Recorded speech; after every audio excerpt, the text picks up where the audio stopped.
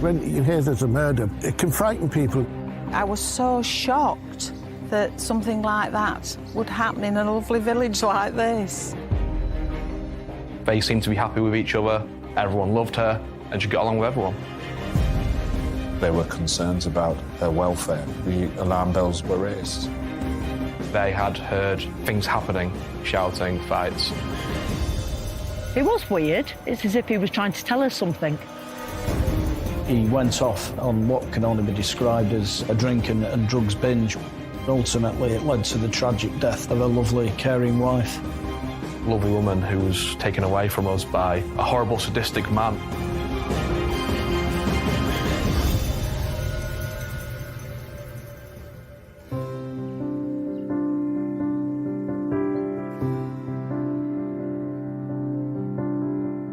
Situated in the stunning rolling wolds of North Lincolnshire lies the peaceful village of Worlaby.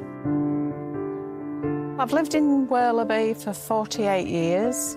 It's a really nice, quiet village. Everybody seems to know everybody. We get on really well. Last year, we won the Best Kept Village. It's a nice little village, plenty of activities, plenty going on. It's so quiet, it's a little rural idyll, if you like. It's like going back in time living here. There's very little crime, it's beautiful, and it's a wonderful place to live for young families or retired people, and we've got all of them here. Friendly community, everybody seemed like pretty much okay, you know. There's a lot of people who help each other, so there is quite a lot of good community atmosphere. And it is a lovely place to live. It's really nice.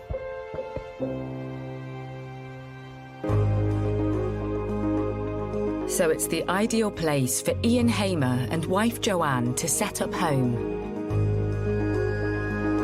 We're fairly new to the village. I think they've only been here about 5 years in total. I think I met her once.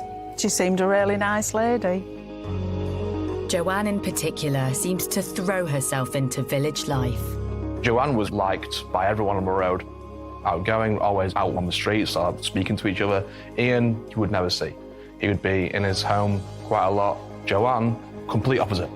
Everyone loved her, a really welcoming woman, and she got along with everyone. And so people wanted to open up to her, and that's why I think she quickly integrated into Worlaby and loved living there. Joanne also has a successful career at the local council where she manages their healthy lifestyle service. After 6 years there, she's risen to become the public face of their healthy living campaigns. She was quite a bright, some would say brilliant person who had a quite substantial job working with the local authority and really independently minded in some respects. Just a lovely woman who did wonders for the council. Everyone loved her at the council, and no one had a bad word to say about her. Ian Hamer, Joanne's husband of 27 years, works as a self-employed business consultant. He worked in many businesses and earning money here and there, and to sustain a reasonable living, you know. He had a nice place in Worlaby, quite an expensive area to live in, so he must have been doing okay in his profession, I guess. They seemed to be happy with each other. Friends and family said that there was a good couple for the large part. Married a long time, nice family, 3 kids. It was all seemingly going well. But what seems like an idyllic life is about to change. Humberside Police, what's your emergency? Humberside Police are called after Joanne fails to turn up for work.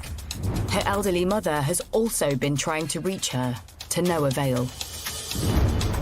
They did speak most days, if not every day, because her mother was very ill as well.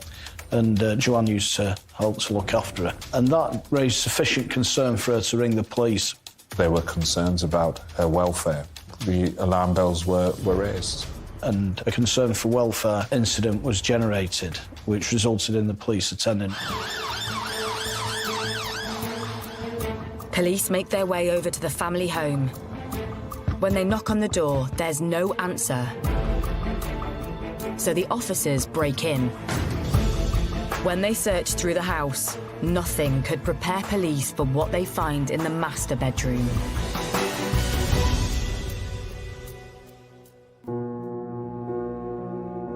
Joanne Hamer's lying lifeless on her bed. Medical professionals will have been called immediately. You know, monitors would have been placed on to see if there's any signs of heart trace or anything. Any chance whatsoever that resuscitation could take place. They had discovered she was dead. It's apparent she'd been killed from the scene, the way she was left, and there was blood at the scene as well. Joanne had been strangled by her dressing gown cord. That's when we're looking at securing evidence within that scene. Teams of police descend on Werleby.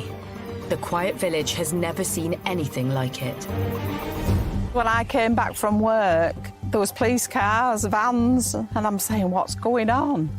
What on earth's all the police doing here? Something happened, and then when I got home and my daughter texted me and said she'd seen it, that there'd been a murder. I just couldn't believe it. I was so shocked that something like that would happen in a lovely village like this. You don't expect it. As word spreads fast through the neighbourhood, the local newspaper gets wind of an incident in Werleby. Reporter Charlie Wilson heads to the scene. So you're like, OK, we've got a big story. Let's get there first. Let's be quick. Let's be first. So we got down there. We were the first people there. Very quickly, it was evident this could be a very serious, scary incident. I've never reported on a murder before. That's the first time that's happened to me. So it was a case of doing it really delicately, respectfully, and just trying to build up what had happened, really.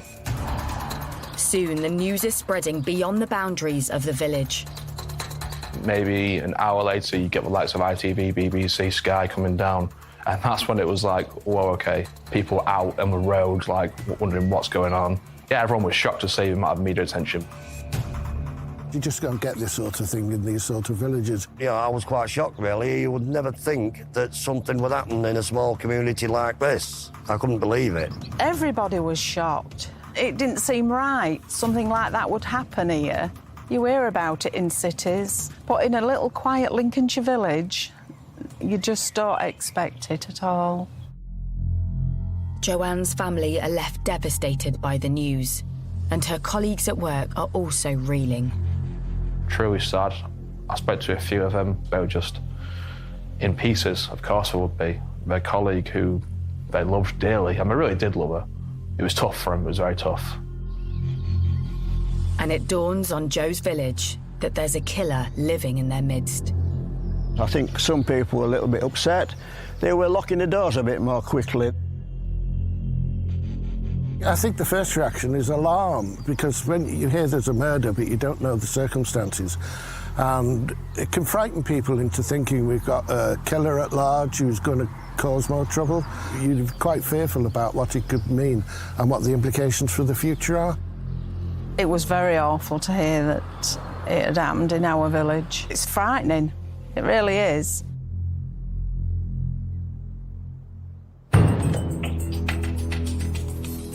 With fear spreading quickly throughout the village, Humberside Police needs to work fast to establish who committed this horrendous crime. And first, they look at Joanne's home life. This marriage on the surface, to all intents and purposes, would have looked like a stable, normal marriage without too many problems. The reality was quite different. What I heard was that their marriage wasn't great by the people on the road who lived there, because they had heard things happening, let's just say, whether it be shouting, fights. It turns out Joanne and Ian had recently had a trial separation, but then Joanne decided to return to the family home. Joanne Hamer had sought to see if she could give the relationship one last chance. This was part of her trying to make the relationship work. This new information puts husband Ian in a new light. Maybe Joanne tried to keep certain things to herself to hide what was really going on at the home to save her marriage.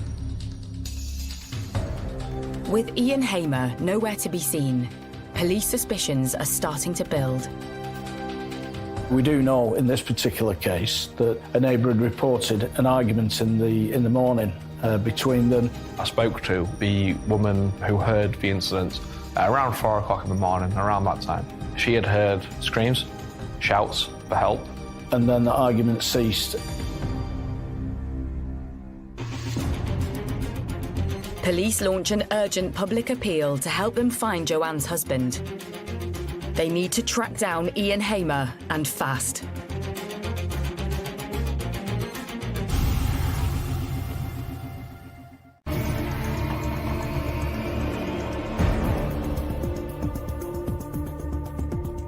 In the quiet Lincolnshire village of Werleby, police have launched a murder hunt. Mother of 3, Joanne Hamer, has been found strangled in her bed. Husband Ian has mysteriously disappeared since a row reported by neighbours in the early hours of the morning. And this doesn't seem to be the first either. I guess people on the road had heard these things where it really went bad, to say the least. None of the neighbours who I spoke to liked him at all. With Ian Hamer now under suspicion, Humberside police make an urgent appeal for his whereabouts. They release the details of his car, a white BMW 5 Series. They also warn the public not to approach him. Once a decision had been made by the senior investigating officer that Ian Hamer was a suspect for this crime, then a manhunt would have taken place. They don't know at the moment where he is, but there would be certain fast-track actions raised to secure his arrest. You know, checks with family and friends. Where does he usually go to? Where does he work? Checks with hospitals as well. If he's got a mobile phone, has he made any calls? We may be able to cell site to where he's located and instigate an area search. He's clearly got use of a vehicle in this case. So, you know, we've been putting the vehicle details onto the automatic number plate recognition, the ANPR system. And as soon as that vehicle passes an ANPR camera, then that will send an alert to the police. All these inquiries made to trace and arrest Ian Hamer. He plainly was the last person with her and had disappeared from the scene. So the investigation then was focusing on building that picture around what had happened between them. And then going further back, what had happened between them, not just on that night, but also in the period leading up to this.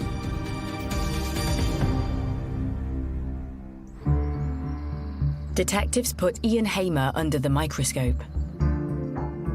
The picture that emerged from witnesses was of somebody who was supremely self-assured, self-confident, and superficially was, or at least on the face of it, was somebody who was quite engaging and interesting.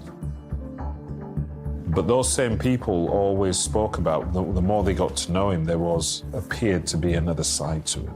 And they also described how, over time, he could present as being very self-interested and, I suppose, conceited. So there was somebody who could, when he wanted to present in a way which was superficially attractive, but the more people got to know him, there was to him which was unattractive in terms of him being controlling, perhaps aggressive. And after speaking to Joanne's family and friends, it turns out Hamer has a checkered history. There have been a number of previous reports made indicating domestic violence. You know, he was reported to have ripped up her wedding dress. Those reports of him tearing up a teddy bear, which was sentimental to her. You know, this is really significant in a case such as this. The police had been called out on many occasions, but as is so often the case, they weren't really ever progressed. Part of that was because of the approach of the family to try and manage what was happening within the family. The personality of Joanne Hamer was, tragically, to try and make it work at all times. When you're married to someone for so long, you want to, make things work. And she shouldn't be wrongly thought about for wanting to make her marriage with her husband of 27 years and 3 children work. It's just that he was so far gone and so far twisted. There are a number of occasions where she left him, but he managed to persuade her to come back. And I've investigated, sadly, domestic homicides where controlling and abusive husbands have tried to isolate their wives, and we know that Hamer did this and, dissuading her from contact with family and friends. In 2013, police discover this came to a head when Ian Hamer started divorce proceedings, blaming the involvement of Joanne's mother in their relationship. So, he was antagonistic towards his wife's relationship with her own mother. So he was all about controlling and being abusive towards his wife and driving a wedge between her and family and friends. And it just shows this controlling and coercive and bullying and domineering nature of Ian Hamer towards his wife within that relationship. And that isn't uncommon in domestic homicide cases, sadly. It seems the couple reconciled, but then in 2017, things take another turn for the worse. Ian Hamer starts accusing his wife of having affairs. Police analysis of Joanne's smartphone reveals something even more sinister. Around this time, Hamer hacked into his wife's handset so he could track her every move. He would apparently follow her to work, follow her on nights out with friends, monitor her phone on where she was going, where she was at, wouldn't let her do certain things, apparently, wear certain things, and she was a bit closed off. This is how obsessive he was about his wife and his jealousy and his thought processes, that he wanted to accuse her of extramarital affairs. And a probe of the couple's bank accounts shows Ian's disturbingly tight grip over her purse strings. He was keeping money from her, basically, I guess sort of giving her an allowance of what to spend and what she could do. Wouldn't let her go out at certain times. All the bearings of, a toxic, horrible relationship. Obviously, she felt trapped. She felt like she needed to get out, and she tried to do that. He wouldn't let her. In the weeks before her death, Joanne had moved out and was considering buying a property. But she was persuaded by Ian to return 2 days before her murder. It was on this day, the 4th of May, that police background checks reveal a disturbing incident. Ian Hamer had been arrested for drink driving. As well as being controlling and abusive towards his wife, he seemed to be losing control of his own life in some respects. He was drinking more heavily. So there's a clear pattern there of his own destructive behaviour escalating within himself, and particularly abusing alcohol as part of that process. Investigators discover it's not only drink that's fueling Hamer's abusive behaviour. He had a cocaine problem that had become prevalent in his life over the last 2 or 3 years, and that became worse and worse and worse. When he picked up this addiction, maybe his personality changed because of that, and his health, mental and physical, deteriorated.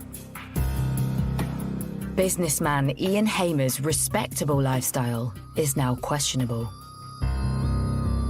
And when they learn what he did in the hours following the estimated time of Joanne's murder, they're convinced they have the right man.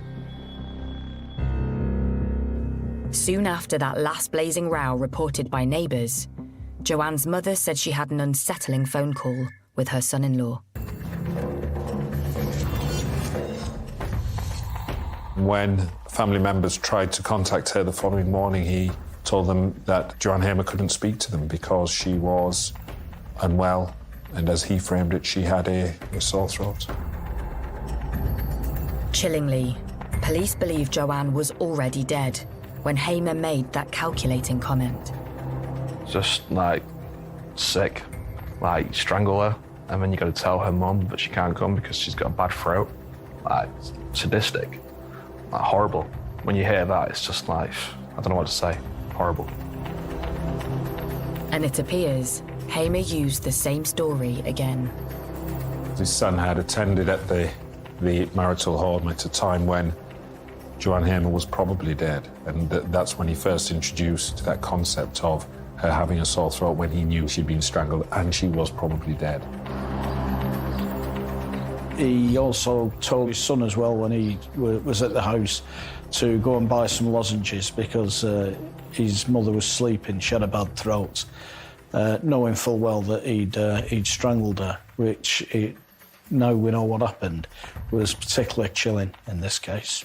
To say that she got a bad throat, I mean, how callous is that? And therefore the question is, was that him being cruel or was it him buying time?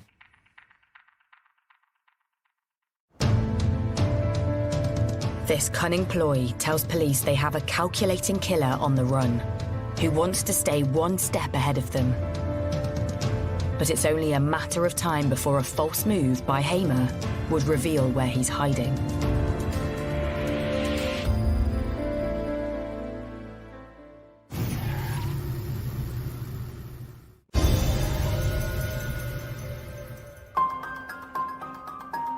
Worleby, North Lincolnshire. Murder suspect Ian Hamer is on the run after his wife Joanne is found strangled in their bedroom. And this is a man who, at this point, everyone in the area is looking for and knows that, okay, this is a manhunt. As police cast their search net wider, reporters like Charlie Wilson are on the ground looking for leads. Suddenly, that morning, there's word from nearby Barton-upon-Humber. We heard news that there might be an incident in Barton where he might be. And so we went to Barton and then heard he was seen near a pub. Barton is about 8 miles away, and it's quite big, quite a lot of people, so it's the obvious place to go. You've got the Humber Bridge. From the Humber Bridge, you've got the whole of Yorkshire to go into and disappear. It would be a logical place to go. A resident next to one of the town's car parks spots a man behaving erratically. He was basically swaying around in the car park, making noise, acting strange. Not realising it's Humberside Police's most wanted, Ian Hamer, the woman calls 999 to report a disturbance. I think she reported that he was on Spice and shouting. Obviously, he was actually drunk, intoxicated, on whatever he was on. He would wander around the car park, shout. A lone patrol officer heads to the car park to move this wild drunkard on. Police basically just found a man shouting and being strange and realised this is Ian Hamer. Arrested him straight away. The officer single-handedly tackles Hamer to the floor, then restrains him whilst he radios for assistance. I have to say the actions of the officer that arrested him were exemplary, you know, real bravery shown in tackling this individual.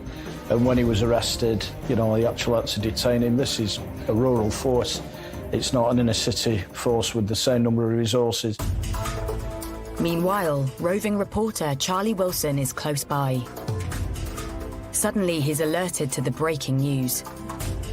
A woman sent me a picture of a man on the floor being sat on by a police officer. Okay, that's our man. So we know exactly where it is. I'm actually at a shop getting a drink of Lucozade. Run around with my Lucozade in hand. So I arrive at the scene. Ian Hamer is being sat on by a lone police officer, waiting for his fellow officers to come. So to come round the corner and see a police officer sat on who we believe is Ian Hamer was just wild, yeah. After struggling to contain Hamer for nearly 5 minutes alone, backup finally arrives for the officer. They must have came Got half a second after I came around the corner, and then police swarmed on him, got him away, and sort of like ushered us away. Clearly intoxicated, drunk or drugs or both, not in his right frame of mind, in the clothes that he was wearing the night before. We get him up, handcuff him, escort him to the back of the van. Meanwhile, news of an arrest for Joanne's murder filters back to her village of Werleby. Residents can now breathe a sigh of relief. I was just pleased he'd been caught for the crime, but to then find out that it was her husband, it was a real shock. Detectives start to piece together what Hamer's been up to in the last 24 hours since fleeing the murder scene. He went off on what can only be described as a drink and drugs binge. We know that from the inquiries that were made. Laughing and joking, you know, certainly no signs of remorse or distress. Bar owner Pauline Dickinson had reported serving Ian Hamer. But when he arrived on her premises, she had no idea he was on the run. He came in the pub around 5:30, never seen him before, asked for a pint of Carling. He got his pint of Carling and went and sat down out the way of everybody. Next, Hamer returns to the bar and starts to hit the spirits. Soon the conversation heads in a strange and unsettling direction. Put the tequila on the bar and he literally looked either side of himself, leant over the bar and said to me, "Why did the Mexican push his wife off the cliff?" So I did the same as he did, looked either side and said, "To kill her?" He went, "No, you know it." I said, "Yeah, I do." He paid for his drinks, went and sat down. He came back to the bar 10, 15 minutes later and stood there. Then Pauline clocked something sinister. He hid his arm behind, but I'd already seen that he'd got scratches. I don't know which way, it was just you could see scratches on his wrist. One of my customers noticed scratches as well and went, "Oh, he's one of those who's been harming."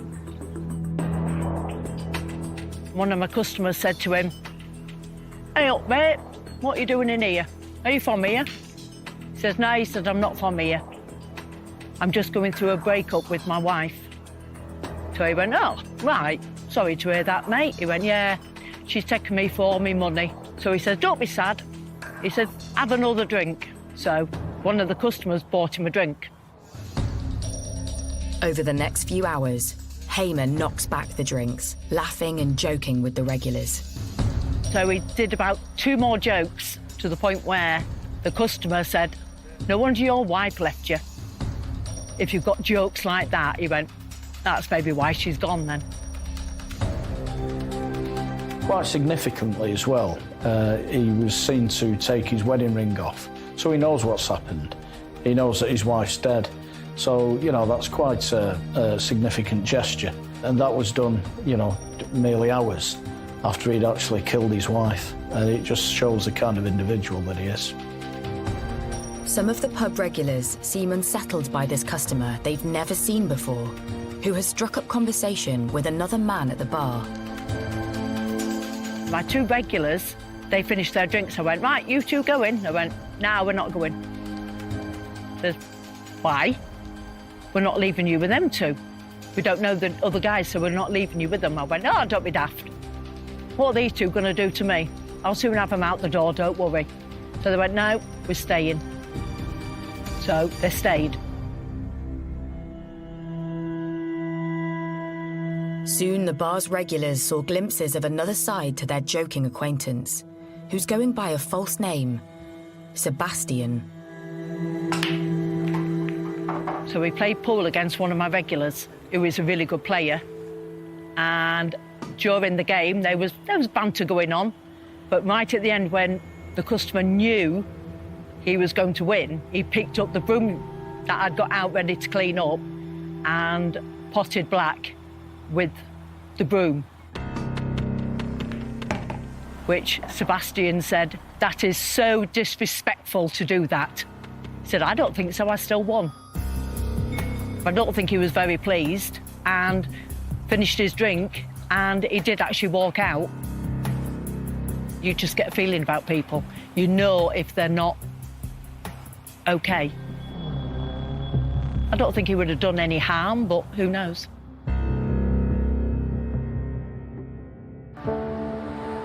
Next morning, Pauline's alerted to the terrifying news on Facebook that the customer she had served the night before isn't called Sebastian, but Ian Hamer.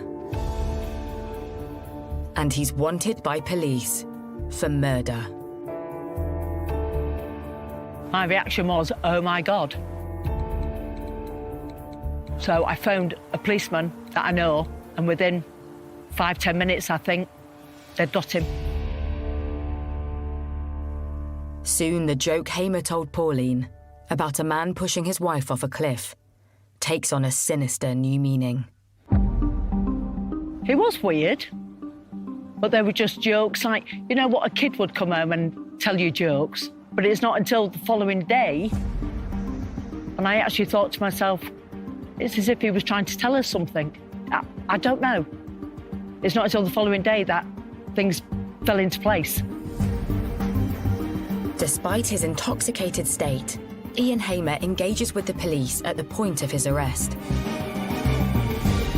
He says something like, it wasn't murder, it was manslaughter. Something along those lines. I heard the word manslaughter. He did make a very significant statement, an unsolicited comment to the officer indicating that he wasn't guilty of murder. It was diminished responsibility, so he was already offering up a statutory defence to murder.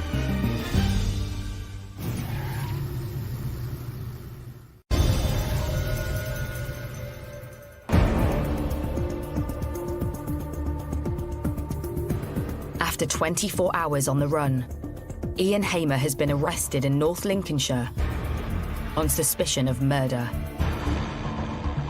Just hours after killing his wife, Joanne, Hamer was spotted in Pauline's bar, just 7 miles away from the crime scene.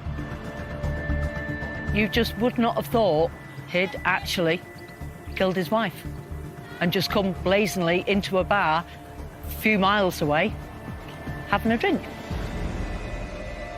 When you hear them things, it's like, really? Could you be so cold-blooded and heartless? When police take him in for questioning, Hamer repeats his claims that he committed manslaughter due to mental illness. But one throwaway comment soon after his arrest suggests this is a cunning ploy to reduce any impending prison sentence. And what was a telling piece of evidence? He said to the officers who were tending to him, this was manslaughter, and asked this question: have we done enough for diminished responsibility? This was a man who was trying to present a picture of being so mentally unwell that he was not to be held fully responsible for his wife's death. This is clearly somebody who's a very manipulative, selfish individual. And his response, he's already trying to escape justice for his crime as soon as he's arrested, and he's clearly given a great deal of thought to that before his arrest. And Ian Hamer clearly only cares about one person, and that's Ian Hamer.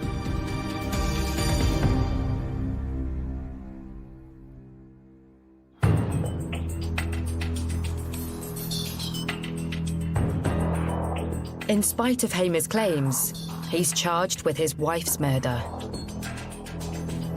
Months later, mental health experts are brought in to provide a true picture of Hamer's state of mind. After his arrest, he was subsequently interviewed by two psychiatrists to explore whether there were any mental illness elements that would lead to diminished responsibility. They ask him probing questions about his relationship with wife Joanne. He began to present what was ultimately going to be his defence. He accepted he had killed her. but in the context where he said he didn't want to do it, and used the phrase that it was some sort of psychotic episode. Then Hamer starts to go on the offensive, claiming he is the real victim in the abusive marriage. Ian Hamer claimed that his wife had taunted him to say that their children weren't his. He'd made a slur on his wife's character, saying she was engaged in extramarital affairs. There's no evidence of this. He would say that she would see other people, that she would be on dating apps and she would find other men more attractive than him. And anyone who knew Joanne knows that that's just completely laughable and a joke. Was the most loyal woman you could meet. Just sort of making up excuses in his head, I guess, to find ways and motives to do what he did. Then his claims turn even more extreme. He made plain that he was himself a victim of domestic abuse. You know, he claims that she hit him over the head with a shoe. We've got no information about any injury, or certainly any serious injury to him. He claims she threw a phone at him. Again, there was no injury that we're aware of to support that. This was all seen as a tissue of lies. And clearly the people that knew Joanne had not seen any evidence of this whatsoever. And the only person who could suggest that this had taken place was Ian Hamer himself. But soon, the psychiatrists start to uncover Hamer's true colours. What was actually found by two psychiatrists, one diagnosed him with morbid jealousy and one with obsessive jealousy. But clearly, there wasn't an element of diminished responsibility for his actions. From the facts we know about the case and his behaviour and his actions, come as no surprise, because we can see the way that he jealously controlled his wife's movements and behaviour, you know, a real controlling nature. And when detectives scan Hamer's smartphone, the picture he painted as the victim starts to crumble. Just days before Joanne's murder, they find texts he sent to another woman promising jewellery. Things he was doing, he would accuse her for. He was seeing other women, that came out. He was on dating apps. He would accuse her of the things that he was doing exactly the same. We do know that Ian Hamer had affairs, he had one-night stands, and he accused his wife of the same. There's no evidence to suggest that that was the case. But investigators are blown away when they uncover the name Hamer uses on his dating profile. It sounds strikingly familiar. He'd use a fake name. Sebastian, apparently. He would use to women wherever he was going to maybe go out on these dates and meet people. And yeah, to use a fake name, like you're obviously up to something that's not good. 15 months after Joanne's murder, husband Ian Hamer is finally put on trial at Hull Crown Court. He pleads guilty to manslaughter on the grounds of diminished responsibility. But the prosecution sets out the case for cold-blooded murder. So it was a consideration for the jury whether that was a man demonstrating real symptoms of mental illness or whether it was somebody using any illness to formulate a defence. The court is told the torrid details of the abuse Hamer inflicted on his wife. The question that was raised with the jury is whether or not, by the time of the killing, he in effect wanted to get rid of his wife so he could move on, but he needed control of that situation, and that's how we presented the case. As the trial progresses, even Hamer's own children take to the stand against their own father to describe the abuse suffered in their own home. One of them spoke of being aware of that from a very young age, had become increasingly toxic and abusive.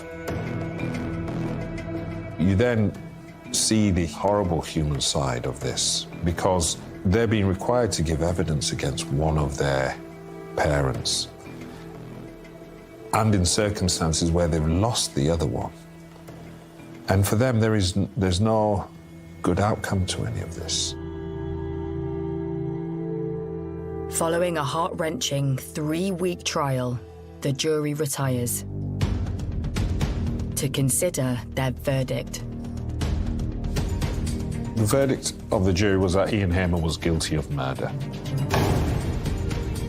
Therefore, they rejected that idea that his mental state was such that he was not able to exercise proper judgment and control.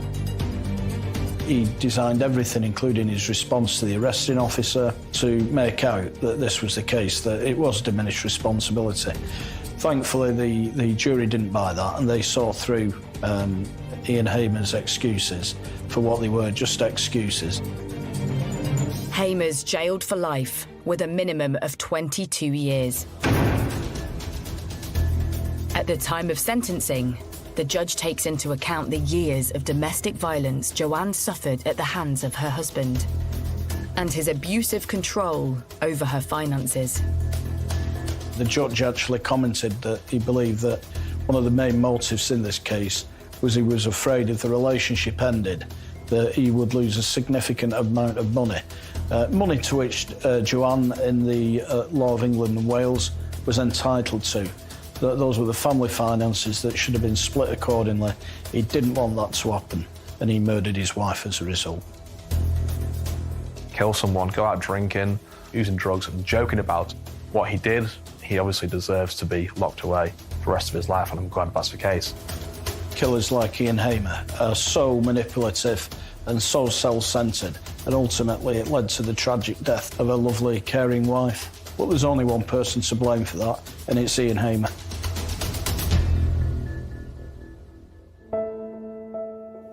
Years later, the sadness of the case is still felt by those in the quiet Lincolnshire village of Worleby. There'll always be some weird, I guess, aura for people still living there, knowing that what happened in that house happened, the worst crime you can commit. And I guess it opened a lot of people's eyes to thinking that it's going to happen anywhere. I feel so sorry for the family. You know, one act like that and it's wrecked the family. And it's something they'll have to live with, I'm afraid to say, and it's not very nice. Ian Hamer is definitely a master manipulator. A lovely woman who was taken away from us by a horrible, sadistic man. It was something you never expected to report on, especially in Worleby. I never met Joanne, but I know that she's a lovely woman. I know that, you know, she deserved a lot better than Ian Hamer. Truly sad story, a sad situation. All you can do is just hope the best for the Hamer family, of the children. Just an awful situation which Ian Hamer will spend the rest of his life in jail for.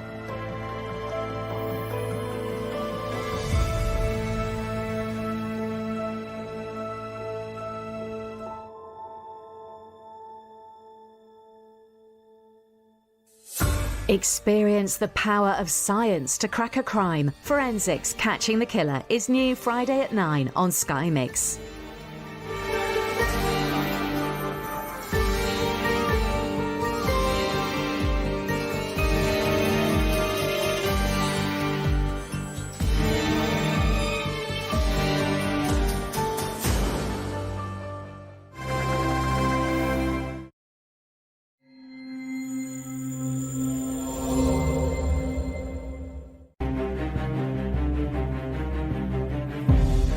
On Sunday, she didn't answer us, and neither on Monday.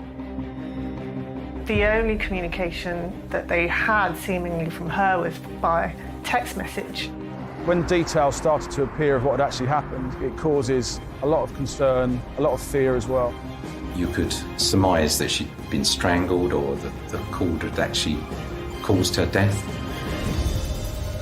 A lot of the neighbours would have been shocked, but also extremely puzzled as to how this could have happened.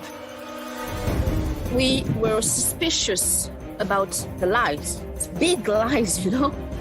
I live every day with the fact that I was friends with a murderer.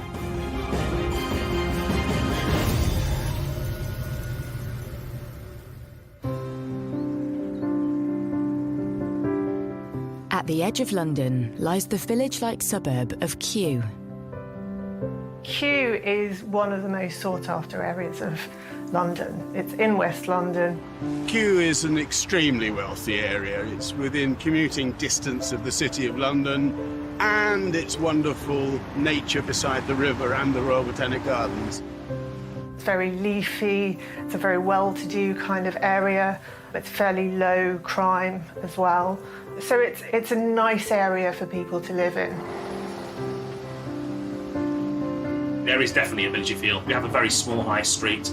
You will find a lot of independent trades around Kew, which I think that's what people like. There's a lot of artists and TV celebrities, and of course Sir David Attenborough lives there. It's a world-class site.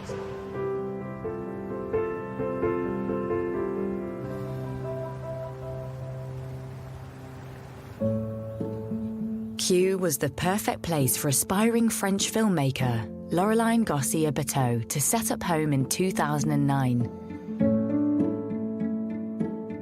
Laureline was my best friend, my close friend. She was like a sister to me. We always be united. We always be in touch. We just developed a friendship, more than a friendship. Our children called her Auntie Lolo, and my daughter has her name. She was family. She was a vivacious, very popular, well-liked young woman who was beautiful on the inside as well as on the outside. She was easy to like and was a very caring and considerate kind of person. The future seemed bright for Laureline, and London was the place to help make her career ambitions come true. She was born in Aix-en-Provence, but she came to London to pursue her dream of becoming a film producer. Laureline had a lot of passion, but she developed a real passion for cinema. She was a passionate people. She was a determined people. She was a hard worker. She started her own production company. She got a Grammy as a production assistant on a movie with Dame Joan Collins. For us, it was nice and amazing, but I know for England was a dream, and it was a dream. Despite a successful career, Laureline was happiest at home with her dogs. Laureline was a dog lover. She loves animals. She had an Instagram of a video every day with her two dogs, Haley, a husky, and Blake, a Rottweiler. Okay, so nice. They sleep on the bed, and we see that on Instagram every day. It's like they're her children for her. And on top of her busy life in the UK, Laureline stayed in regular contact with her family in France. Laureline was very close to her family. Oh yes, she used to call her mom every day and maybe twice a day, in the morning and the evening.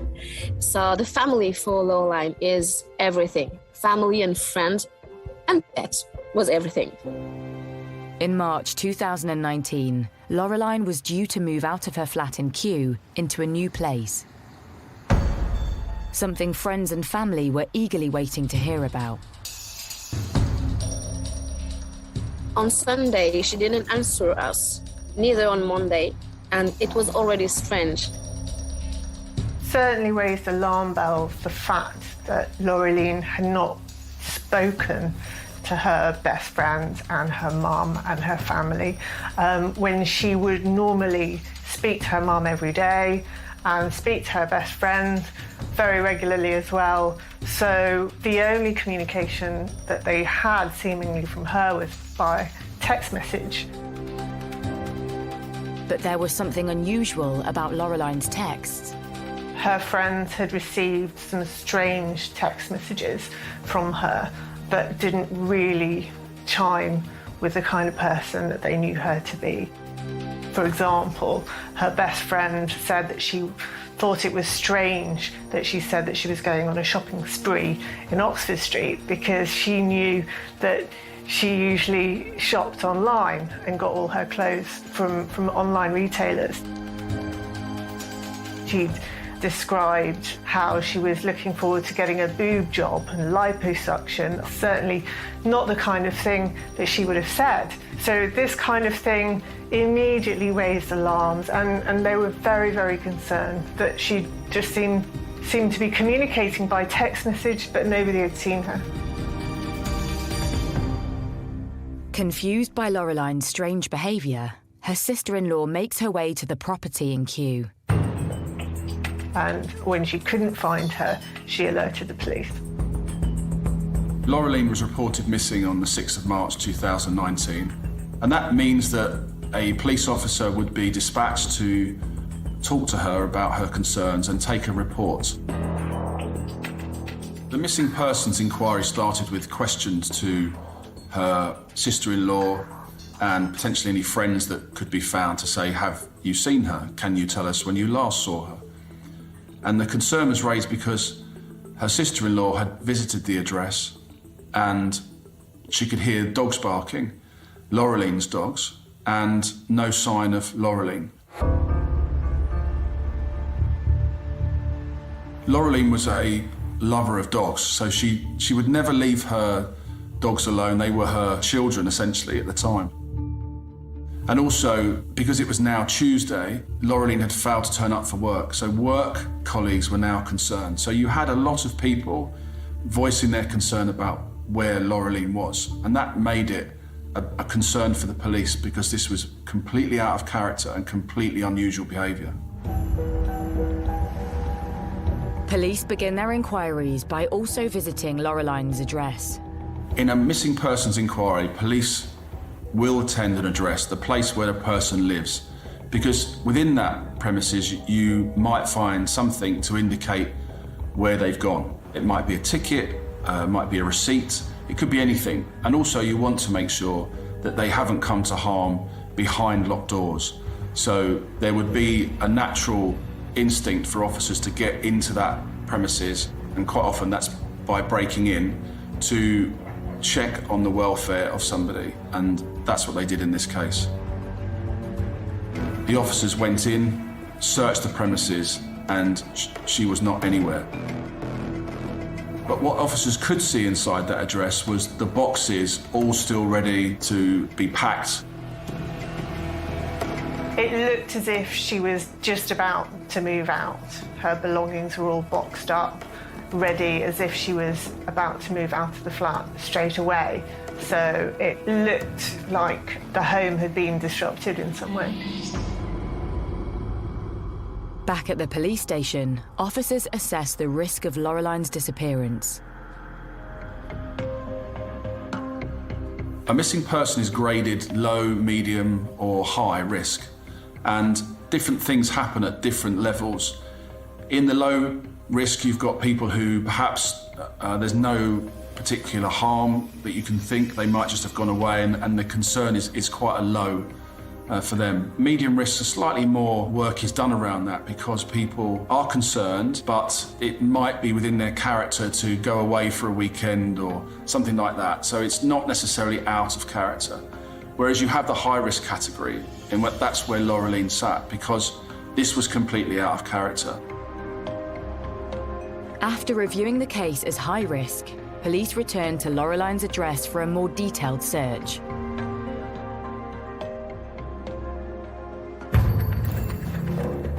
They went out into the garden using torches. And in the garden, they had a look around and they could see various items leaning up against a fence, so a spade, shovel, other items that you would use in general gardening, and a bag of compost as well on the right-hand fence. And one of the officers then turned attention to the flower bed on the left-hand side as you walked into the garden and noticed that it was completely brand new in one section. The CID officer moved the soil back closest to them and identified what they thought was the shape of a foot. sticking out in essentially a shallow grave. And just a few more scrapes to see what was there made them believe that what they had found was indeed a body.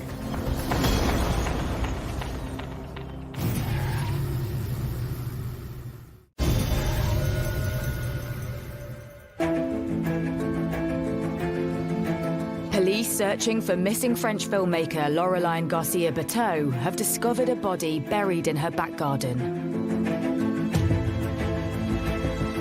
As soon as you find a body in a shallow grave in a premises, it becomes a murder inquiry straight away because that person doesn't put themselves there. And that's when the process of the team start to make their own inquiries, and all the different actions that come out of that initial deployment begin in earnest. With a murder investigation in progress, police secure the scene. We had a lot of this area all cordoned off, a lot of crime scene tents here, because as you bring items out of the garden as well, you need to put them somewhere which is forensically sterile. And so we try to utilise the area out the back of the premises for that reason. So here really behind the house, the alleyway that we used, and trying to set up a forensic retrieval here was quite difficult because the wind was so strong that it was hard. And obviously knowing how detailed you've got to be and how, to avoid any contamination because it is windy, and also you're dealing with an outside scene, it's particularly more complex than you would expect an inner scene to be.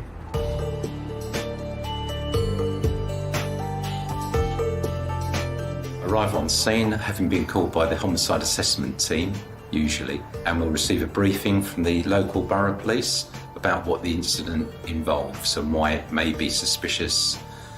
Once we've had a briefing, we'll be wearing protective clothing, mask, overshoes, gloves, scene suit, and entering the scene to look for to see what has occurred. The crime scene manager is in charge of that scene forensically, whether they be physical exhibits that are taken out of a premises or whether they are swabs or fingerprints. They're in charge of running that scene.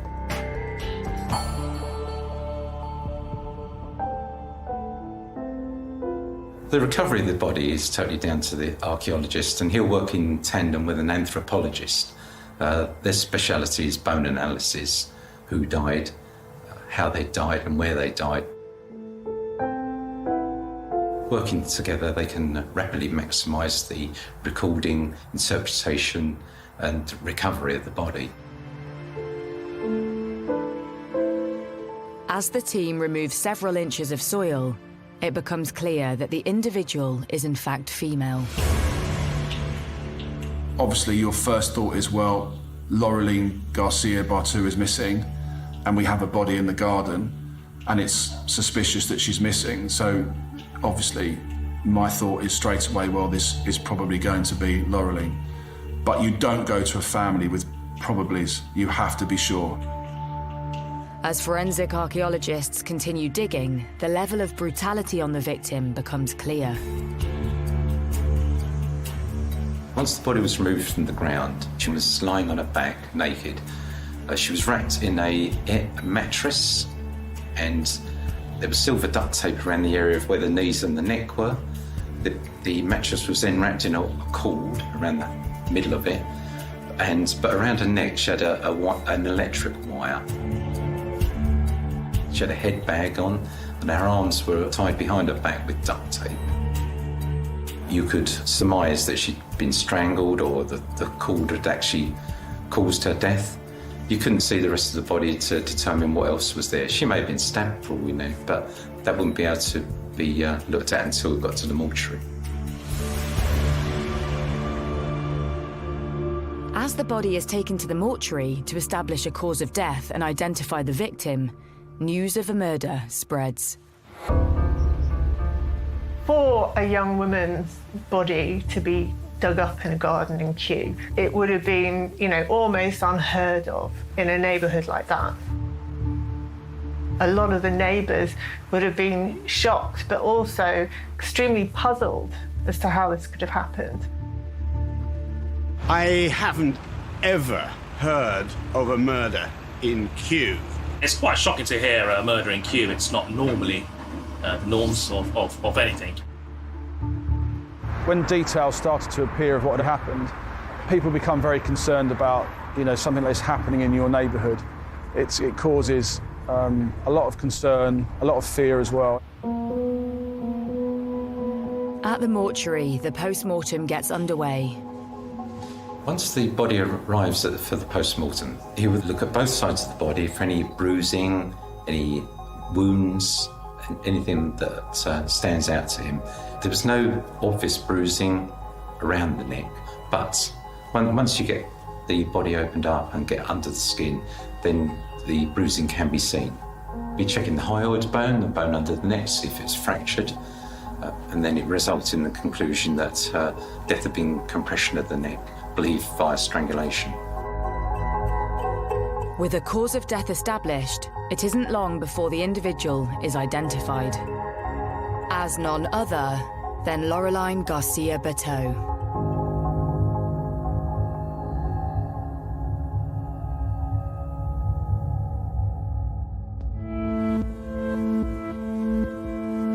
I was in my car alone, and I just remember that it was Laureline's mother I had on phone.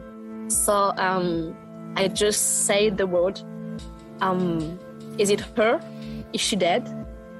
And I hung up. I remember I screamed. I never screamed like that. It's taken a part of me. She was like my little sister, It's taken a part of me.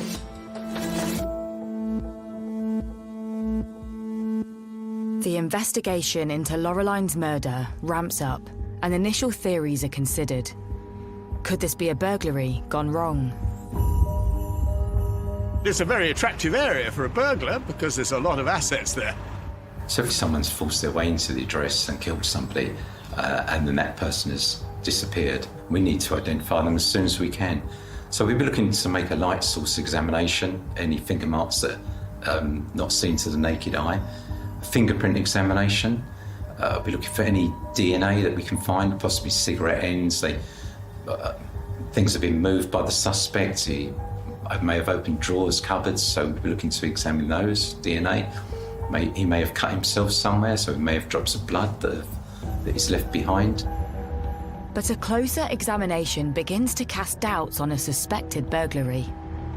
If it had been a burglary gone wrong, you wouldn't expect them to hang around and attempt to hide the body in the way that it had been. Police take into consideration Laureline's plans to move home around the time of her murder. Could the movers have been involved? Could it have been a handyman that had, come round and helped box up her belongings? After making their inquiries, police discovered that no removal firm had attended the address. So focus switches to Laureline's personal life. Certainly from her communication with her friends, it was suggested that when she'd last spoken to her sister-in-law, she was looking forward to going on a date with a vet that she'd met. But it was very unclear whether that date had actually taken place or who he was, even. There was very little information given. Who had she been talking to online, on dating apps? Maybe she met somebody else. That was certainly something that could be unravelled through looking into her mobile phone and computer. Police decide to try to look into Laureline's last movements to see if they hold any clues. You look at things like Laureline's finance, so where has she spent money, which indicates that she might have been to a certain place, like a restaurant, which we found out on Friday the 1st, she'd been to a restaurant, and then that venue itself has CCTV. The CCTV shows Laureline dining with a man, with the pair holding hands. And inquiries with those closest to Laureline soon identifies him. Laureline was in a on-off relationship for quite a number of years with a man called Kirill Belarusov. And this relationship had been going on for 8+ years, but had kind of fizzled out a couple of years beforehand, but they still saw each other on and off.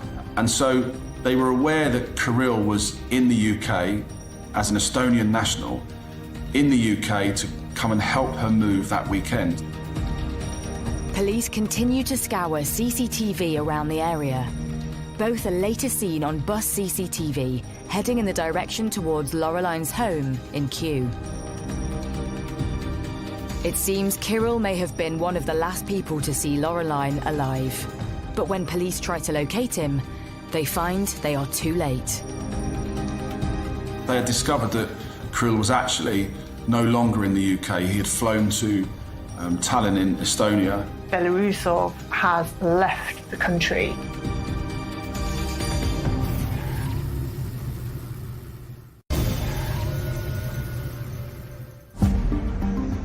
Police investigating the murder of Laureline Garcia Berteau want to speak to her ex-lover, Kirill Belarusov, as he may have been one of the last people to see her. But police discover that he has left the country. The CID officers got in contact with Kirill Belarusov via a telephone number they had for him, which was given to them by the family. And they made contact straight away. He behaved like he didn't know what had happened, and the last time he saw her, she was alive. Kirill tells police he was helping Laureline move on the Saturday, before she left Kew to move to a new address. But when asked further about this last encounter with Laureline, he doesn't give clear answers. He was being obstructive, in our opinion. He kept avoiding the question. I wanted him back in the country because I wanted to speak to him face to face, but he kept making excuses why he wasn't coming back, or saying, yes, I'm just going to sort it out, and then nothing would happen. He could do everything he could to come back. He was saying he'd be back on one day, that day would go past, we'd ring him and he'd say, I couldn't make it, I'm going to do another day. And this just kept pushing back and pushing back. And you get to a point where you think, well, that's enough. I know he's trying to avoid him coming back. I think the fact that Belarusov is not keen to help the police in their inquiries, considering that Laureline had been his partner for the best part of 10 years, is extremely suspicious. And the fact that he left the country around the time of her disappearance as well would have raised alarm bells. Kirill Belarusov soon became the #1 suspect in the inquiry. But with Kirill refusing to come back, police need to apply for an extradition order. The police have a fairly complicated process to get someone back from another country. The British police can apply for a European arrest warrant, which is what they did. So they applied to get Belarusov back from Estonia, where he was at the time. But for the Crown Prosecution Service to agree, the police need to prove they have enough of a case against Kirill.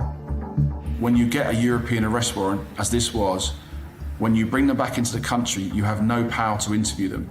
So you have to do everything without asking them a question, which is very, very difficult because you're not giving, firstly, someone the ability to explain, but also you have to reach that threshold of evidence, which means that as soon as they set foot back in this country, you can charge them straight away with the murder. With police needing to build a firm case against Kirill, they start to dig into his life. I met Kirill whilst working in a nightclub. It was called Egg, and we started working together, and that's how we met. Kirill was very charming. He was very nice. He was not, arrogant or trying to tell his side of the story. He was always waiting for you to ask a question before bragging or saying anything. Kirill told me about Laureline when we met. He didn't say her name, but he mentioned that he had an ex-girlfriend that he was really in love with, and that they broke up. But Sabrina recalls how Kirill later spoke in more detail about his and Laureline's relationship and claimed she had cheated on him. He mentioned that he'd had cancer before and that he couldn't have babies anymore, and that one time his ex fell pregnant and she didn't know that he couldn't have babies, and that's how he found out that she cheated, and that's how the relationship ended. He would always say that it was his fault and that she was very caring and that it was hard on her, the fact that he had cancer. So he wasn't blaming her, but he was saying that's how they ended it. Sabrina remembers the last time she saw Kirill before he left the UK for his home country of Estonia. The last time I saw Kirill, he told me before that he was going to die, that his cancer was terminal, and that was the last time I was ever going to see him. He said he sold his house, I'm about to die, let's go dinner. And I went to that restaurant crying. I cried most of the night saying, I'm going to lose my friend. With police still unable to question Kirill to see if his account of his illness is true, they turned to Laureline's finances to try to establish her whereabouts the weekend of her murder. Through continued interrogation of finances, we see that on Saturday, round about 10:15 in the morning, that there are transactions in Pets at Home and Sainsbury's, all local to where Laureline lived. So again, officers are there as quickly as possible to identify CCTV opportunities. And there you see Kirill Belarusov with Laureline again. So now we know he's with her in the morning. At a glance, all appears to be fine. But when police look at Laureline's finances a day later on the Sunday, there appears to be no sign of any purchases. Instead, they look into Kirill's finances.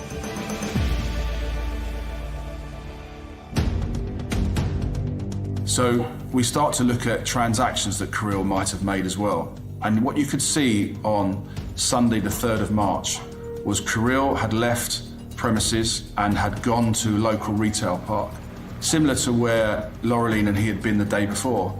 He'd been to Sainsbury's, been to Homebase, and been to convenience stores through that morning, and was purchasing items which were highly suspicious. They were the rubble sacks that matched the rubble sacks that were found on Laureline's body. He had purchased an axe, which we never found, and he had purchased soil, or compost as it was. And you could see the CCTV of him, identifying him clearly as the person purchasing those items. And so you could say straight away then that it's very, very clear what he was up to. That was now that Laureline had been killed and he was thinking of ways to dispose of her body. With Kirill's behaviour raising suspicions, police approached the CPS. We had to go to the Crown Prosecution Service and prove what we had, using all of the information we had: CCTV, finance, witness statements, the crime scene itself, the condition of Laureline's body. And that was something which is very, very difficult, but we were able to prove at that point that we had enough evidence to secure an arrest of Kirill Belarusov. And that gives you the ability to get a European arrest warrant and bring them back. He was brought back on the 20th of March and charged with the murder of Laureline. Kirill Belarusov will go to court the following day, to a magistrate's court, where, because it's murder, they send it to the Crown Court, and then he's due to enter a plea some 8 weeks later. And that plea is not guilty. So we knew at that point we are going to trial with him at some stage in 2019. And as the case is prepared for trial, potential witnesses are called in by the police and prosecution. The police called me saying, we want to talk to you about your friend Kirill, and I thought they were calling me to say that he was dead. They told me he's been arrested, he's killed someone. I was in shock. I was like, are you sure that it is the right person? And they said, yes. You don't murder, you don't think that you knew a murderer?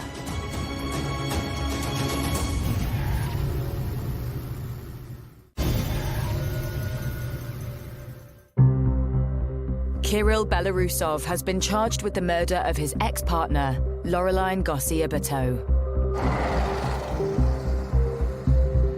The trial begins at the Old Bailey in London, and the prosecution open their case against Kirill with DNA evidence from the crime scene. The flex that was used to tie Laureline's hands behind her back, you could see that flex on the floor in the living room where it had been cut. And indeed, the forensic testing showed that Kirill Belarusov's DNA was at the cut part of that flex. The jury hears of the early relationship between Laureline and Kirill. At the beginning, she called him my Superman. He's tall, very helpful, especially with women, you know. He came to spend a few days with Laureline at my home. He ate at my parents' table. He was a Superman, a good boy. And Kirill had even boasted of his career achievements to Laureline. He had told people he was a stuntman and that he'd worked on films with famous people like Brad Pitt, and that he was training people. We searched in the industries at Hollywood, and we searched in the UK, IMDb, to see where was he in these films, and they're always shown if you work on there. He was nowhere to be found. These were all complete and utter lies that he told everybody. But the lies did not stop there. He began to say to lots of people that he was sick and that he had 10 years left to live. He didn't talk much about his cancer. You would ask him questions and he would say, I'm bleeding from every hole. I've been puking for the last 3 days. I think it's just once where I said, if you don't mind me asking, what is the cancer? Where is it? And he said, oh, it's the pancreas, it's the liver area. And then the time after, he would be like, oh, it's spread everywhere. But he would never give any more details. He'd just say, I'm a guinea pig. They've opened me up and stitched me. They keep on opening me up. But he wasn't very specific. Laureline's mother, friend, and I found it very strange because he has nothing in front of us. When we saw Kirill, a wedding day or for a holiday, we can't imagine he's sick. I've never known someone who had cancer. So when I saw him with a shaved head, I didn't question it. I didn't think he still had eyebrows. And I didn't know that you lose your eyebrows when you have chemo. We were suspicious about the lies. It's big lies, you know? We were suspicious. We tell that to Laureline. We explained to her to open her eyes, but she was in love. And we were discovering that almost all of his entire life that he told people about was a complete lie. Saying you've got cancer when you don't have, for me, is the lowest of the low. The prosecution also reveals to the court more about Kirill's double life. Every time he suggested he was going in for treatment to a hospital in London or just outside of London, what he was actually doing was going to stay with another girlfriend in London. That girlfriend also was told the same lie by him, that he had cancer. So when he was not with her and saying that he was away for a few days, he was going to stay with Laureline. It's only when I sat down in court that I realized that he was texting the three of us at the same time, his girlfriend, Laureline, and me. So it was really like juggling between the three of us. With me, he was supposed to be in Russia having treatment, and then he was actually in London seeing Laureline, talking to Laureline. I felt like a fool. I felt so stupid. It was so shocking. The prosecution described that as Laureline's film career began to take off, Kirill may have looked towards her with envy. He wanted a career in films as well, to a certain extent. He wanted to be a stuntman, but he wasn't, and he couldn't have been because he didn't have the skills to do that. His only skill was lying, whereas she was genuinely talented, and she was very, very hardworking, and she was prepared to earn her place in her chosen career. So I think there probably was an element of jealousy in the relationship. But it's details of a debt owed to Laureline which could point towards a motive for murder. She had given him so much money over the course of their relationship, and we knew you were talking plus £17,000 at least at that point. And that was getting to the point where he had to pay that money back. In November 2018, Laureline had sent a message to Kirill, and this was saying, "You don't realise how much in debt, how much in trouble I am. I can't pay my rent. You need to pay me the money back." And from friends and family, we would always hear stories where he would promise this money. "It's coming, I've got this job, this stuntman job," whatever it might be, which was all lies. So he knew he could never pay that back. That could be one motive. Secondly, she was at that point in her life now where she was ready to move on, away from him. And she was effectively a source of income for him as well. And that was about to dry up. To the court's surprise, Kirill gives evidence. I think the most shocking about the trial was himself. He took the stand and spoke, and it was just, I think it lasted 2 days, and it was 2 days of horror. Every word that was coming out of his mouth was horrible.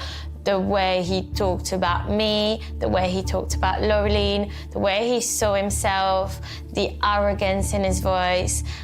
I remember sitting down terrified because I had been so close to him and just thinking, that man is a monster. It was traumatizing. I always think about the people over the years that have been in front of you in a trial, and he's probably right up there as the most evil-looking eyes I think I've ever seen. And because behind it you can see that he really doesn't care. You know, his image and what he's portrayed himself as is more important than anything else. And he was really, really unpleasant and arrogant beyond belief during the entire 4-week trial at the Old Bailey. The court hears how in March 2019, Laureline begged Kirill one last time to pay back what was owed to her. But instead, he used this opportunity to kill Laureline. You have the timeline of them going out on the Friday night, which we can see. We have the timeline of them going shopping on Saturday morning. She had booked a removal company ready for Saturday, but she didn't know where she was moving to because Kirill Belarusov had said he has found somewhere for her to move to. She had no money because he owed her a lot of money. She kept asking him, "Where am I going?" And you could see that through telephone contact. "Well, where is this address? I need to tell my removal company where we're going." And so the removal company basically said, "Well, I can't move you to nowhere." So it was all cancelled. Kirill Belarusov comes up with a new lie. He's organised a removal company for her. But the removal company never came. And you get to the point then where Laureline is panicking because she doesn't know where she's going, and she's clearly getting to that point in the evening where, on that Saturday, she's starting to disbelieve what he's saying. And that's when everything goes quiet. It's at this point that Kirill strangled Laureline with a cord. And the following morning, he was seen in local shops purchasing suspicious items. Kirill had been out and bought these items on the Sunday morning, which were used to cover the body of Laureline. After returning to Laureline's home to bury her body, Kirill used her phone to send fake texts to Laureline's friends and family to buy some time. He foolishly used Google Translate to try and reply to the family members in French, and obviously it's not going to sound very credible. It's not going to sound like Laureline, not the words that she would use, and the translation was extremely clunky, so it was immediately quite suspicious. And at the time that those messages were being sent, he was using the Wi-Fi of the address itself. So that puts him inside the address using her phone. Sickeningly looking at pornography at the same time he's sending these messages, knowing full well that in that house is Laureline's body. And that really shows you what kind of person he is. It's very difficult to comprehend a person who has that kind of personality, that very strange and almost psychotic personality. By the time concerned family and friends of Laureline get in touch with Kirill about her disappearance, he's leaving the country for Estonia. I put my phone with video with him. I saw that he was in the airport. So I asked him, "You are in the airport, and your lovely Laureline is missing. Why are you leaving?" He has no explanation, but he leaves.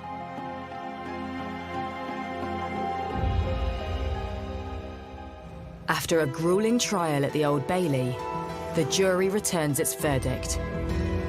Kirill Belarusov is found guilty of murder and is sentenced to 24 years in prison.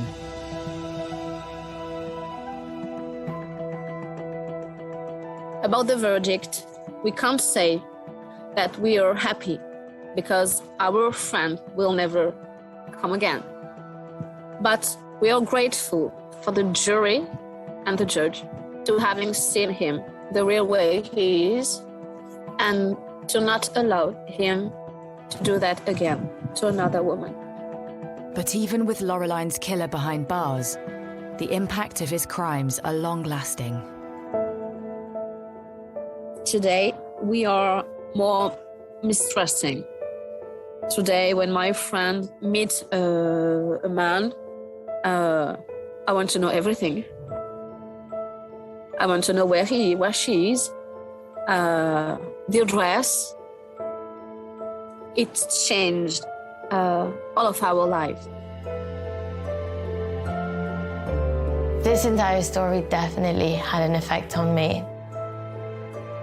He destroyed so many lives, not just Laureline's. So many people that have been touched by his lies, so many people that believed he was such a nice person. And I think we were all a bit destroyed because we were all fooled and none of us saw anything. And if just one of us saw something, she could still be alive.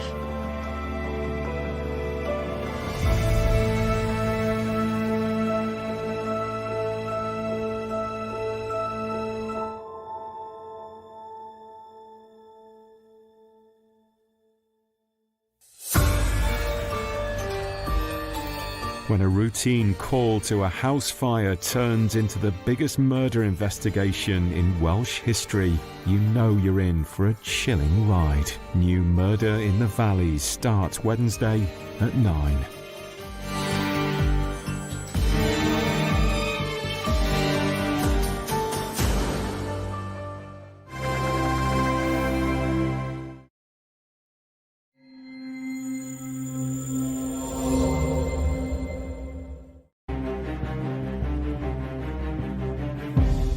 She was a young woman who had a whole life ahead of her.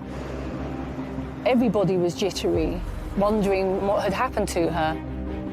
Clearly a very dangerous person. This is the real whodunit. Crimes don't really happen here. She'd been placed inside a suitcase. This was a brutal, horrific murder and an awful way to leave the body of a teenage girl. I've been a criminal lawyer for over 30 years, and I've never dealt with a case like this before. To have 3 trials is very rare, but the case was of such importance. He would have walked free. And given what he had done before, we were in no doubt that he was a dangerous man.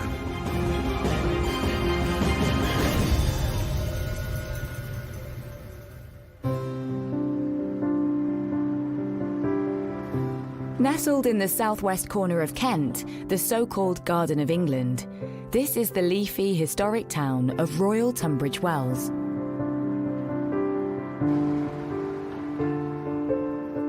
I would describe Tunbridge Wells as a safe family sort of location, wealthy and middle class. There's a really low level of crime in the area. I feel very safe walking around at night. People enjoy a very peaceful life on the whole and generally go about their business. Tunbridge Wells is your archetypal Middle England. It's picturesque, it's surrounded by beautiful countryside. Crimes don't really happen here.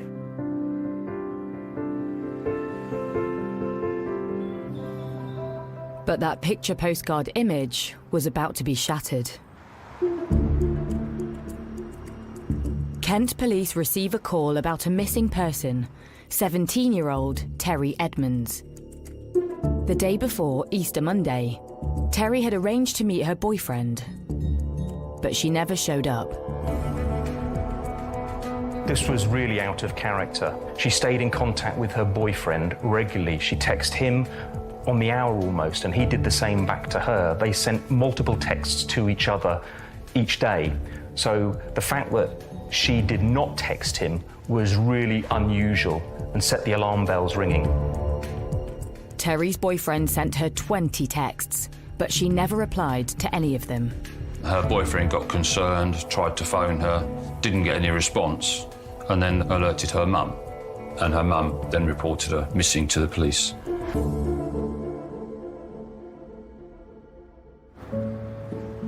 This disappearance was out of the ordinary for the happy-go-lucky teen. She was bright and intelligent. She had 8 A-grade GCSEs. She was fiercely independent. She was a teenager who was turning into a young woman. She decided to spread her wings, leaving home at just 16 to live in a housing association hostel in the centre of Tunbridge Wells. She had aspirations to be a nurse. She was waiting to join college. She was too young to start training at that point to be a nurse. But from everything that we've heard, she was a caring, lovely, independent and headstrong, her mother said, but a young woman who had a whole life ahead of her. She was very popular, lots of friends, was a girly girl. They described her as always liked to look nice, took care of herself. But those friends were all equally puzzled at her disappearance, the only lead police have. She was 5 miles away in the town of Tonbridge when she last made contact. She was in touch with her boyfriend, and she'd been to Tunbridge for the day, and she said, "I'm in Tunbridge Park, I'll be coming back soon." And then she didn't arrive back in Tunbridge Wells. So we started doing some searching in Tunbridge, because that's where she was last heard of. So police cast their net wide, searching parks, old buildings, rivers, anywhere the missing teen could be. But the trail runs cold. With no other options, police appeal to the public and press for help. Her disappearance makes a big splash across the local media. Tunbridge Wells is a place where crime doesn't normally happen. It's a tranquil place. So when a teenage girl goes missing, it becomes a news story. And Terry was just 17 years old. She had a mother, she had a boyfriend. So that's a story of local significance. Terry going missing was really shocking for the people of Tunbridge Wells, and people were extremely worried. Everybody was jittery, wondering where she was and what had happened to her. It's a closed community, people talk, so if there's something that does happen, then word does spread quite quickly.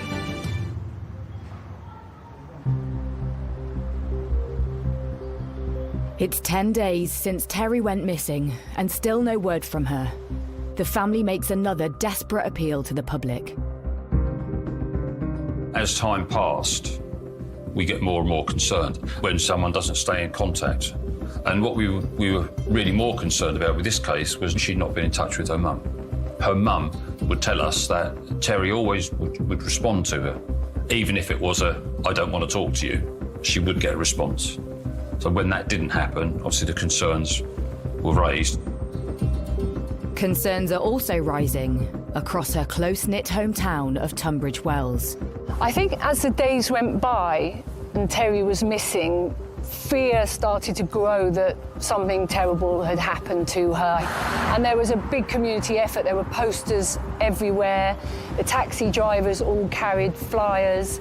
And there was even an information point by police for two reasons. One, to gather information, and other reason to try and reassure people, because there was a lot of worry at that time. In the meantime, police have been trawling through hours of CCTV footage close to where she was last seen, in the nearby town of Tonbridge. Suddenly, there's a breakthrough. Terry is spotted at Tonbridge railway station on the day of her disappearance. When we checked the CCTV, we actually found that she had actually got on the train to go to Tunbridge Wells. And then checking the CCTV at Tunbridge Wells railway station, we found that she had got off the train at Tunbridge Wells.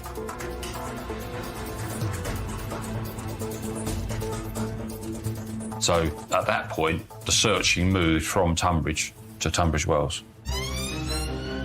The investigation suddenly picks up pace in the hunt to find the missing teen. Police now draw up a search plan using this new CCTV sighting. The last sighting of Terry Edmonds was at Tunbridge Wells rail station, where she got off the train at 6:23. So she walked across here, and Terry was never seen again. Investigators plan a search grid around this last known location. The hunt leads to the supermarket car park opposite the station.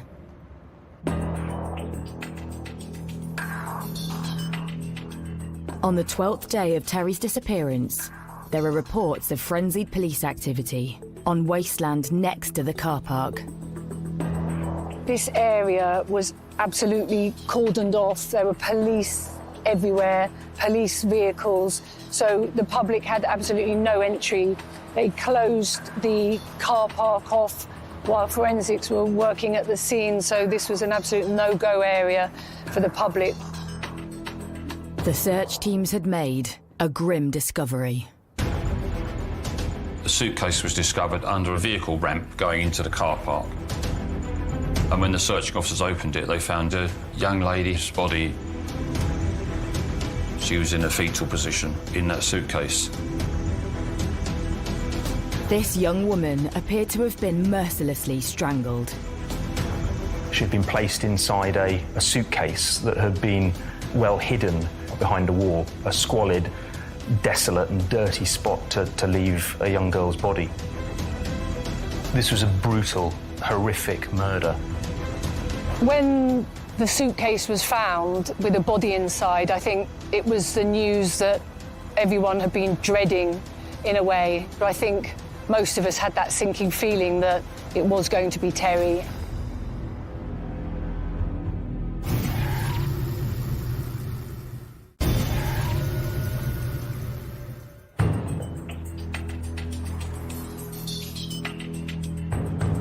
Police in Tunbridge Wells have been searching for missing teen Terry Edmonds.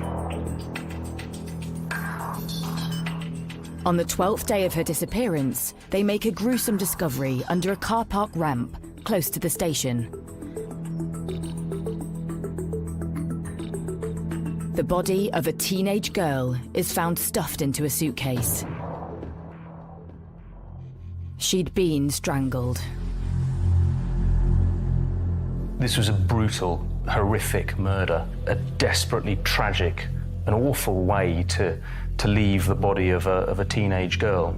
The person who killed her had no sense of humanity to leave a teenager in such a position. The body in the suitcase was found behind a wall, just here. Immediately, police taped off the area, and there were lots and lots of police officers, forensic teams, sifting through the area looking for evidence. Police are in no doubt that the body in the dark green suitcase is tragically Terry's. We had to go through formal identification process, but we knew from the description that that was Terry in the suitcase. The next day, the body is formally identified as Terry Edmonds. The news rocks the idyllic town of Tunbridge Wells. To hear that she'd been murdered and her body found in such an awful way, stuffed into a suitcase, I think people were absolutely horrified and so sad. Terry's disappearance quickly turned into a murder investigation, and that really sent shockwaves through the close-knit community of Tunbridge Wells. It scared people, primarily because she was a young teenage girl, but also because there are many parents in Tunbridge Wells who feared that there could be a killer on the loose. To quell residents' fears, police presence is stepped up across the town.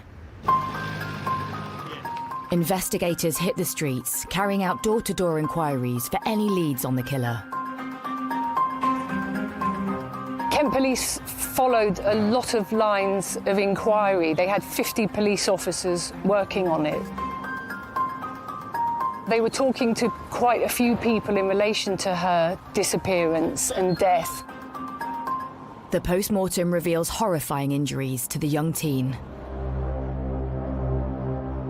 The details of the post-mortem were shocking, they were horrific. And as a seasoned journalist, it was upsetting. Terry had endured a really brutal and violent attack. She had been physically overpowered. She'd been raped, and she'd suffered a number of injuries. And her last moments would have been truly horrific. The post-mortem examination showed that she had grazes on her back and she'd been strangled. Terry was strangled by a scarf that she was wearing. She looped it through, and by pulling it tight, he'd strangled her. She had some facial injuries where she'd taken some strikes to the face as well. And she was probably smothered with a pink sheet, which was found away from the scene. Blood is found on this mysterious pink sheet, which is retrieved with Terry's trainers and her cigarette lighter in a pile of rubbish close to her body. They're sent off for analysis at the lab. But it's the suitcase that police hope could be the key to finding her killer. Once the body had been removed, then the suitcase itself was considered as a crime scene. And that crime scene was essentially packaged up carefully and submitted to the Forensic Science Laboratory for examination. Police hope testing for traces of DNA could provide answers to some of their biggest questions. Initially, we were looking to see where the suitcase had come from. Could we have an owner of the suitcase? Could that be a big clue for us? Whilst the lab pores over the suitcase, the spotlight falls on the person who raised the alarm. Terry's boyfriend. New evidence comes to light about a fallout with his girlfriend. The last person that the police were initially aware of that had spoken to Terry was her boyfriend. And they'd had a row. Bearing in mind, most murders are committed by people that are known to the victim. Samples of the boyfriend's DNA are also found on Terry's body. Police investigating the disappearance of 17-year-old Terry Edmonds have today made an arrest. Detectives arrest Terry's boyfriend at his home in the nearby village of Hadlow. He's taken in for questioning. He was living with his mother in a house in Hadlow, and when he was arrested, police went to his property, uniformed officers were stationed outside, and forensic officers went into his house and conducted a search all night. But eventually, this would draw a blank. They did release him without charge because it was quite clear he was not involved in any way, shape or form. And it was clear he was at work, and there was no way that he was involved. With the boyfriend eliminated, police focus on the suitcase. Forensic scientists have been putting their star piece of evidence under the microscope, and the suitcase has yielded a significant lead. We recovered various samples, including a sample of DNA from the retractable handle. And the retractable handle had like a little switch on it. So we recovered material from that switch, and that DNA profile matched an individual that was of interest to the police investigation. That was a light bulb moment in the investigation, because we felt that, you know, that would lead investigatively to the identification of a suspect. So police make a second arrest, and the man is brought in for questioning. It's a turning point for the investigation. That suspect in this case turned out to be the previous owner of the suitcase. Now, that person then gave information to the police to say, that is my suitcase, but I gave that suitcase away. I believe, actually, it was given to the Salvation Army, so a charity donation. As the police hit another brick wall, the clock's still ticking, and there's a brutal murderer on the run. Clearly a dangerous person, clearly a very dangerous person, and trying to get them. This is the real whodunit. So detectives have to go back to the drawing board, refocusing their efforts on the location where Terry was found. The car park. Through their inquiries, investigators discover it was often part of her regular journey through town. And she used the car park as a short cut through, if you like, to make her way back to the hostel that she was staying at, that was just at the rear of the car park. Though nothing on the police's CCTV trawl shows Terry's last suspected steps through it. There was no CCTV in the car park itself, but there was CCTV at the exit, and she wasn't seen to leave. So we checked everything, double-checked it, triple-checked it. We couldn't see her leave. Police can now prove Terry never left the car park, which means she must have been killed there. They double down their efforts to find out who else could have been using it on the Easter Monday evening she went missing. We had to look wider, and we were looking at other people. And within the car park in Tunbridge Wells, there were some people that we called the rough sleepers. They were homeless people who'd found certain areas of the car park, stairwells of the car park, that they used as accommodation.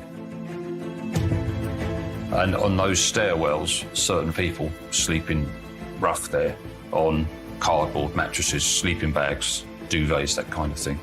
We started looking at those people to see if there's anyone there was of interest to us. We made inquiries to the rough sleepers in the car park. Did any of them own a suitcase? And they all denied it. But intelligence from an officer on the beat suggests otherwise. A local police officer told us that he knew of one person who had a suitcase. And we looked through our records and we'd spoken to that person, he denied it. So there was a reason why he denied being the owner of a suitcase. With their suspicions raised, detectives head straight back to the car park. They need to find the rough sleeper whose story doesn't quite stack up. We then went and spoke to him again. He said he did have a suitcase, but someone had stolen it, and it was kept in the stairwell. Someone had emptied his clothes out from it, and the suitcase had gone. But for investigators, something about his story doesn't seem right. So they arrest him. Perhaps this new suspect could blow the case wide open.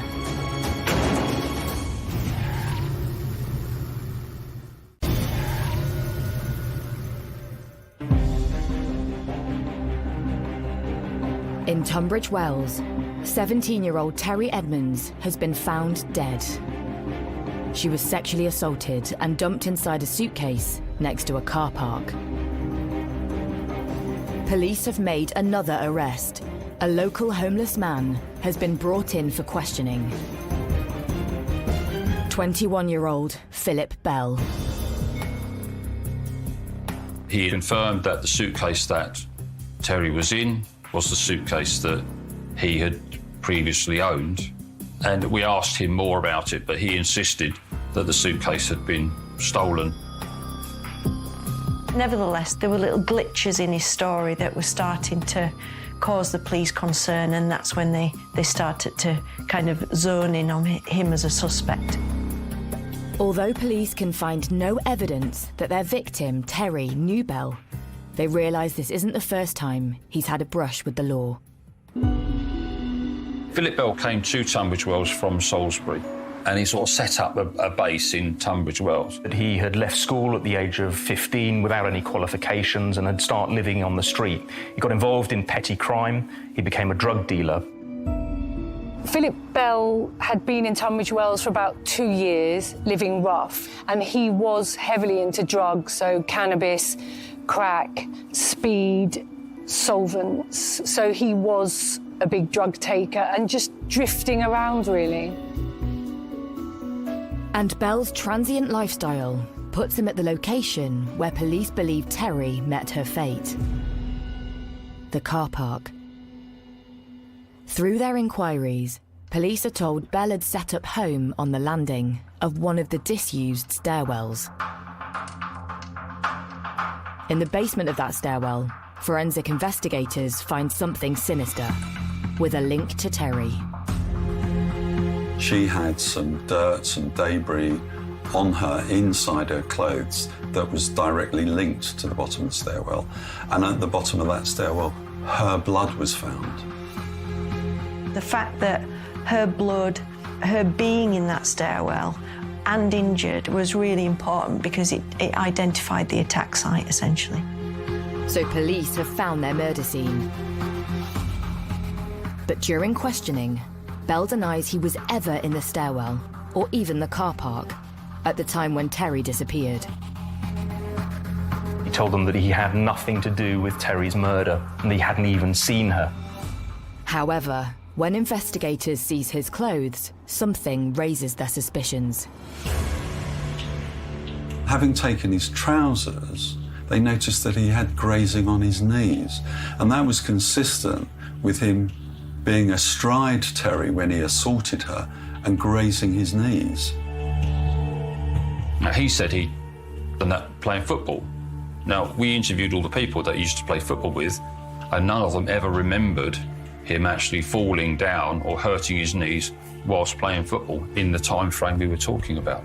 So again, that disproved part of what he was saying. Although the case against Bell is beginning to build, the evidence is largely circumstantial. Detectives still don't have enough proof to charge their prime suspect with murder. With there being no other evidence at that particular time, we had to release him on bail whilst we carried out other inquiries. It's a blow for the investigation. Just days later, searching for answers about her daughter's death, Terry's mum once again makes an emotional public appeal. I am begging you, please, if anybody knows anything, however little, get in touch, because anything to help catch the person that's done this will help. Over the next months, detectives work 24/7 in the hope to get the potentially dangerous Philip Bell back behind bars. They doggedly trawl through hours and hours of the town's CCTV footage for anything that could link him to Terry's disappearance. Suddenly, something catches their eye. It was some time later we were looking at more of the CCTV and we found Philip Bell. We'd found him walking past the railway station and going into the car park just a few seconds after we suspect Terry had gone in. Although we never saw him and Terry together, it was clear from the timing that he followed her in moments after she went into the car park. Police now have proof that their suspected killer and his victim would have crossed paths. And that's not all. We then, about an hour later, we had CCTV of him leaving the car park. So that sort of brought us to a conclusion that she'd gone in, he'd gone in shortly afterwards, he'd come out, but she hadn't. So that added to our suspicions that he could have been responsible. For the investigation team, this is really big. The new CCTV blows apart Bell's claim that he wasn't at the murder scene at the time of Terry's attack. Initially, when Philip Bell was arrested and interviewed in May, he denied that he'd returned to the car park. Although there was no CCTV or eyewitness accounts from what happened within the car park, the CCTV was absolutely crucial because it demonstrated that Terry and Philip Bell were effectively on a collision course as they entered the car park. Detectives also spot something strange about Bell's clothing as he leaves the car park. When we suspect was the hour in which Terry was killed, he came out wearing a different pair of jeans. And we're able to identify that from CCTV because one pair was baggy and one pair was slim-fitting. So we were asking why had he changed that clothing? Soon, investigators come up with a sinister theory. Our theory was that he had got blood on his trousers, taken and disposed of those trousers, and changed them in that hour. Because why else? Why would you suddenly change your trousers halfway through the day? Could this explain Bell's change of clothing? There was only one way to find out. Philip Bell is rearrested and questioned by detectives once again. He maintained that he was not in the car park around that time on that day. He was then shown the CCTV, which put him in the car park for an hour and him leaving that car park. And he admitted then that he had been in the car park that day, and he actually admitted that he'd been in, it was called the Lonely Staircase because there was no exit from it to any main part of the car park. It was where Terry was actually killed.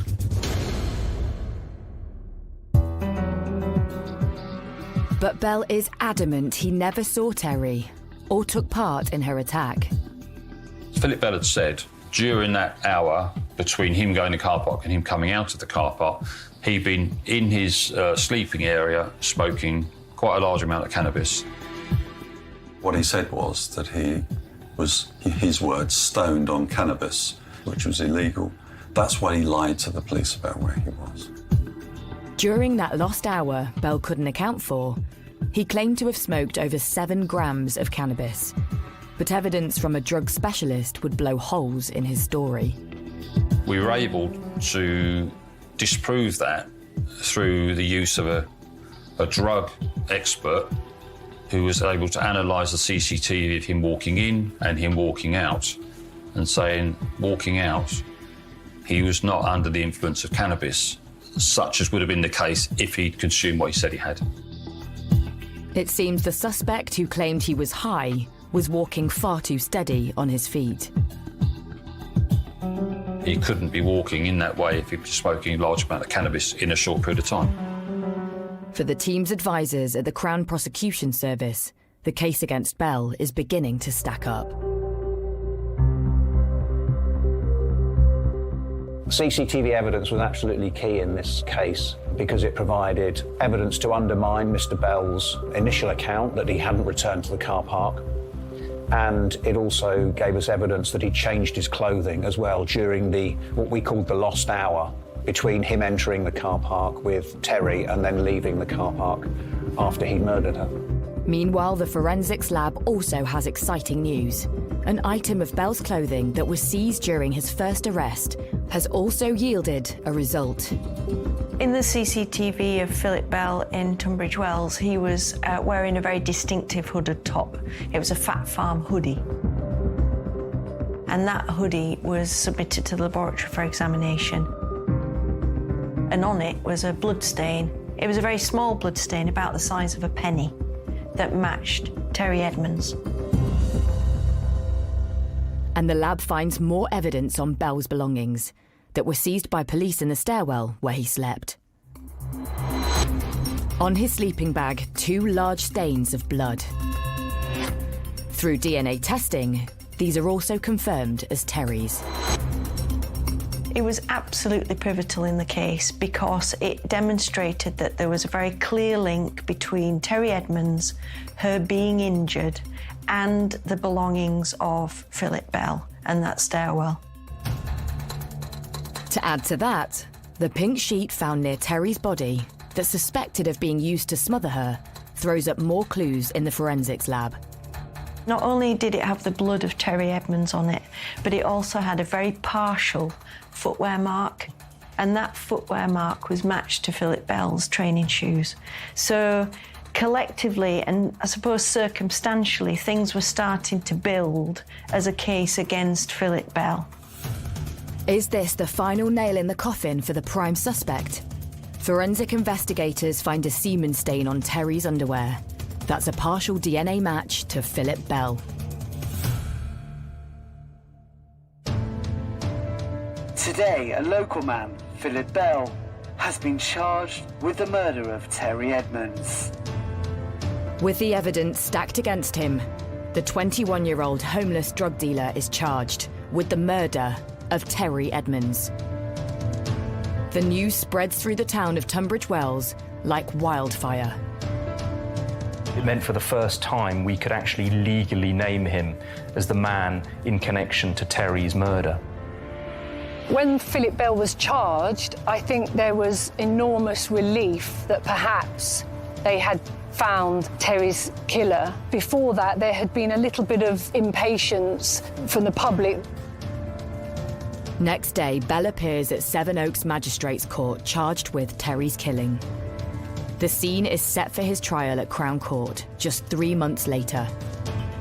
So when there was this breakthrough and it was publicised, I think people felt finally Terry's killer will be brought to justice.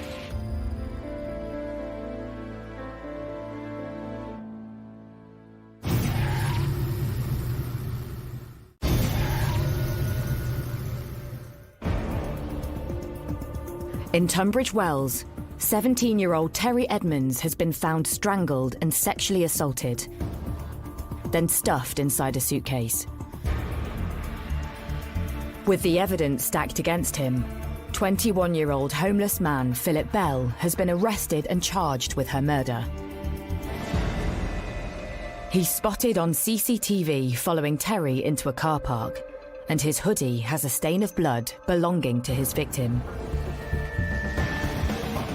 Detectives have built up a chilling theory of how he carried out the attack.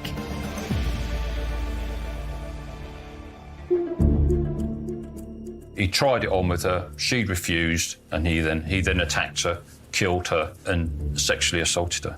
But having done that, he was a homeless person with no car. He had no means to get rid of the body, but he had a suitcase. So he put the body in a fetal position in the suitcase. A year after Terry's disappearance, Philip Bell's trial begins at Maidstone Crown Court. He pleads not guilty to her murder. The thing that struck me about him was he was completely emotionless the whole time. You look into their eyes and there was nothing there. It was quite chilling, actually. But as the trial progresses, police realise convincing the court of Bell's guilt may not be an open and shut case. The case against Bell relied entirely on circumstantial evidence. There was no smoking gun. There was no witness who saw him kill Terry Edmonds. I think that Philip Bell also had a very good defence barrister who was able to just chip away at the little bits of evidence. It became really a massive trial. I was giving evidence for days on end. And before long, Bell's defence team has a trick up their sleeve to try and raise doubts in the jury. They point the finger at another rough sleeper in the same car park, one of Bell's associates. The man had a conviction for manslaughter. And because he lived in the car park, it was suggested by the defence that he was the murderer. Not only that, but the defence's new suspect could undermine one of the team's key pieces of evidence, the footprint on the pink sheet used to smother Terry. The man had a pair of Converse trainers found in his possession, which were linked to the pink sheet found at the scene, with a bloody footprint that matched that pair of trainers. Following a dramatic trial lasting 6 weeks, the jury retires. After 22 hours spent deliberating, they failed to reach a verdict. For Kent Police and the prosecution team, their worst fears have come true.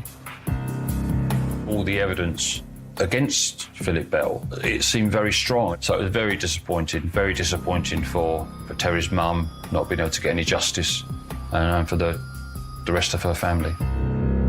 With no verdict reached by the jury, the judge orders a retrial. 7 months later, a second trial begins, and a brand new jury hears the case against Philip Bell. But again, we had the same situation, with evidence being chipped away at by the defence team. I was thinking, oh no, not again, because I was really concerned that it would be the same Groundhog Day kind of scenario. This time, the defence focuses on Bell's hoodie. They claim there was an innocent explanation for Terry's blood on it. They suggested that Philip Bell had brushed past the area where Terry's blood was and got it on his top. Again, I think that what they did was they raised a doubt about that, and the jury just couldn't be sure of it. Following 19 hours of deliberation, the jury has news. I think it's fair to say you could cut the atmosphere in that courtroom in Maidstone Crown Court with a knife. Once again, a jury has failed to reach a verdict. This is another massive blow for Terry Edmonds' family. They'd sat now through 2 lengthy trials. There was, on my part, a real sense of shock and disappointment when the jury were unable to return a verdict, and then having to decide what we were going to do. The team is on the verge of calling it quits. Now, if we'd done that, Bell would have walked free, and Terry's killer would never have been brought to justice. But in a last-ditch effort to save the case, the prosecution tries for something rarely attempted in British legal history. A third trial of the same defendant. And so we argue that it was in the interests of justice to go a third time, which is unusual. It was the right thing to do. We had an overwhelming case, that Terry had been murdered by Philip Bell. It's a close call, but the judge sides with the prosecution and agrees to keep Bell in custody until the retrial. So the team has one last chance to put Bell behind bars. If the case fails, then he is going to walk free, and he could be dangerous. So the prosecution goes back to basics. First, they tackle Bell's claim that he brushed past Terry's blood left on the stairwell. Forensic scientists run tests using the same small amount of blood that was found on Bell's hoodie. This tiny amount would have started drying if he'd touched it after the attack. So you can see that if the blood has started to dry quite considerably, the stains start to break up. They're quite gritty, they're quite flaky. But the stain on Bell's top seemed fresh, questioning his version of events. The blood stain on the hooded top was not flaky, it was fresh-looking blood that had been transferred, so it demonstrated that it wasn't drying blood. So that blood must have transferred very quickly after it was available, which started to put Philip Bell being involved in the assault on Terry Edmonds and being exposed to her blood after she was injured. Not only is the forensic evidence building better than before, this time the prosecution have also found a new star witness who has come forward to the police. A 15-year-old girl came and gave her account about how she had been invited to go to the stairwell that Philip Bell was staying in. And quite chillingly, she described what we believed had happened to Terry, her being straddled by him and being bruised by him and him trying to assault her. But very fortunately for her, somebody came and disturbed them, and she was able to escape. That was just exactly how we imagined that the attack had taken place on Terry. And you could hear a pin drop. It was compelling evidence, and it showed in law that he had what we call a propensity to commit this type of offence. As the prosecution's case seems to get stronger, Bell's testimony on the stand just falls apart. He admits being on the stairwell landing at the time of Terry's attack, but says he saw nothing. He's within 10 feet of Terry being murdered, and yet sees and hears nothing. It was fanciful. So a jury considers the evidence against Bell for a third time. Just 3 hours later, they announce their decision. Guilty. It was a day of jubilation, really, for the family. There were loud shouts and cheers as the verdict was announced in Maidstone Crown Court. There was an outpouring of pent-up emotion that had been there for a long period of time. It was extremely satisfying when we were able to hear the guilty verdict and realise that we'd achieved some sort of justice for Terry's family. Philip Bell is eventually sentenced to 28 years in jail. He was evil. That's how the judge described him after the trial, and that is a fair description of him. Justice is a consolation for the family, but it will never bring their beloved daughter back. Terry was a bright, intelligent girl, and she had a long life to look forward to that was cruelly taken away by Philip Bell, for no reason, really. And the case has left its mark on the quiet Kent town of Tunbridge Wells. I think Tunbridge Wells has never really got over the murder of Terry Edmonds, and I think the wounds are still there in Tunbridge Wells because Terry was part of our community and a lovely young woman. You could feel that fear and sadness that this had happened in our town.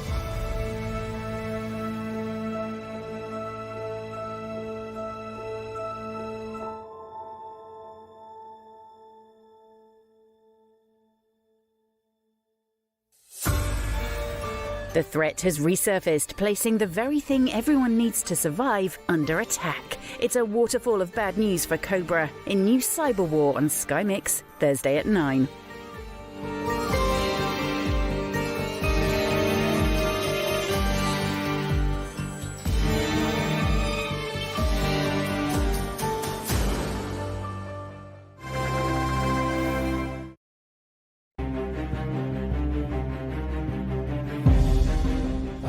In a little English village walking her dog. These were circumstances which people would think were nightmarish. It broke a family. It caused the most horrendous shockwaves to a community. You could sense that a village like this wasn't used to crime of that degree. There was no possibility that he could be tried again for that offence. I think it gave him this powerful energy that he used to terrorise people. His behaviour was vile. This was a historic ruling in terms of double jeopardy. It was legally groundbreaking. It was high stakes. This was the first in the country. He clearly thought he'd effectively got away with it.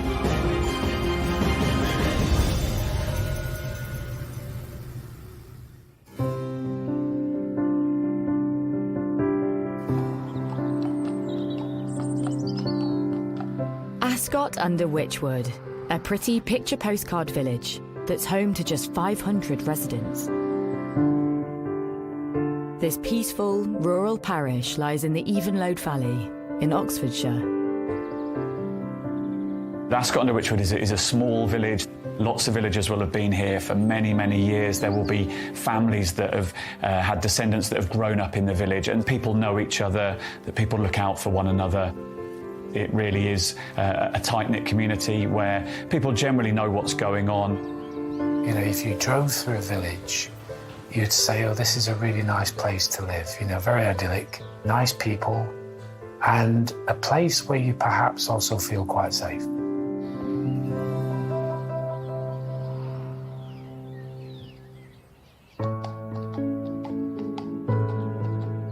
In this idyllic Oxfordshire village lives mum of two, Vicky Thompson. Vicky was an absolutely delightful mum, wife, and, loved her family, great family unit. People that came into contact with her, equally found her delightful. She was a lovely, kind lady. Vicky was a key part of the village community, as many people were. People would have known her in the village, and clearly living a nice, quiet life in the Oxfordshire countryside. She's often seen out walking her beloved dog, Daisy. She loved the fact that she could just, come out of her front door, and within moments she'd be surrounded by fields, with a dog and the children. So, for her, I think it was a perfect place for her to bring up her family. But Vicky's perfect idyll is about to change.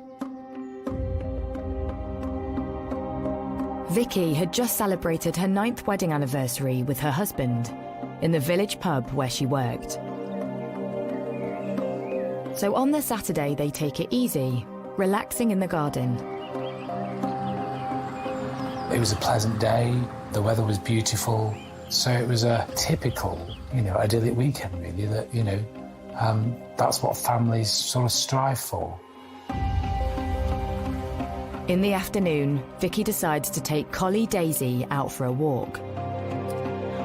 It would have been about 3:45, 4 o'clock when she set off at a regular time down the same country lane, across a little bridge over the river that ran through the village, to walk Daisy down to Shipton Lane, it was called, and to come back. It's typical of a village lane in this sort of area, perfect for walking the dog, and I'd imagine it was a well-worn route for Vicky and many other dog walkers in the area.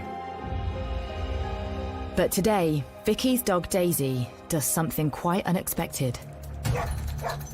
The first that anyone was aware that something was wrong was when Daisy came back. And then, unfortunately, when the dog returned without her, that's when alarm bells started to ring. As time goes by, with no news from Vicky, concern starts to set in. Vicky's husband went out, started looking, spoke to neighbours, spoke to friends, and then, you almost naturally go into a sort of second phase of now starting to do a bit of a search, which is exactly what happened. So it sort of morphed into more of a search and thinking something's not quite right. Vicky's husband assembles a small search team of family, friends and neighbours. They retrace her steps on her regular walk down Shipton Lane in the desperate hope of finding her. One of those who were looking for her did notice some bloodstains on the surface of the path, but they thought that they were the blood of a sheep or something of that kind. They didn't think much of it at that time, so they went back to the village, and it was only when she still didn't return and they went back again that they looked at the bloodstain more carefully and came to realise that it was quite fresh, that beneath the congealed surface it seemed still to be wet. But much more importantly, nearby they then found some broken pieces of jewellery which were very quickly identified as hers. And that then became a source of real alarm, and I think it was that discovery which prompted the first call to the police. Finding that jewellery, all that did was, I think, heighten the sense of nervousness within those that were looking for Vicky at the time. As police make their way to the scene, the frantic hunt continues for Vicky. Her husband and neighbours are terrified she's clearly come to some harm. They make their way further down the lane. This is Shipton Lane. We've got the lane itself, and then to the right you can see the train track, and they must have really panicked and must have been desperate in trying to find her, and it wouldn't have taken them too long once they'd realised that she was no longer on the path to scour the local area. 3 hours after Vicky went missing, they spot something sinister. They noticed a gap in the hedge that ran alongside the lane where the bloodstaining and the jewellery had been found. And when they went over to the gap, which led into a nearby agricultural field that was bordered by the embankment of the railway line, they could see something in the distance that looked out of place, and they made their way across the field. And they would have found her in a bad way here. To their horror, Vicky's lying on the ground, with blood covering her face and head. When her husband tries to speak to her, she's drifting in and out of consciousness.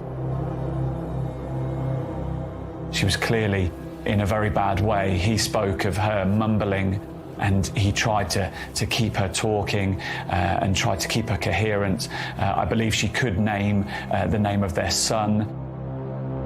Something ominous close by suggests this is foul play. There was a stone there nearby. She'd obviously been attacked. She was bleeding, and to discover her like that is quite a harrowing experience, really. But Vicky was found, and she was found alive. Her husband asked her, "Who did this to you?" But he just couldn't quite make out what she was saying. She was clearly in a very bad way and clearly very seriously injured. She was certainly not able to say what had happened, still less to identify who was responsible. With Vicky's life hanging in the balance, an air ambulance is sent in response to airlift her from the scene. Time was of the essence to call in an air ambulance. That must have meant that she was clearly very gravely injured. And so she was airlifted to hospital. She's flown straight to Oxford's John Radcliffe Hospital, which specialises in treating brain injuries. She'd suffered multiple blows with a hard object to her head, which had caused skull fractures and serious brain damage. As police secure the crime scene, their minds turn to the violent attacker on the loose.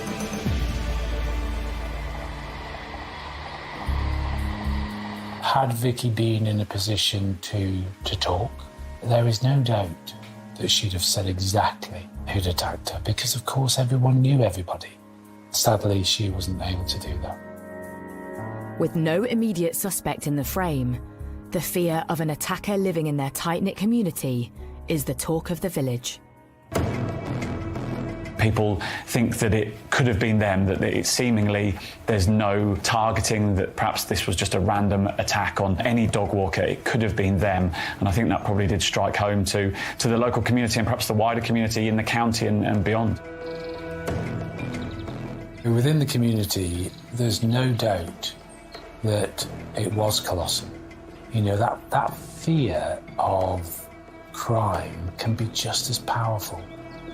And when you've got a small community that has been completely rocked by what unfolded, there's no doubt that it impacted that community severely. Over the next 6 days in intensive care, Vicky Thompson fights for her life. Her condition quite quickly deteriorated, and she died a few days later.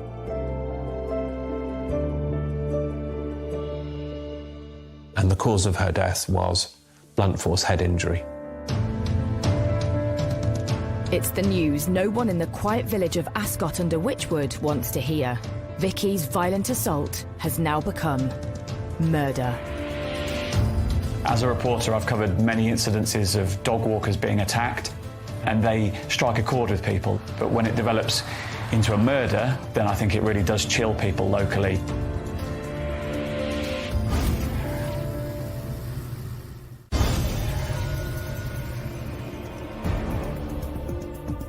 In the quiet Oxfordshire village of Ascot under Wychwood, Mum of two, Vicky Thompson, has been brutally attacked whilst out walking the dog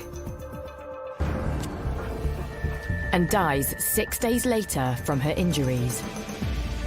With Vicky's violent killer still at large, her community and the wider public are in shock. The profile of the case, of course, was substantially enhanced by where it took place, because this was a late summer's afternoon, a woman in a little English village walking her dog. These were circumstances which, upon reading them, people would think were nightmarish. This was not something that was supposed to happen. And I think for that combination of reasons, it very quickly attracted a great deal of publicity. So the pressure's on for Thames Valley Police to track down Vicky's brutal attacker. This is the area where the incident occurred, and it is typical of an Oxfordshire village. We're on the edge of the Cotswolds, and it is a lane. You can clearly see why it was popular with dog walkers. It's the kind of lane that's quite overgrown. It's the kind of area that someone who didn't want to be seen could perhaps sort of conceal themselves and look as people walked along. We've got the railway line to my right here, the embankment, which is where Vicky was found. Since the assault, police have been sweeping the area, looking for clues that could lead to the killer. Looking at the lane, looking at the jewellery that was found, it was a view that perhaps where she was found wasn't necessarily where she was ultimately attacked at the time.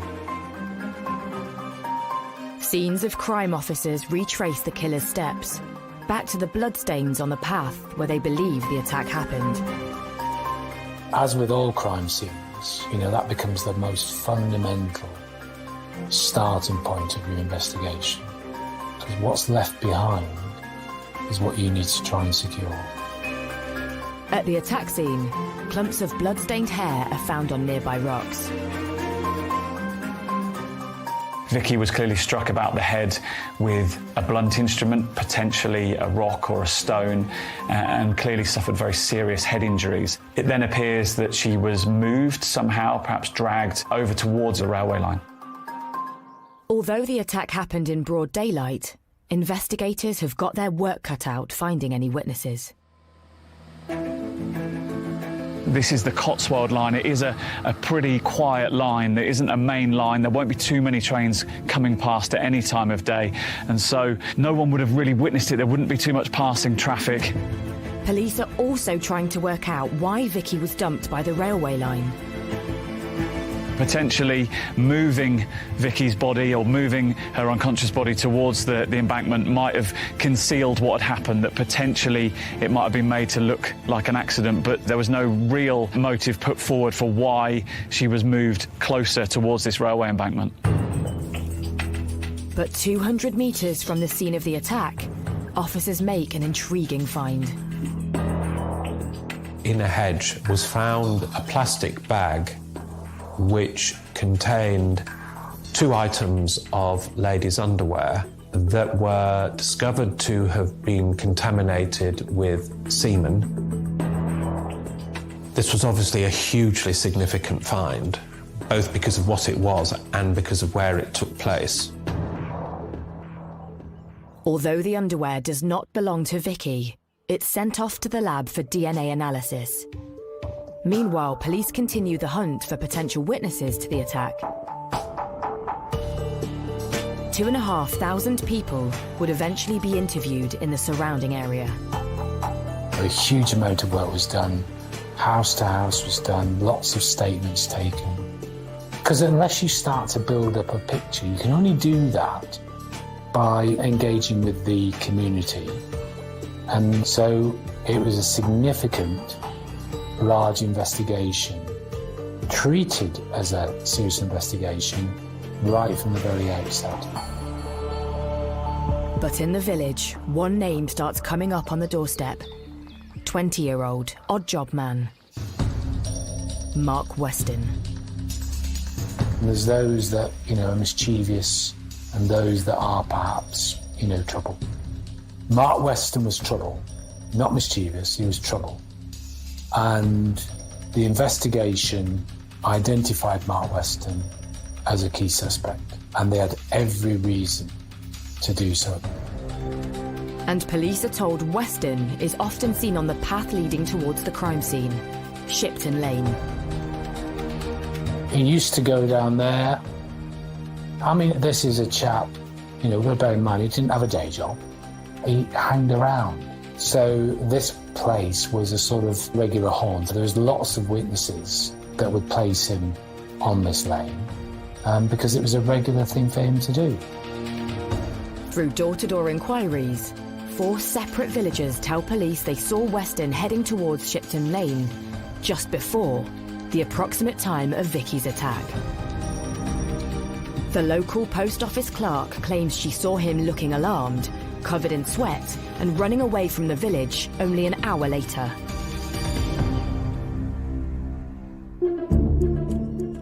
Some witnesses had come forward and said that they'd seen him acting strangely. It became very clear, as a result of, you know, the inquiries that went on, that Weston became a suspect. So police pay a visit to Mark Weston. On the morning of the murder, he claims he went fishing and shopping, but was at home all afternoon during the time of the attack. 3 days later, when police question him again, his story changes, and he says he was at home all day. 5 days later, it's a different story. Weston claims he actually left his house at 5 p.m, not long after the attack, to call on his neighbours who weren't in. But Weston's neighbours beg to differ. They say they had been at home at the time Weston said he'd visited and had never seen him. For police, something doesn't stack up. There are conflicting reports about where he was. All this sort of stuff was coming in that conflicted with what Mark was saying. It would be right to look at him very carefully. But looking very carefully is one thing. Having the evidence to support an arrest is another. But when scenes of crime officers search his garden 4 weeks after the murder, they find the charred remains of a sweatshirt or jacket that he's attempted to burn. As the investigation went on, other evidence started becoming apparent about, you know, the burning of clothes. And so there's a few things that led the investigation to Mark Weston. Today, police have arrested a 20-year-old man in the investigation into the murder of Vicky Thompson. As the evidence builds, Mark Weston is arrested and taken in for questioning. He maintains his story, that he was at home at the time of Vicky's attack. Meanwhile, police search his house, seizing some of his clothing, including a pair of his boots. They are sent off for forensic analysis. The results come back to the senior investigating officer. The SIO at the time asked the question, was there blood on this boot? The answer came back, no. You can't do any more with that. The question's been asked, and the answer was given. Weston is released, and the police continue their inquiries. But soon, the lab has more news, and this time it could turn the case on its head. The lady's underwear found near the crime scene has a DNA result for the body fluids found on them. It matches Mark Weston. That became a key piece of evidence. It linked Mark Weston to the scene, no question at all.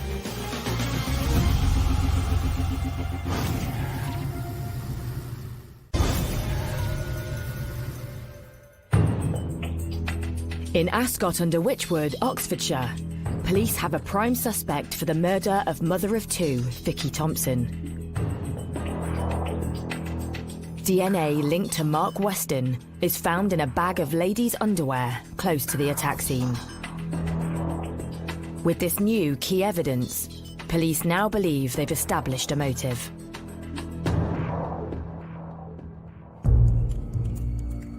He quite possibly was seen by Vicky performing a sex act and perhaps reacted angrily to Vicky, perhaps accosting him and asking him what's going on, and then things escalated from there. I mean, would he really want the village to be aware that he was behaving like that, which was perverse activity? I think he was threatened with humiliation and possibly worse. And I think the initial violence that he used was in temper and spontaneous. Once things start to go wrong, they get worse. And I'm afraid I think that's what happened here. As Weston is put under the spotlight, more evidence is uncovered, linking to the bag of underwear found near the attack scene.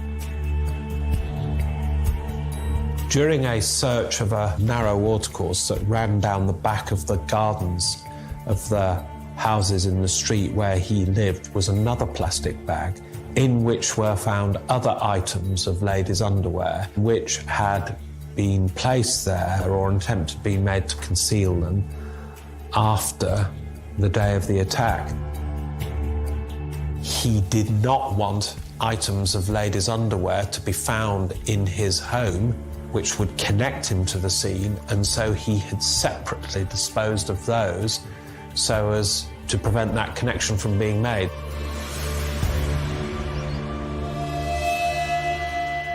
Although none of this underwear belongs to murder victim Vicky, police can now see Weston's trying to hide a sordid secret. It was the underwear of women who lived in the village, and it had been taken from their washing lines, and he was using it for a sexual purpose. His reputation in the village from that day onwards would have been destroyed. I think there would have been an element of ridicule in it for him, and it might well be that he just couldn't bear the thought of that. It seemed from the evidence that Mark Weston perhaps had a troubling relationship with women and perhaps fixated on some women locally. We will never know. Today, a 20-year-old man has been charged with the murder of Vicky Thompson. 6 months after Vicky Thompson's brutal killing, Mark Weston is charged with her murder. Then, in November that same year, he finally faces trial at Oxford Crown Court. But before the case barely gets underway, the prosecution's dealt a serious blow. I think the police and perhaps the Thompson family felt very aggrieved that the judge presiding over the trial ruled inadmissible some key evidence, and that was that bag found with 2 pieces of underwear containing DNA from Weston very near the scene. That was ruled inadmissible. The jury couldn't know about that. With little other evidence proving Weston's inappropriate sexual behaviour, the judge believes this one piece of proof could unfairly sway the case.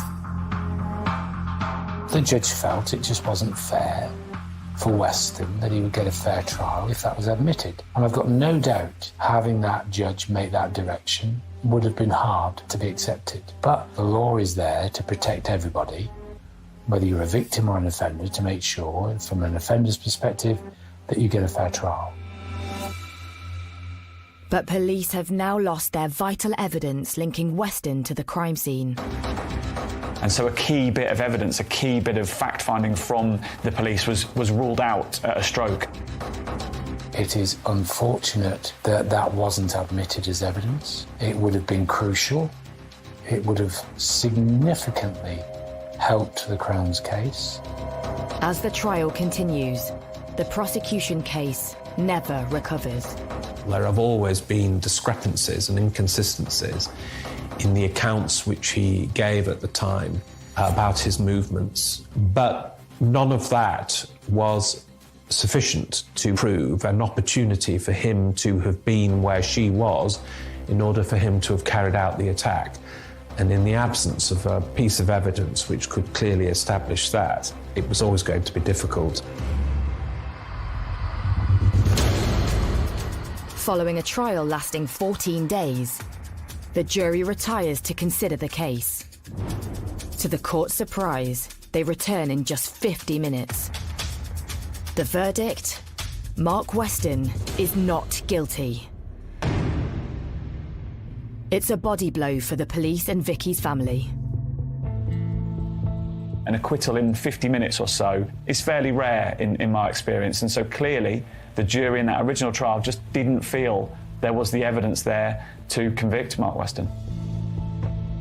An acquittal so quickly after retirement was interpreted as a declaration of innocence, a statement by the jury not merely that it hadn't been proved that it was him, but that it very definitely wasn't him.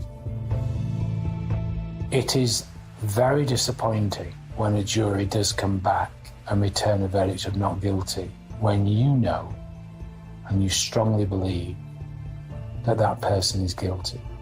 The case was thrown out very quickly, and so the police and Thompson's family and friends clearly walked away from the Crown Court that day very disappointed indeed. They made their decision at the time that had to be accepted. Mark Weston even appears on local news to boast about his acquittal. Cleared of murder, Mark Weston is this morning back with his family. Well, I've done nothing wrong, but they still kept saying it was me, knowing it wasn't. But now they've come to realise they had the wrong person. And to add salt to their wounds, Thames Valley Police comes under fire from the unlikeliest of places. Following the acquittal, one of the jurors felt sufficiently strong about what they had observed during those proceedings to write directly to Mr. Weston, suggesting that he might sue the Thames Valley Police for a wrongful prosecution. Although Weston secures legal aid to do this, his case runs out of steam. So he turns to other ideas of how to seek revenge. There's a thought that you might quietly just go back and just be perhaps under the radar. Weston was none of that. When he got acquitted, I think he had a sense of empowerment. He acted with impunity after that. He moved back into the community and he taunted the community perhaps in some ways and literally harassed people who'd been involved in that original trial. He didn't try to fade away. Barely a year later, Weston launches a campaign of harassment against the village bobby who helped investigate the case.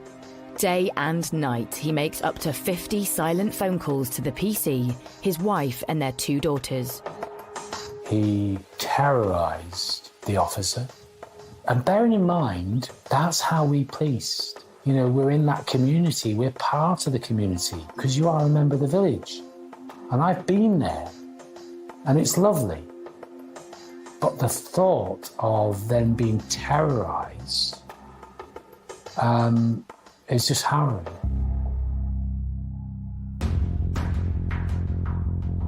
After police put video surveillance on the village phone box and record Weston's phone calls, he's convicted for harassment.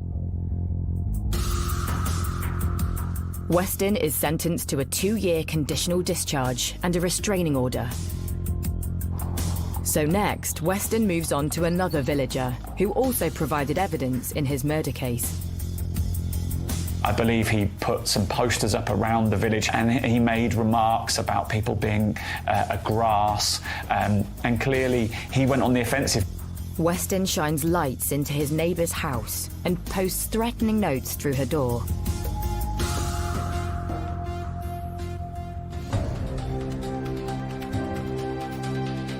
Mark Weston is convicted of harassment once again. He's sentenced to 100 hours of community service. This empowerment, I think, overwhelmed him. So he became very vexatious. I am permitted to do this because actually I've been acquitted. I think it gave him this powerful energy that he used to terrorise people. His behaviour was vile. He was perhaps a little bit arrogant. He didn't feel that he was under any threat from being hauled back to court. The law at the time meant that he couldn't be retried for the same offence, and so he clearly thought he'd effectively got away with it. But a change of law on the horizon would soon give the investigators new hope. Why? Because we knew, without question, that Mark Weston killed Vicky.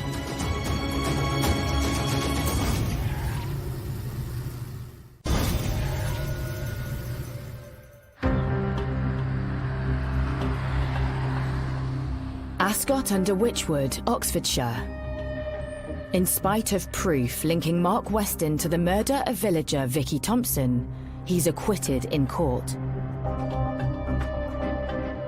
And the so-called double jeopardy law means Weston will never face justice again, even if new evidence comes to light. It was a horrific attack, and her family must have been deeply troubled by no one having been convicted of her murder. But in 2003, there's fresh hope. Parliament passed an act which abolished the common law rule of double jeopardy, permitting, in limited circumstances, the prosecution for a second time of the same individual for the same offence. 2 years later, on the 10th anniversary of Vicky's tragic murder, Thames Valley Police's cold case review team reopens the investigation, with then Detective Superintendent Barry Halliday leading the unit. That was typically one of the cases that was immediately identified as needing to be reviewed. That didn't mean it was easy for prosecutors to bring another case. It was, in fact, there was a very high bar for the prosecution to succeed. They'd also need compelling, fresh, new evidence. They knew that a murderer had walked free after that initial trial, and they just needed that one piece of evidence to get him, to nail him, to get their man. The light bulb moment for investigators comes from another high-profile case that hit the headlines 5 years earlier. The murder of Peckham schoolboy, Damilola Taylor. The senior police officer was attending a lecture on how, upon the first investigation of the death of that little boy, highly incriminating bloodstains had not been detected upon items of clothing being examined by scientists during the investigation, and how difficult it is sometimes to find them. So detectives try and hunt down any of Weston's belongings that weren't returned to him following the first investigation. They're in luck. Weston's boots are found in one of the Force's exhibit stores. Could they contain that golden nugget of proof police desperately need? There was no harm in sending those boots back in. Fresh pair of eyes, fresh forensic opportunities, and testing and examination, and just be sure that there was no forensics on those boots. In the 10 years since the boots last saw the light of day, forensic techniques have massively evolved. The changes in procedures for searching for blood would involve a change in the sorts of lights that we regularly use. We now use a fibre optic lamp, and that has a halogen bulb in it. Previously, people just used perhaps an overbench light with a tungsten bulb in it. And we know that that change in lighting is much better for looking for bloodstains. The other change is that we will more regularly use a low-power microscope to search an item for blood, whereas previously that wasn't routinely used. So scientists put Mark Weston's boots under the microscope to see if the tiniest spot of blood had been missed the first time round. The fact that they are black proves to be the greatest challenge.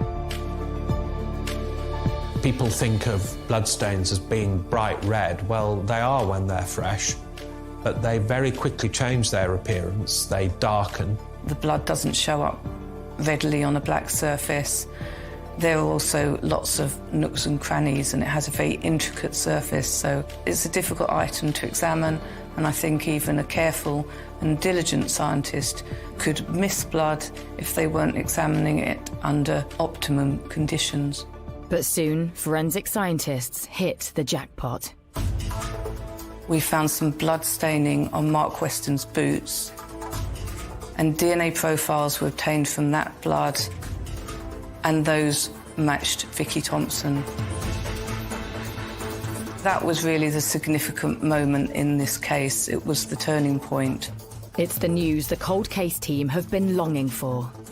The case was never closed. And to get a moment like that where you're told that all that hard work that your team has ploughed into and actually you get fundamental evidence is euphoric. They'd finally found that smoking gun, that real piece of evidence that they needed to seal the conviction that they thought they should have sealed years earlier. After 4 years spent rebuilding their case, police swoop in to rearrest Mark Weston. He was absolutely, frankly furious. You know, he was adamant, arrogant, can't believe this is happening to me again.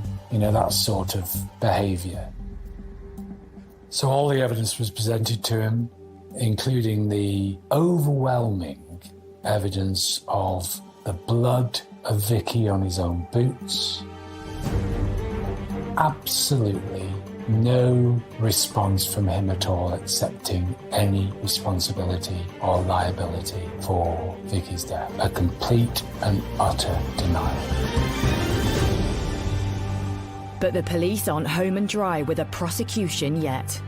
Next, they have to convince a court of appeal. And these are uncharted waters. It's one of the first times a double jeopardy case has been heard before the court. Our case was made very strongly, and then there is that huge sense of nervousness whilst you're waiting for the decision. After weeks of waiting, police and prosecutors finally get news. Given how compelling the evidence was, the Court of Appeal made the decision that it was in the interests of justice for Mr. Weston to be tried again, and his acquittal was quashed. That was agonising, you know, waiting. But the news came back. You are elated. It was a great moment when we heard that the Court of Appeal had overturned the acquittal. This was a historic ruling in terms of double jeopardy and introducing new scientific evidence. 5 months later, Weston finally hears the murder case against him for a second time. There was a real sense that Thames Valley Police had been given a second chance here, and so there was a sense of tension that the police were gambling in a sense, that this was their final throw of the dice. It was high stakes. The tension was immense, and Weston continued to be as arrogant as ever. But this time, the discovery of underwear near the crime scene linked to Weston is allowed to be heard in court. It's clear even he can't explain away the overwhelming evidence against him. There wasn't going to be much anybody could do about the fact that her blood was found on his boots. The scientific evidence this time round was simply unanswerable. Perhaps he knew that his time was finally up, and that last piece of evidence was crucial, and he couldn't fight this any longer. But Weston's fate is once again in the hands of the jury as they retire to consider their verdict. The trial was absolutely extremely intense. That wait was probably the most sensitive, nervous time I've ever experienced. The jury delivers their verdict. Mark Weston is finally found guilty of Vicky Thompson's murder. 15 years after her death, The judge jails him for a minimum of 13 years. This arrogant man, this man who'd sort of taunted those who tried to bring him to justice, was finally behind bars. It's a relief to the husband who comforted his dying wife after Weston's vicious attack. It doesn't bring back his wife, and nothing can, of course, but it was the verdict they wanted. It was big, it was significant, but let's not lose sight of the real fact here. The real fact here is Vicky lost her life. She shouldn't have done. It broke a family. It caused the most horrendous shockwaves to a community. And this individual evaded capture for all those years. And the case will forever be etched in the memory of the quiet Oxfordshire village of Ascot under Wychwood. It was clearly a case that had a big impact locally and perhaps continues to do. People haven't forgotten what's happened, and so that case does still live long in the memory locally. And what of Mark Weston himself? There's no remorse, there's no acceptance. This was a miscarriage of justice. Well, that was rich. A miscarriage of justice occurred years ago. Weston committed that murder, and Vicky's life was taken away by that monster, nobody else.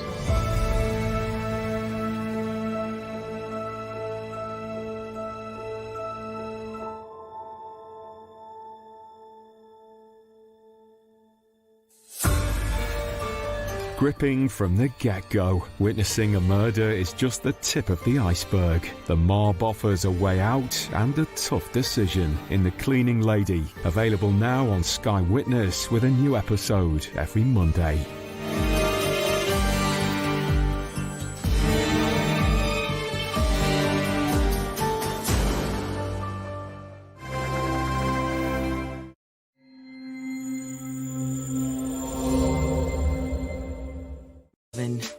It's Thursday morning in Cobb County, Georgia, a fast-growing community northwest of Atlanta that's home to more than 750,000 people. Cobb County is the third largest county in the state of Georgia. It's known for just being a serene, suburban-type community. It's a great place to live. People here like to say that Cobb County is close to Atlanta, but far away from the big city. You get the best of both worlds.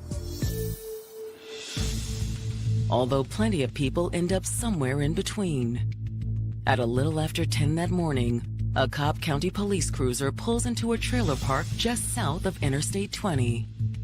People tend to think of a trailer park as something that's low class or have very negative connotations.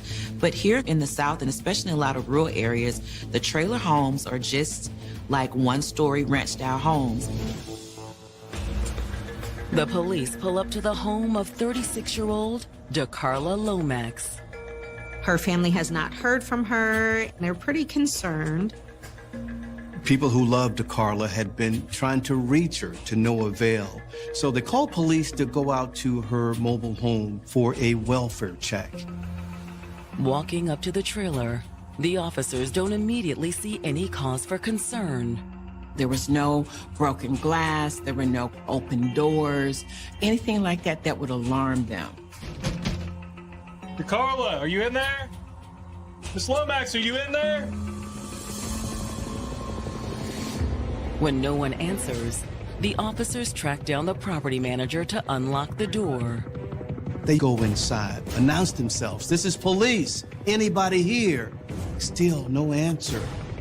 The officers look around the sparsely furnished living room. It's so empty, it looks like no one really lives there. But that doesn't mean no one's home. We got a body. As the officers enter the bedroom, they discover a body of a Black female laying on the floor. Their face and head is completely covered with a jacket.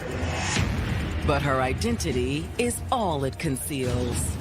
The jacket isn't covering up the fact that there's a pool of blood.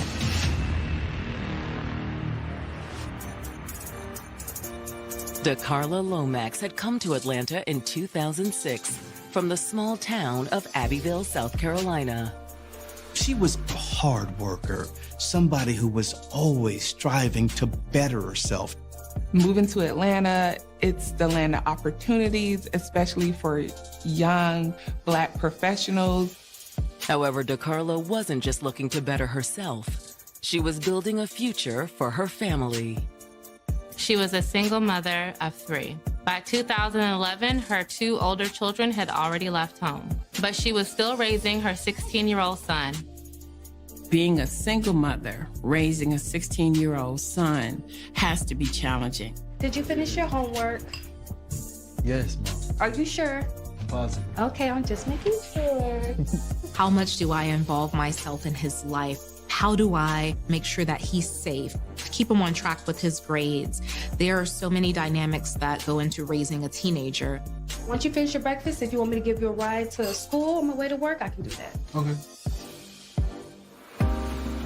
And DeCarla was doing it while working full-time as a certified nursing assistant. It takes a special nature, a special spirit and personality to be in healthcare. That is a person who really does have a compassionate heart. DeCarla was a caregiver at heart, a nurturer at heart. She dedicated her entire life to helping other people. DeCarla was also taking college classes to get her degree as a licensed practical nurse. She was always looking for opportunities to better herself, and there's much more money to be an LPN. Being able to work and go to school, that is a lot of responsibility, but that says a lot about her work ethic. Still, for all her success as a nurse and a mother, DeCarla felt something was missing in her life. It's natural progression to say, hey, I have my things in order. Let's see if I can get me a companion that I can share this with. She found that companion in Deron Williams. She found someone who not only she was attracted to, but someone who also loved her son. And a really great deal with it. Oh, thank you. It wasn't long before Deron moved in with DeCarla and her son. Things were moving fast. They quickly became a happy family. And by 2011, DeCarla's career was on the fast track too. DeCarla had recently graduated with her LPN. Once she got her certificate to be an LPN, the world of opportunities just opened up for her. DeCarla, Deron, and her teenage son are going to be able to afford a bigger house. They're going to be moving out of the trailer park. But now police have found a woman lying on the floor of DeCarla's trailer in a pool of blood. There's no pulse, no response, and it's clear that this person is deceased. She had what we call impact wounds, blunt, force wounds that caused severe damage. She was hit so hard that her face was almost unrecognizable. Is the dead woman DeCarla? When the family requested a welfare check, they provided the police with a description. She had a very distinct tattoo. Georgia, to build a better life for herself and her teenage son. DeCarla is a small-town girl from South Carolina who moves to the Atlanta, Georgia area for better opportunities. While working as a nursing assistant, she took classes at a local college. She earned her certification as a licensed practical nurse. She'd also found love with Deron Williams. DeCarla found someone that she thought would complement her life. Things were just looking great for her. Police department, DeCarla, you in here? But now police officers performing a welfare check. We got a body. Have found a woman's dead body on DeCarla's bedroom floor. Go check for that tattoo. Judging from the tattoo on the lower back, the body appears to be DeCarla's. It also appears she had been beaten to death. Go ahead and start major crime suspect, please. She had massive blunt force trauma to her face and her head. It's down this hallway. When homicide detectives arrive on the scene, they search the trailer for a possible murder weapon. With that type of massive blunt force trauma, it had to be something heavy. Whatever was used had to be covered in blood. However, there's no sign of it in the trailer. They do see some tools laid out on the counter.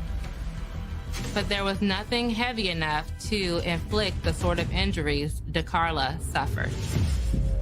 There's also no evidence of forced entry or any sort of struggle between DeCarla and her killer.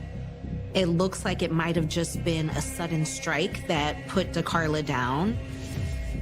Why the killer struck is more difficult to determine. The police are not sure if it was a robbery gone wrong. The trailer, it was almost empty. There was hardly any furniture in there. It looked like someone had been there packing and moving. So it's really hard to determine if anything was actually taken from the property. However, the detectives have reason to suspect DeCarla knew her killer.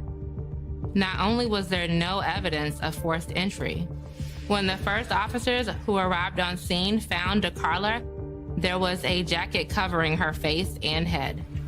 But when someone takes the time to cover up an assault, it's usually an indicator that that person is known to the victim. Excuse me, sir. After wrapping things up inside, detectives start interviewing other residents in the trailer park. Most of the neighbors weren't too familiar with DeCarla. Some would see her come and go, but they didn't get to know her that well. We're investigating a homicide. One neighbor does confirm that DeCarla was in the process of moving out. Yeah, I've seen her around. She's been coming by for the last week or so, loading things up. That explains why there was so little furniture and other belongings in the trailer. When was the last time you saw her? The neighbor says the last time he saw DeCarla was that morning. That neighbor remembered DeCarla pulling in around 8:30. She's getting out of her car, went inside. Was anyone with her? I hadn't seen anyone. However, the neighbor's story leaves detectives with another question. The car is no longer there at the trailer. Do you see anyone leave? No. Next time I looked out was when the police came. Okay. All right. Well, thank you for your time. Thank you, sir. Assuming that the killer made off with DeCarla's car, detectives pay a visit to the trailer park's management office. They asked the management office if there's any security footage. As you can see right here, this shows the car coming into the property. Reviewing the footage, detectives note that DeCarla arrived at the trailer park at 8:45 a.m. And about 20 minutes later, they saw DeCarla's car coming back out of the trailer park. And whoever was driving appeared to be in a hurry. They could not ascertain from the video who exactly was driving, but they knew that it wasn't her. By then, DeCarla was lying dead inside the trailer. Okay. Thank you for your time. Thank you. Appreciate it. Yeah, sure, no problem. But if it wasn't DeCarla, who was it? As detectives leave the management office, they're approached by another of DeCarla's neighbors. Excuse me. Are you the ones asking about DeCarla? Yes, ma'am. The neighbor tells detectives that she's seen two different men at the trailer with DeCarla recently. Well, she had a boyfriend that lived with her. Do you know his name? Duran Williams.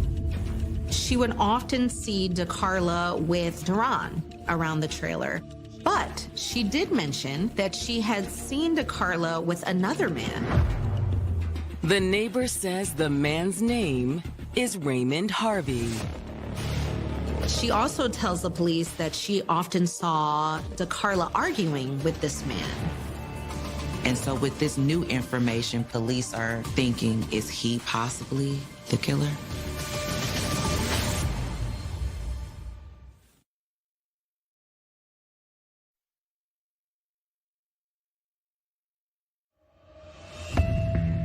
Detectives investigating the murder of DeCarla Lomax have just learned that the 36-year-old nurse had recently been seen with a man named Raymond Harvey. Raymond has also been reported by neighbors to have been arguing with DeCarla around the property multiple times. Officers are now thinking that one of these arguments turned violent. Based on the crime scene, detectives already suspect the killer was no stranger. The fact that her body was covered with that jacket is an indication that this person was known to DeCarla. But who exactly is Raymond? Protocol is always to run a background check. He does have some criminal history. He had been arrested for fraud charges. But there's nothing in his past to suggest he's capable of such a brutal murder. He doesn't have any violent crimes on his record. But they still want to talk to Raymond to get the nature of that relationship. Detectives bring Raymond in for questioning and tell him exactly why he's there. We found an adult black female deceased with obvious injuries. He's listening to the officers. Very matter of fact. He was non-emotional. We have positively identified that person as DeCarla. Is he just nonchalant? Or is he trying to play it cool because he already knows that she's dead? When detectives ask how he knows DeCarla, Raymond says that he's her boyfriend. He said that she had recently broken things off with her previous boyfriend, Deron Williams. He also tells detectives that there was some overlap between his relationship and DeCarla's relationship with Deron. And how did y'all meet? She came to South Carolina on a visit.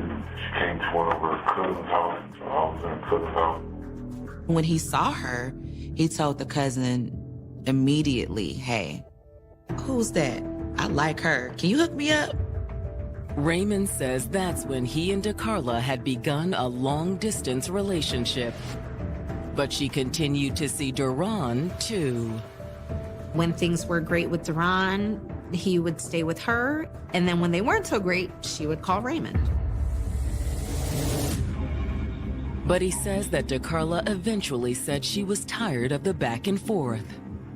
She had told me on the phone, she said, look, she don't do a long-distance relationship, so I really want to be with her, and I'm to Atlanta. Raymond says he'd moved to Atlanta to stay with DeCarla. And this time, DeCarla told him that she and Deron had broken up for good. But according to Raymond, Deron wasn't entirely out of the picture.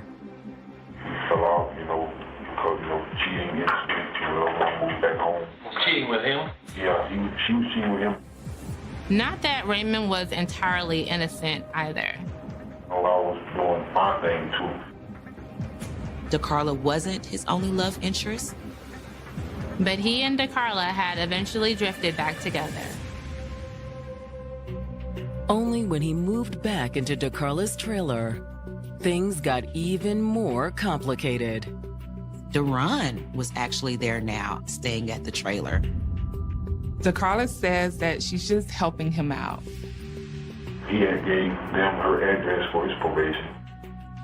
Raymond says he wasn't crazy about the arrangement, but DeCarla had told him not to worry. She said he's not going to do nothing to say nothing to you because he knows he's on probation. He knows he's in trouble. He's gone for a while. Still, Raymond said he didn't like having Deron around. In fact, he says Deron is likely responsible for DeCarla's death. Even before me, they were arguing and fighting. It was real violent. He tells the police about how Deron had beaten her several times before, and one of those beatings actually landed her in the hospital. Once he cut, physically, punched her in the face or something, swole up. Raymond says he'd grown so fed up with the situation that he'd given DeCarla an ultimatum. He says it's either him or me. Yeah, look, DeCarla, you finna have to choose. I don't. See, really, I'm done, bro. Wait, please don't go, please. I choose you. I choose you. I want you. Really? Yes, I want you. DeCarla says, I want you, Raymond. I want you. So Raymond and DeCarla decided to get their own place. We had been moved majority of our things to the new residence. Which explains why the trailer was so empty. Raymond says that Duran had also moved out. His mama, got him, several places to stay. But did that mean he was entirely out of the picture this time? DeCarla would often go back to the mobile home to pick up a few things. There were nights where DeCarla stayed overnight just from packing late. At least that's what she'd told Raymond. The detectives asked Raymond if DeCarla might have still been seeing Duran. Might have been up there. I don't know. Raymond said they had had a conversation about this very fact. But it's what he says next that makes detectives suspicious of Raymond. She said that he never did come, but you know how to lie. Raymond's responses during the interview were making detectives more than a little suspicious. He was nonchalant about the whole situation. But there is one thing Raymond says that really sticks out to detectives. They asked Raymond if he thought DeCarla was still hooking up with her ex, Duran, behind his back. That's when Raymond tells detectives, I don't know, but all women lie. That says a lot about his trust of DeCarla and his overall thought process of how women are in general. So that is a major red flag to detectives. Had he followed DeCarla to the trailer, hoping to catch them in the act? Possibly that's the motive. That there was jealousy going on, there was a heated argument that turned violent. Probing for his whereabouts around the time of the murder, detectives ask when he last saw DeCarla. She stayed with me last night. Raymond told detectives that DeCarla had left early in the morning. She was supposed to take her son to school and then go by the mobile home to pick up a few things. She's gonna be over there getting things situated for a while. But when they ask if he'd gone to the trailer that morning, he says no. Raymond's alibi is that he walked DeCarla's sister's kids to school that morning because they were staying with him at the time. This is right back about place town. Raymond told detectives he had texted her and called her and received no response. He was wondering where she was. It was at this point where Raymond began to demonstrate some behavior not consistent with his earlier attitude when officers told him that she was deceased. At first, he was flat, he was robotic, and at the end of questioning, he became really emotional.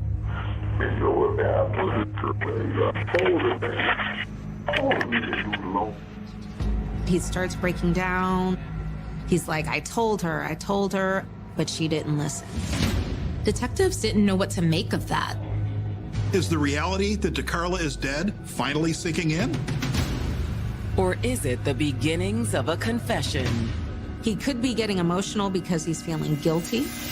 I'm gonna need your phone to check your call logs, please. At the end of the interview, detectives ask to see Raymond's phone. His statements in his call log was consistent. He had made several attempts to reach out and call her. To investigate Raymond's claims further, detectives subpoena his phone records.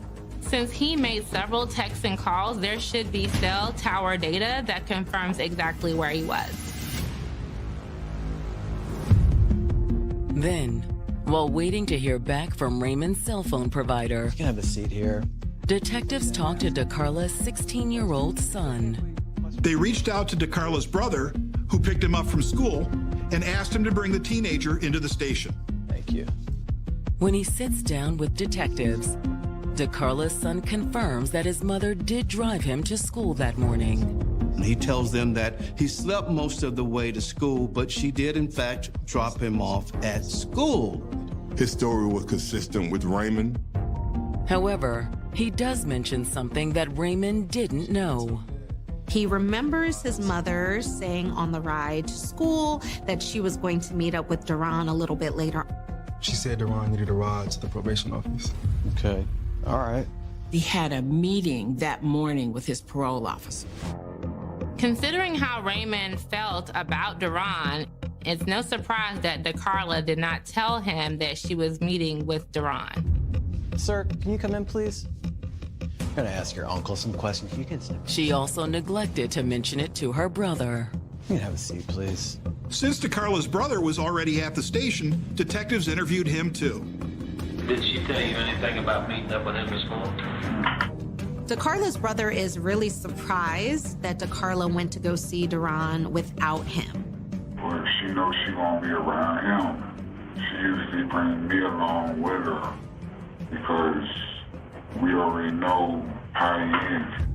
According to DeCarla's brother, how Duran is dangerous.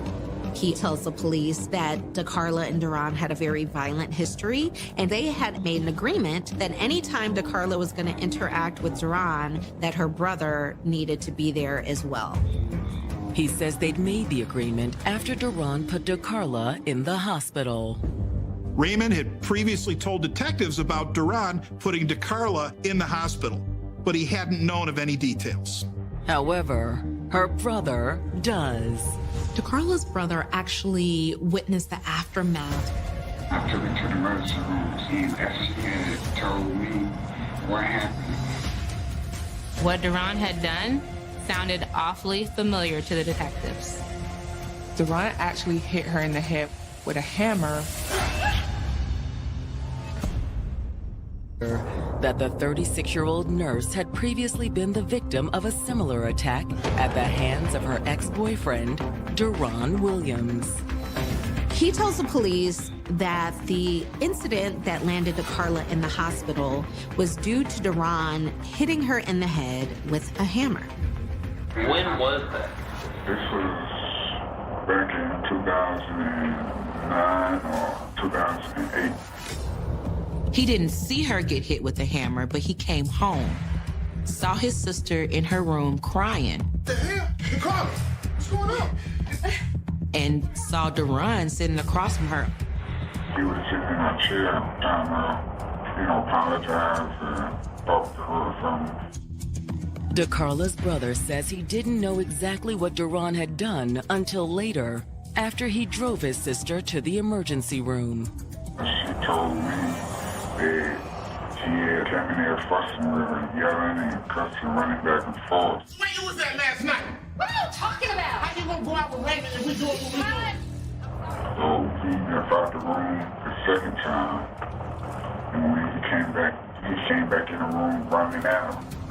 Hit her on the head with the hammer. Her brother suspects that maybe something similar happened in this instance as well. Her being hit in the head with a hammer in previous offenses makes him think Duran could be the one who did the same thing twice. Thank you for your time. I'll see you out. After talking with DeCarla's brother, detectives pulled Duran's criminal history and confirmed that he'd been charged for the attack that put DeCarla in the hospital. They find that he's actually on probation for the assault charge. He did plead guilty to assaulting her with a hammer. Despite that, DeCarla hadn't made a clean break with Duran. She let him stay at the trailer while he was on probation for the assault that put her in the hospital. I can imagine him saying, well, if you wouldn't have made me so mad, then I wouldn't have caught this charge. And so she's feeling guilty. Based on what detectives have learned, Duran becomes the focus of the investigation. Police contact his parole officer in an effort to locate him. The parole officer confirmed what DeCarla's son told them, that he was supposed to meet with Duran on the morning of the murder. But Duran had missed the meeting. The probation office also tells detectives that it is DeCarla who usually brings him there. Between the parole officer, DeCarla's son, and her brother, the detectives are able to give DeCarla's parents a better picture of what happened when they arrive at the station later that day. They have driven all the way to Cobb County upon hearing the news. Apparently, she still had some association with Durham. Something about he was supposed to go to a probation office this morning, and DeCarla was going to take him. We don't know what the reason is behind it, other than there was an argument probably. But I know that it was a violent death. Her parents, of course, were devastated, but they weren't really surprised. They had warned her on numerous occasions.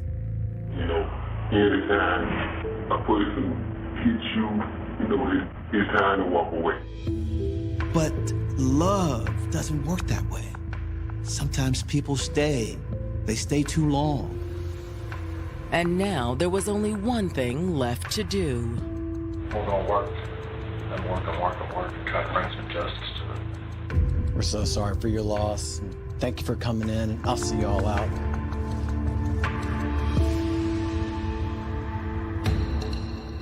For the investigators, the path to justice starts with locating Deron Williams.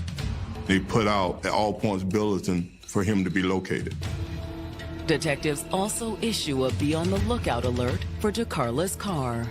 Based on surveillance video from the trailer park, detectives determined that Deron fled in DeCarla's car. The Bolo quickly gets results. Atlanta PD contacts the detectives to let them know that they've located DeCarla's car. It had been abandoned. The wheels were stolen and there was no sign of Deron. There was no indication a crime had occurred in the vehicle. They had no murder weapon. Their best chance of locating Deron turns out to be a bust. Detectives are preparing for a manhunt because they don't know where Deron is. However, the search for Deron will soon be cut short. Homicide. Then out of the blue, they hear from Deron's sister. Deron's sister tells the investigators that she's heard something very disturbing. I got a call from my mother. It was hysterical. According to the sister, she had very good reason to be. She said that my brother had accidentally killed his girlfriend. Has reached out to detectives investigating DeCarla Lomax's murder with some crucial information. She says that Deron called their mother to tell their mother that he thinks he killed his girlfriend. So I called his cell phone and he answered the phone. He was crying. He was hysterical. He says, I accidentally killed her. I killed her. He tells her that he did kill DeCarla, but he doesn't know what happened. They had a very tumultuous relationship. His sister claims that they've been calling the police on each other for years. He's gone to jail before for, I guess domestic violence with her. It's just been a complete mess. And then, according to Deron's sister, he was holed up in an Atlanta hotel trying to figure out what to do. The sister feels that it's best to contact the police. Deron's sister was able to provide the location of the hotel where Deron was staying. Thank you. As soon as detectives are off the phone with Deron's sister, law enforcement descends on the hotel. Thankfully, Deron surrenders without further incident. Then, once he's back at the station, detectives sit him down for questioning. When they let him know that he was under arrest for murdering DeCarla, he became quite emotional. We identified positively DeCarla Lomax as being deceased. I know, son. I know. He's distraught, and they're having a hard time calming him down. You all right? That display of emotion led detectives to believe that he was feeling guilty and would cooperate. This is your opportunity to provide us with your side of what happened. But Deron is unable to give them a straight answer. I don't know what happened. I don't know what happened. Detectives want to know why then he caught his mom crying. If I remember right, what you told her was that you thought you accidentally killed your girlfriend. That's when Duran decides to lawyer up. My mom's told me not to talk to nobody. Well, I understand why your mama would say that. And we've been through your rights. If you don't want to talk to me, then that's your right. She just told me to do it with my lawyer. So the police have to shut that interview down. But detectives won't need a confession to charge Duran with murder. They want to triangulate where that cell phone was. His phone records show that Duran was in the vicinity of the trailer park the morning of the murder, right around the time of 8:45. When Duran goes on trial on November 5th, 2012, the prosecutors say there's a simple explanation for why his phone was pinging off a tower near the trailer. Prosecutors told the jury that DeCarlo picked up Duran that morning to take him to his probation meeting, but they made a stop at the mobile home. They stopped off at the trailer, and at some point, an argument ensued. The prosecutors weren't sure exactly what the argument was about. They only know what happened next. He lost it. He lost his cool. He picked up the hammer and murdered DeCarla.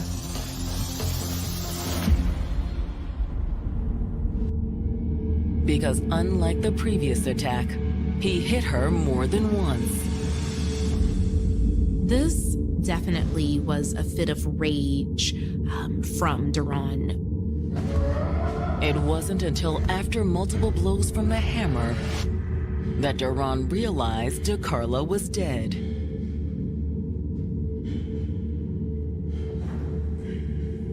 I'm sorry, baby. I'm sorry.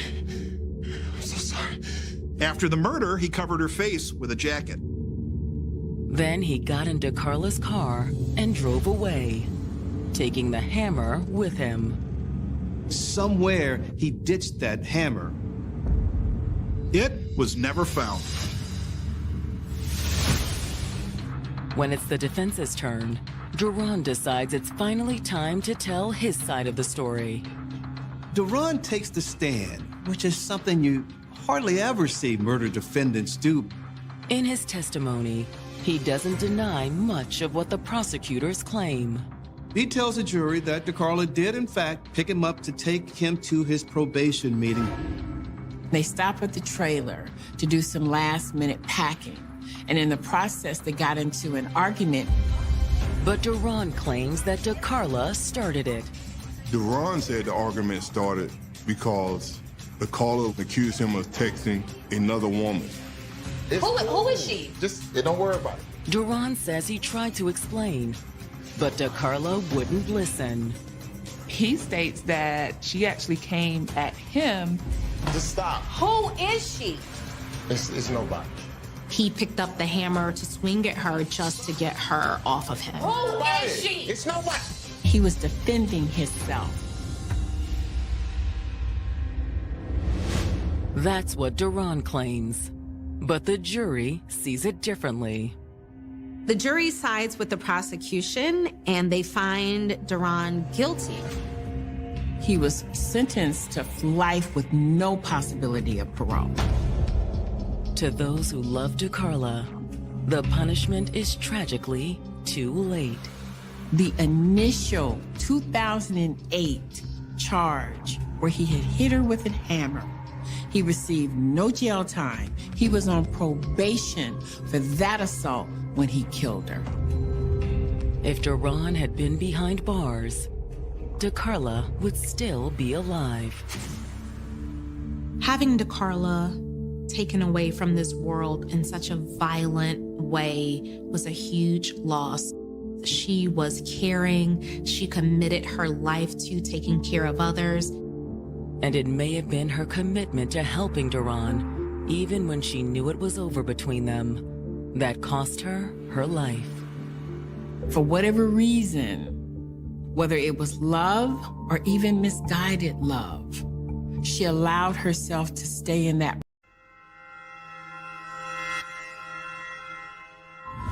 20-year-old Deborah Brown breaks out of her shell when she meets a smooth-talking charmer on the streets of Waukegan, Illinois. She was hoping to be loved and willing to make such a huge sacrifice for that. But when her man's twisted perversions send him running from police, Deborah willingly tags along and helps bring his monstrous fantasies to life. The horror and the trail of terror that they left behind left a cloud over communities. Alton and Deborah were as evil as any couple could be. And later, in Wilmington, Delaware, 17-year-old Shakira Wanham thinks her days of being used and abused are over when she meets handsome bachelor Stephen Martin. He would treat her like a queen. She wanted it to last. Only to find herself pulled into a world more dangerous than she could ever imagine. They got her high and put a gun in her purse, and he said, "I need money." She closed her eyes, the next thing you know, the gun was going off because she wanted to hold on to him.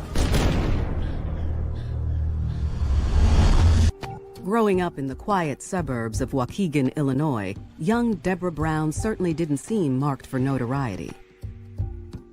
What we know about Deborah is that she was a very shy young woman growing up. Her mom characterized her as a good girl. 2 years removed from high school, the sweet and unassuming Deborah still lives at home, along with her 10 siblings. This was a very young woman who came from a very large family, a lot of kids. And when you have so many siblings, it's just so easy to get lost in the sauce. But Deborah's humdrum world is spun upside down one fall day when she meets neighborhood ladies' man, Alton Coleman. Alton Coleman was charming. He was very easy to talk to. He could carry on a conversation, and people just trusted him. Deborah is instantly taken with Alton's charismatic personality. The self-described professional poker player seems to hypnotize her. I think she's like any other young woman who meets a young man and who sees in him what she thinks that she's been wanting all her life.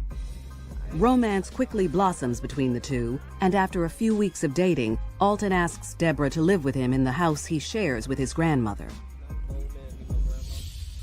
But Alton's offer comes with an interesting string attached, a job in the home that keeps her removed from the outside world. She was paid $25 a month to basically be a nurse's aide to Alton's grandmother. A place in Alton's life is worth its weight in gold.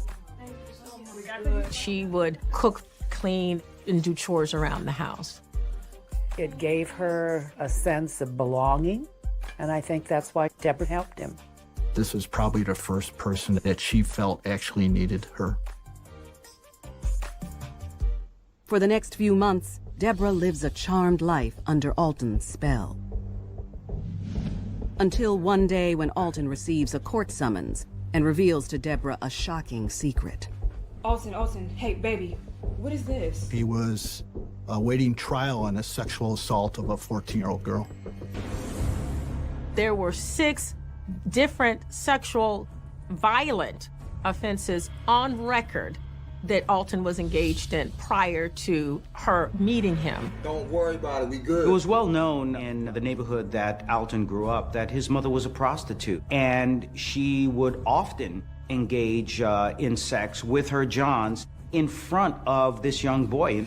Despite Alton's predatory past, Deborah dutifully stands by her man when he asks her to accompany him to court the following week. Deborah knew that he was going to court on a rape charge. It would be the normal thing to do if the man that you loved had committed rapes of very young girls, that you would leave. But in Deborah's case, she did not. The night before his scheduled court appearance, Alton is nowhere to be found. And when Alton finally shows up the next morning, He told her he had done something wrong that night. She asked him what it was, and he wouldn't tell her. After dropping the subject, an hour later, Deborah stands by Alton as he makes a pre-trial plea of not guilty to the rape charge. It definitely was not enough to make her walk away. Alton returns home with Deborah only to vanish once again. Left to care for his grandmother, Deborah gets a surprise visit. Law enforcement are looking for Alton Coleman, their prime suspect in the disappearance of 9-year-old Vernita Wheat. 6 weeks earlier, Alton had befriended the young girl's mother, Adrian, in nearby Kenosha. He was riding a bicycle through the alley. He smiled at her, they struck up a conversation, and over the next month he would come from Waukegan to Kenosha to visit her. It appears that having a home life with Deborah hasn't stopped Alton from playing the field. Vernita's mother was single. He was helpful, he ran errands for him, and he was just generally being nice to her and Vernita. He used an alias and gained her trust by starting to date her. She believed that it was okay for Vernita to be with him and felt safe with that. Then, 6 weeks later, on the night before his court date, Alton asked Adrian if he could take little Vernita out for some fun. Fun. She had no idea he had a history of sexual violence against children. She gave Alton permission to take Vernita to a carnival, and she never came home. Less than 24 hours after Vernita is reported missing, her mother goes to the police station in Waukegan to look at photos of known sex offenders. She immediately picks out Alton's mugshot from the lineup. I think we all feared that she had been killed. Later that morning, investigators show up at Deborah's door. She provided us a statement that Alton had told her he had done something wrong. She was candid, and she openly talked about it. Believing they've gotten all they can from Deborah, the authorities leave, with the promise of returning to talk to her more at a later date.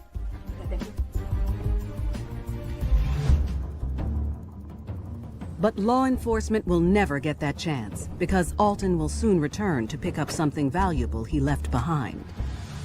Deborah. A woman with her wits about her would say, oh my goodness, there's something wrong here, and leave. But in her case, she still hoped that she would have a happy life with him. As she follows Alton in what she hopes will be a path to a new life together, Deborah will prove the lengths that she's willing to go for her man. There's no way that she could imagine what he was capable of and what she was capable of.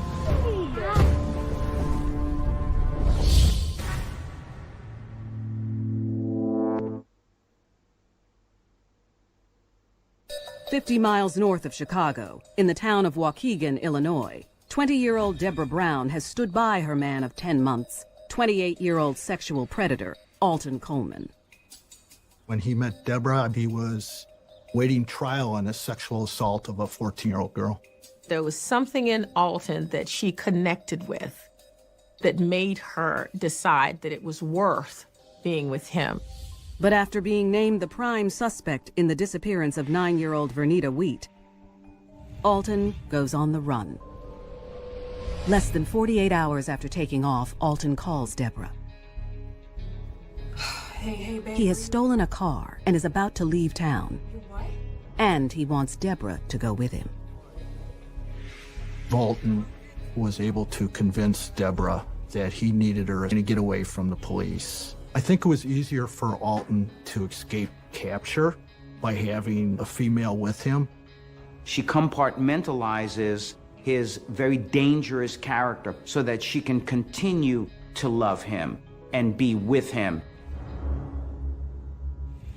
The two hit the road and head south, trying to keep one step ahead of the law. She had not traveled much or been out of her local area.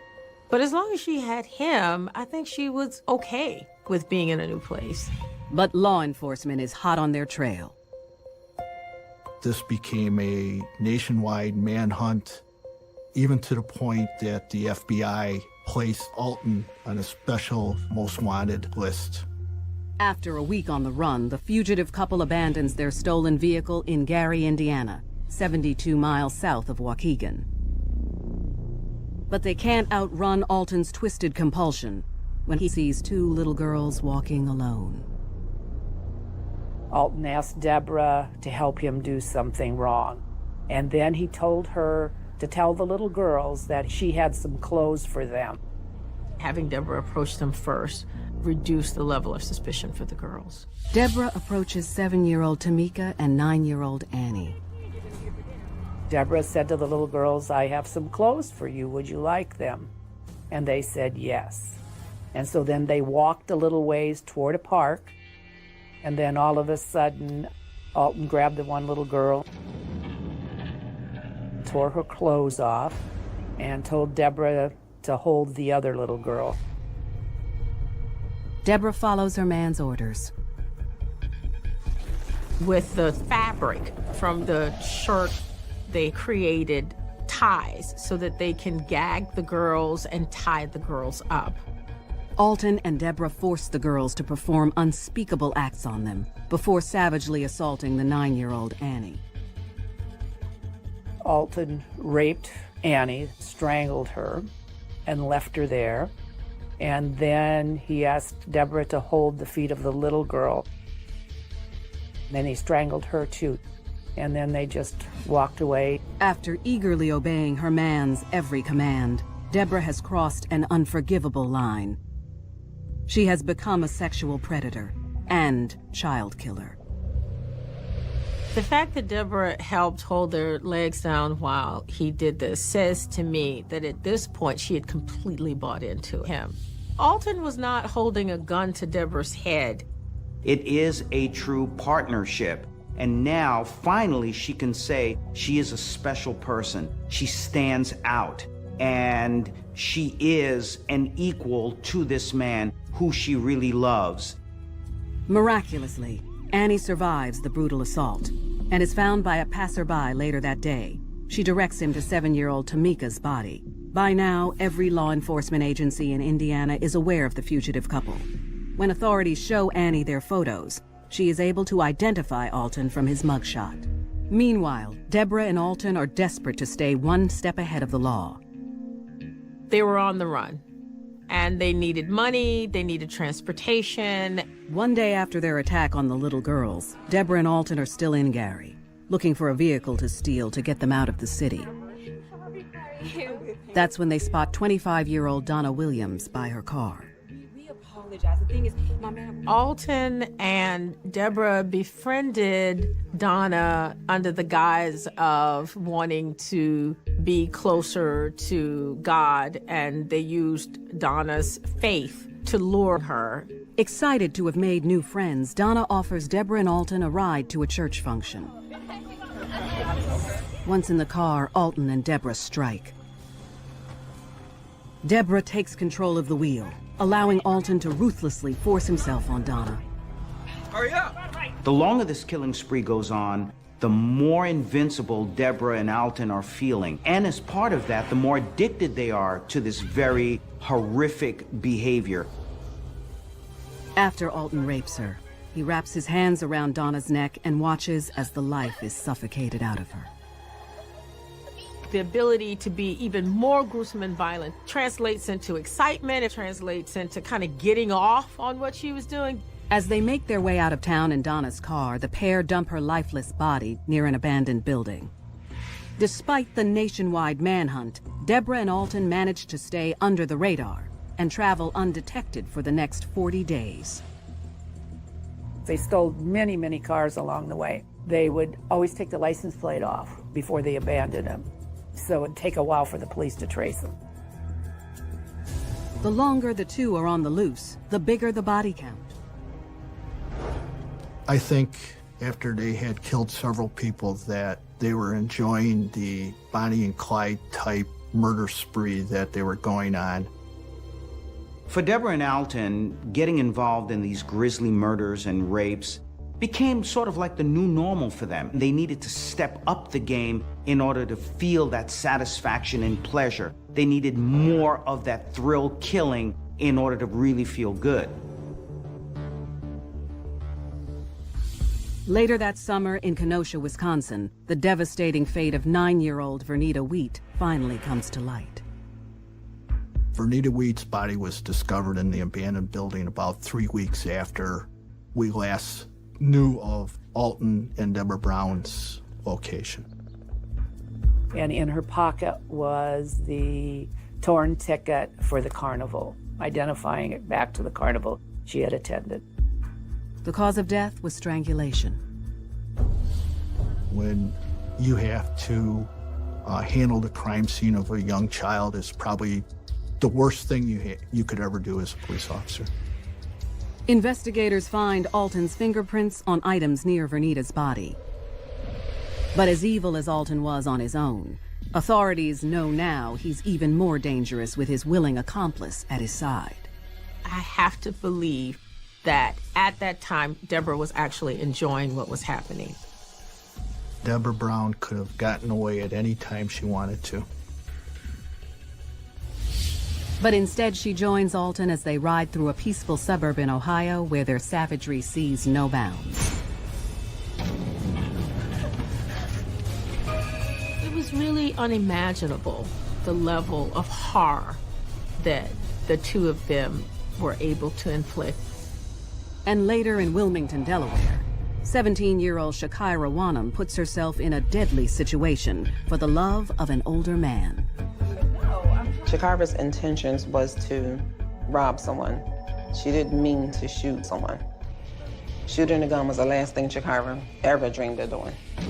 She was afraid that something would happen to her or her family if she did not do what she was told to do. Deborah Brown and Alton Coleman are on a rape and murder spree across the Midwest.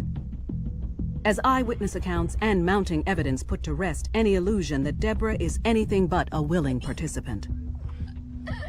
Prior to meeting Alton, you see no signal or no indication of any behavior anywhere close to what you see Deborah performing at this point. She was all in, no question about it. Alton has all of his perverse, murderous, and sexual needs met, while Deborah is able to fill a very special role. After almost 7 weeks on the run, Deborah and Alton find themselves low on funds as they prowl through a suburb in Ohio when they see a for sale sign for a camper. The owners, 50-year-old Harry Walters, and his wife, 45-year-old Marlene, welcome Deborah and Alton inside. When they stepped inside the home, the Walters were pretty excited for having a potential buyer. I'm sure they were very hospitable. Alton and Deborah prepare to pounce. That's very cool. Alton asked him about a candlestick holder that was next to the fireplace. Apparently it was relatively unique. Alton crashed it over Harry's head and hit him several times, knocked him out. As Alton continues to unleash his rage on Harry, Deborah follows his lead, picks up the candlestick, and uses it to beat Marlene to death. Physiologically, when we look at what was going on with them, with any kind of addiction, in this case an addiction to murder, mayhem, and rape, certain neurotransmitters are released. Shoot or kill or rape another person. That was good. Do it again. Marlene is dead. Harry is alive but badly beaten. Alton and Deborah ransacks the home, takes the jewelry and the car. Alton and Deborah are on the move. They begin driving north toward Waukegan, Illinois. They abandoned that car and got on the train. They got off the train in Evanston, Illinois. Evanston lies just 30 miles south of Waukegan and is where Alton grew up. This is where all their resources were. They go back to a place that is familiar, that feels like home, in order to build themselves back up, have some level of comfort, and then go back out into the world and create more mayhem. But what Alton failed to plan is what to do if they were caught. A move that will prove costly. Alton was crossing the street there in Evanston, and a guy that he went to high school with in Waukegan recognized him and called the local police. Police are dispatched to the area, but the two are gone. Then they're spotted in a nearby park. Rather than go out guns blazing, Deborah follows Alton's lead as he helplessly throws his hands up. By the time that they were arrested, that they were just tired. They put up no resistance. The couple's arrest brings an end to their reign of terror. During their 7-week crime spree across 3 states, Deborah and Alton are suspected of killing 8 people. The amount of death and destruction that Alton and Deborah left behind in 7 weeks is unbelievable. 8 murders, 7 rapes, 15 individuals that they've either robbed or terrified or injured in some way. So this is really fascinating when we look back at Deborah's life. Here's a young woman growing up in a family. There's absolutely no history of violence that she's perpetrated in any way, but yet when she meets Alton, she makes this flip and becomes a serial killer with absolutely no remorse. But prosecutors choose their cases wisely and only charge the duo with the crimes for which they will be sentenced to death. No other charges are brought against them. In Indiana, both Alton and Deborah are sentenced to death for the murder of 7-year-old Tamika Turks. In Ohio, the couple is sentenced to death for killing Marlene Walters. Through it all, Deborah has Alton's back to the bitter end. Deborah showed no remorse towards any of the victims. The only person that she cared about was Alton. She testified in the penalty phases of his trial that she had done all the murders and he hadn't done any. When we see couples involved in crime and they get caught at the end of their spree, quite often they turn on one another. The foundation of that love was not strong to begin with. But Deborah wants to make sure that nothing happens to Alton. And I think this speaks purely of the fact that she loved him more than she loved herself. Alton is extradited to Illinois, where he is convicted and sentenced to death for the murder of 9-year-old Vernita Wheat. After serving 17 years in prison, Alton Coleman was put to death for his crimes.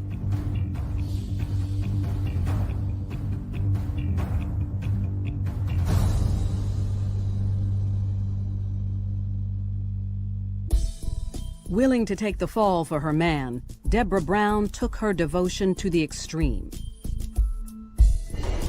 In Wilmington, Delaware, Shakira Wanham will execute a devious plan to keep her beloved living the high life.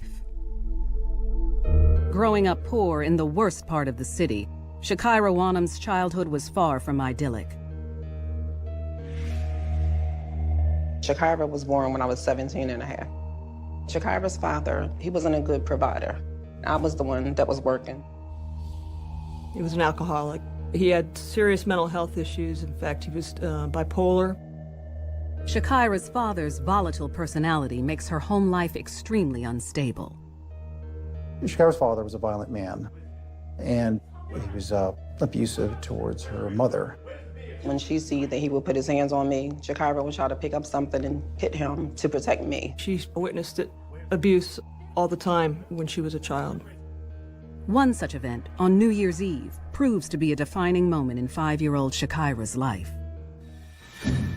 Shakira's father came in the house after having a hard night of drinking and started arguing with me about something.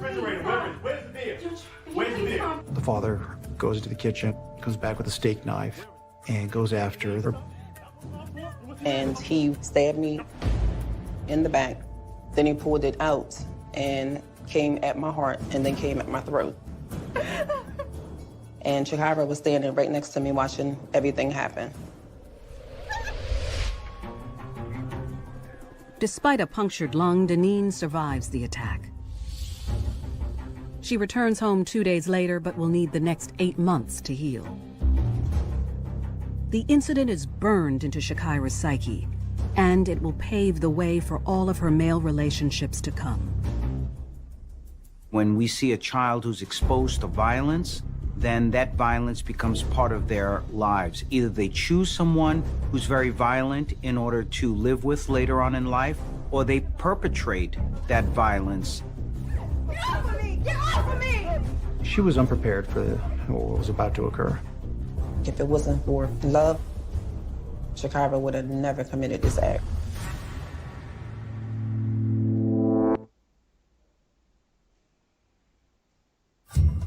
At 5 years old, Shakira Wanham witnesses her father brutally attack her mother, Deneen, with a knife. After 8 months of recovery at home, Deneen survives and cuts him out of their life for good. With her dad out of the picture, Shakira blossoms. She did well in school. She had good grades. She got A's and B's. Shakira was very smart. She wanted to be an obstetrician or gynecologist. Shakira had a lot of dreams. But Shakira's dreams are quickly interrupted. Over the next 10 years, she watches helplessly as her mother is abused by a string of men. Shakira starts looking for an escape. She was 11 years old when she started running away from her house. She would pack her clothes and sneak out at night when her mom was asleep. She would sneak out windows. She would sneak out fire escapes. She always managed to get out. Shakira's late-night excursions expose her to a dark world on the streets. She would meet up with boys. They'd give her drugs and alcohol, and she would have sex with them. Shakira certainly wasn't able to make rational decisions about life, and certainly she was at risk to these predator type of individuals who saw her as being very vulnerable. By the time Shakira is 17, she has been living on and off the streets for a number of years and is addicted to drugs.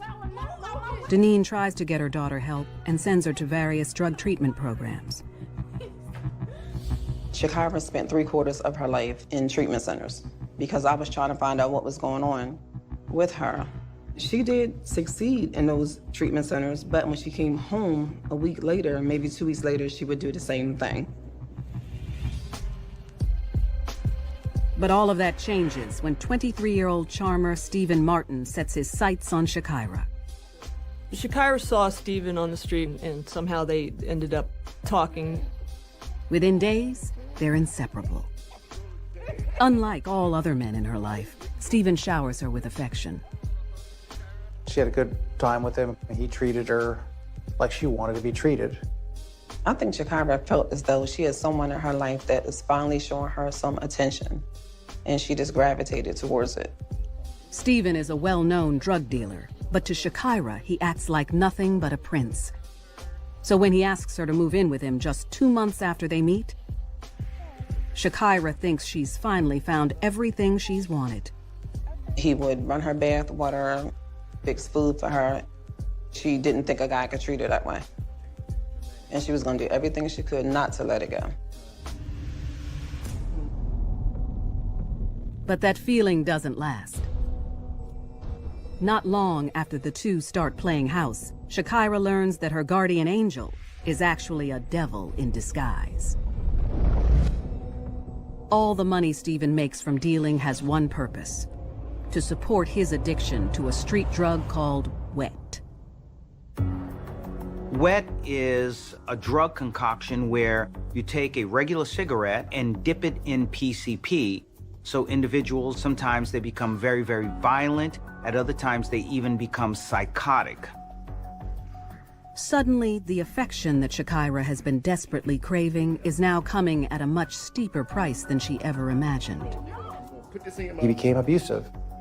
There was times that he would ask her to do something, and when she didn't want to or she couldn't, he would start hitting her. Shakira stayed in this very abusive relationship with Stephen because in many ways, she wanted that old Stephen, the one who made her feel very special. And she held out hope against hope that she could bring that back in him.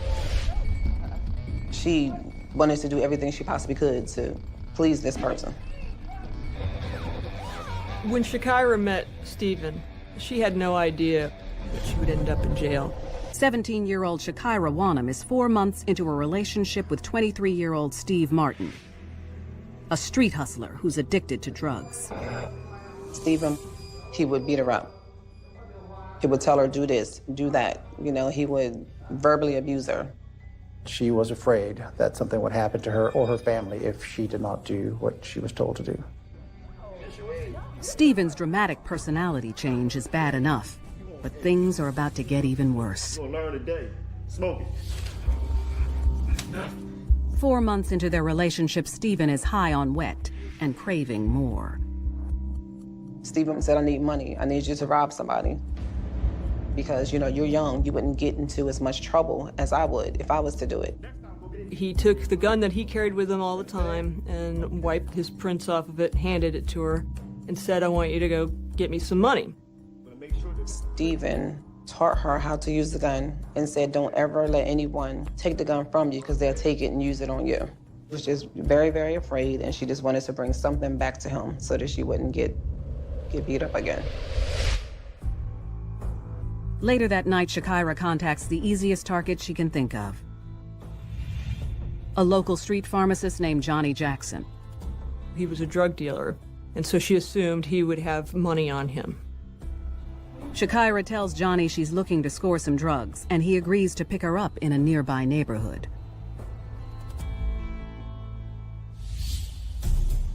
Johnny had gotten a ride from a woman named Alicia who had brought her 4-year-old son, who was sitting in the back in a car seat. Shakira climbs into the car. Shakira goes forward with the plan, even though there's a young child in the back of the car. This really shows how committed that she is to Stephen. For a lot of other people, this would have been a game changer. But for Shakira, she knew that she had to do this in order to hold on to the love of this man. They went to another house for the drug transaction, and then they got on the freeway and headed out. There was music on, which was very loud, and both Alicia and Johnny were singing. Clutching the gun in her purse, Shakira knows it's either now or never. She pulls out the gun and tells Alicia to stop the car. And said, give me your money. And Johnny said, what? Shut up, Johnny. Just give me your money. I know you got cash on you. But Johnny's not about to let a 17-year-old get the jump on him. He went to reach for the gun. That's when it clicked in her mind what Stephen was teaching her. Don't ever let someone take the gun from you because they'll take it and use it on you. She was afraid. It was a very surreal thing for her. She closed her eyes. The next thing you know, the gun was going off. When she opened her eyes, she saw blood. She saw Johnny slumped over. Johnny is dead. His friend Alicia has been shot in the arm, but Alicia's 4-year-old son makes it through the blasts unharmed. Shakira was shocked because she didn't mean to kill anyone. Shakira told Alicia to take her son and go, and they did. Shakira fights her instinct to run. She knows she can't leave without getting what Stephen wants. Shakira then went through his pockets, taking $50 and his cell phone. She was obviously bloody, very scared, very panicky, crying, hysterical. Shakira thought she was going to get more than $50 from him. She was concerned because everything went bad. Shakira must have felt awful, if not downright foolish, because she ended up killing this man for just a few dollars. A panicked Shakira knows she has to get as far away from the tragic scene as she can. She ended up hitchhiking and getting dropped off at a gas station by Stephen's home. And she ran to the home from there and told Stephen what happened. There was a big argument between the two. He said, the only thing I wanted you to do was just rob somebody and bring me some money. He was thinking he's gonna get me, he's gonna abuse me, he's gonna hit me. But there's no time for Stephen to lash out. When Shakira tells him that she let Alicia and her young son go, Stephen knows it's only a matter of time before police track Shakira down. And he doesn't want to be anywhere near Wilmington when they do. So Stephen jumps into action. He had her take her clothes because they had blood on them and put them in a bag and poured bleach on it. Then drove to New Jersey and they burned her clothes. Shakira might have felt that Stephen was helping hide the evidence because he still loved her on some level, but the reality may simply be that he provided the murder weapon and was simply covering his own tracks. Next, Stephen and Shakira flee. 3 hours later, the emotionally exhausted couple arrive at the home of a friend of Stephen's in New Jersey. where they fall asleep. But when Shakira wakes up in the morning, Stephen is gone.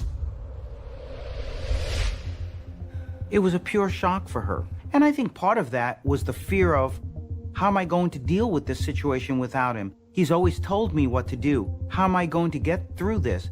And there's only one person Shakira can truly trust.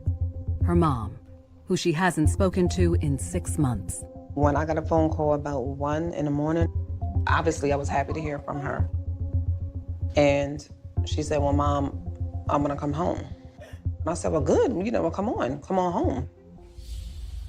Shakira hitchhikes from New Jersey back to her mom's house in Wilmington. She was very frail, eyes sunken in, and just very, very tiny. I gave her a hug, and she said, Mom, I'm just tired. And then she laid down in her room and went to sleep. 5 hours later, Deneen is awakened by the sound of police pounding on the door. Ma'am, we're looking for Shakira. The detective asked me, was my daughter home? And at that point is when I went to look for her. I didn't see her at all in the home. I didn't know where Shakira was at that point. I didn't know. Shakira may be missing, but her secret is about to see the cold light of day. When I found out everything that happened, and I almost passed out.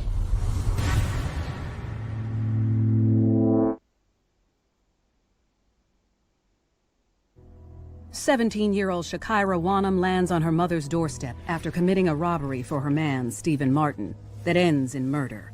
5 hours later, police come looking for Shakira.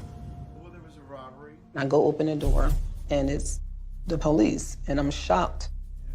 They said, is your daughter Shakira at home? And I said, she was here, yes. Shakira! When I went to look for her, I didn't see my daughter. Deneen demands to know what police want with Shakira. When she is told her daughter is wanted for murder, Deneen is floored. Check the premise. This tore my heart. This ripped my heart out. That's my firstborn. Armed with a search warrant, the officers hunt through every room, but find no sign of Shakira. Eventually, they find her huddled in an attic corner. Well, one officer said, here she is. They lifted her up and handcuffed her.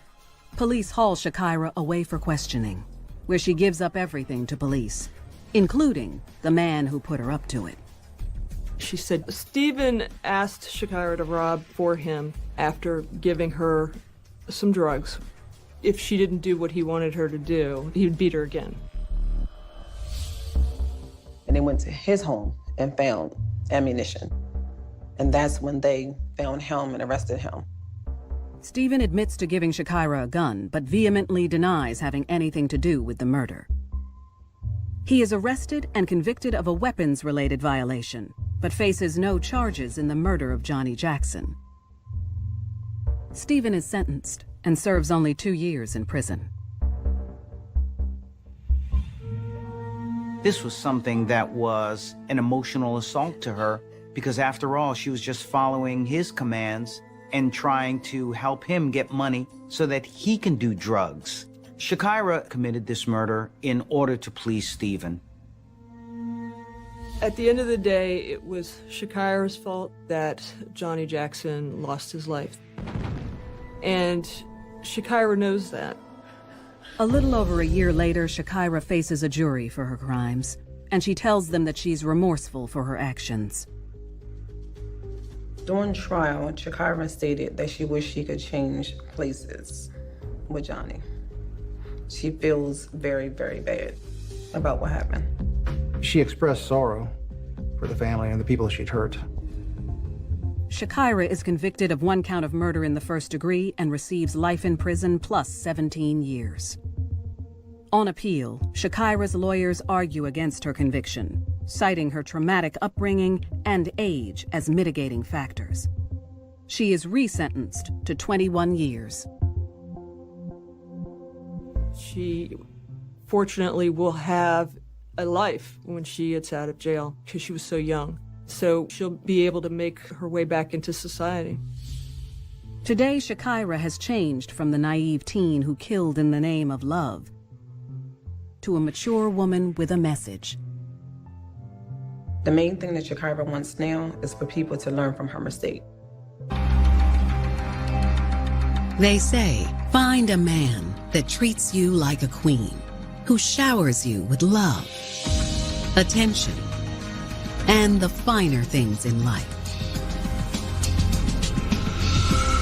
But what if your king begins to lose the throne? The kingdom you've built together begins to crumble. Would you get out while you still can? Or stay by his side as everything falls apart? 1995, Elkton, Maryland. It's late Wednesday morning, and 2 state troopers are watching traffic on one of the town's main roads. So the police were out patrolling the streets as they usually do. Suddenly, a sedan with New York plates speeds past. The vehicle was going well above the speed limit. So the police turned on their sirens and pursued the vehicle. Fortunately, the driver pulls over without incident.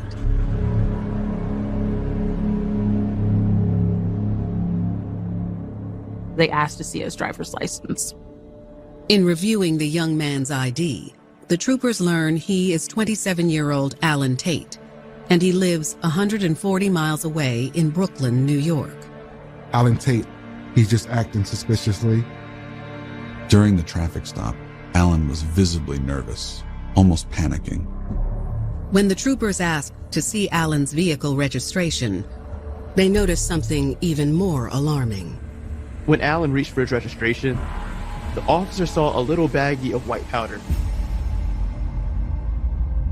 Then those antennas go up, and then cops thinking something's not right. The troopers order Alan to get out of the car. Cop brings him out, searches the vehicle, and then bingo. In the trunk of the car, they find a black bag full of cash, drug paraphernalia, and 300 grams of crack cocaine. That's over $15,000 worth of drugs. That amount of drugs, it's not for personal use.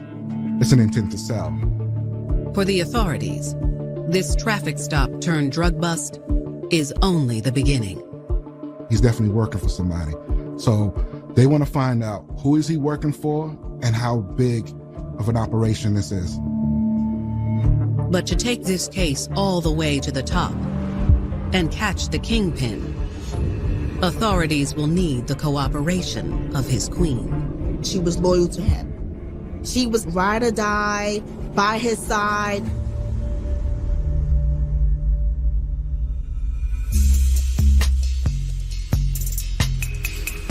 "18-year-old Michelle Miles was proud to be a Brooklyn native. Michelle grew up in the Marcy Projects, which is public housing in New York City. These housing projects are tight-knit. We did a lot of singing and dancing and all those things. And when we got together, we did have fun. Michelle was known for her warm personality. She just had a really sweet spirit. It was almost very innocent. She's kind-hearted. She would always give me a hug. She would always make me laugh. Life in the projects wasn't always easy, but Michelle kept her head held high. Michelle's biological father wasn't really in the picture, so it fell really on her mother to support the family. What you find oftentimes in the urban areas is that there's just not a whole lot of opportunities out there. Regardless of her family's circumstances, Michelle was determined to be successful. She was on the road to finishing high school, and she aspired to go to college. Michelle wanted to be able to take care of herself as well as her family. One afternoon, Michelle met a fellow Marcy Projects resident that would change her life forever. 30-year-old Stanley Burrell. We were sitting outside, me and a few friends on a bench. He happened to come in the direction where we were. And he was like, "Can I talk to you for a second?" And I was like, "Me?" Michelle was stunned by the older man's attention. Stanley had a reputation around the neighborhood. His name was like out there. Everybody was talking about him. Girls, guys, whoever. All the girls wanted him. He had swag, he had clout, he had it all. That's kind of what attracted me to him. Rumor had it that Stanley didn't exactly get his money the legal way. But Michelle was still smitten. We knew he a drug dealer, he got money. Drug dealing wasn't necessarily frowned upon in the neighborhood. Sometimes it's revered. It's kind of reinforced from all angles. We have it in our music, we have it in our TV. Stanley told Michelle he'd had his eye on her for a while. He was like, oh, I heard you ain't got no man, you need somebody to take care of you. I guess it reeled me in. Stanley was very smooth in his approach. Him being older and more mature, it coaxes her, it massages her self-esteem. When Stanley asked to take Michelle out on a date, she jumped at the opportunity. Someone such as Stanley, the second that person speaks to you, you don't lose out on the opportunity. It could be a once-in-a-lifetime shot. Stanley took her to a movie, a nice dinner, very romantic. He laid it on thick, gave her the love, showed her all the things that she wanted. No man had ever treated Michelle the way this man did. He treated her just like a princess. Stanley may have made Michelle feel like a princess when he wined and dined her. But in the bedroom, he made her feel like a queen. I thought it was amazing. I really did, because he did things to me that I was like, okay, I never had that done. The attraction between the two of them, it was magnetic. Here was this man who told her she was beautiful, told her he wanted to be with her, and she fell in love and she fell hard. Soon, the couple took their relationship to the next level. Michelle moved in with Stanley, and her entire lifestyle changed. I saw, like, from her not having anything to having things now. Like, nice clothes, nice sneakers. I stayed with the latest of whatever they had at the time. She was like the queen of the projects. My man is Stan. He's the guy who runs things. So it actually gave her a badge of honor. But Michelle didn't realize that badge of honor would one day make her a target and force her to choose between her freedom or her man.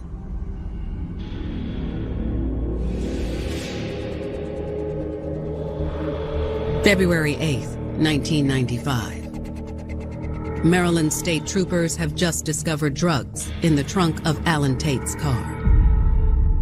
There's scales, there's packaging, and there's also money.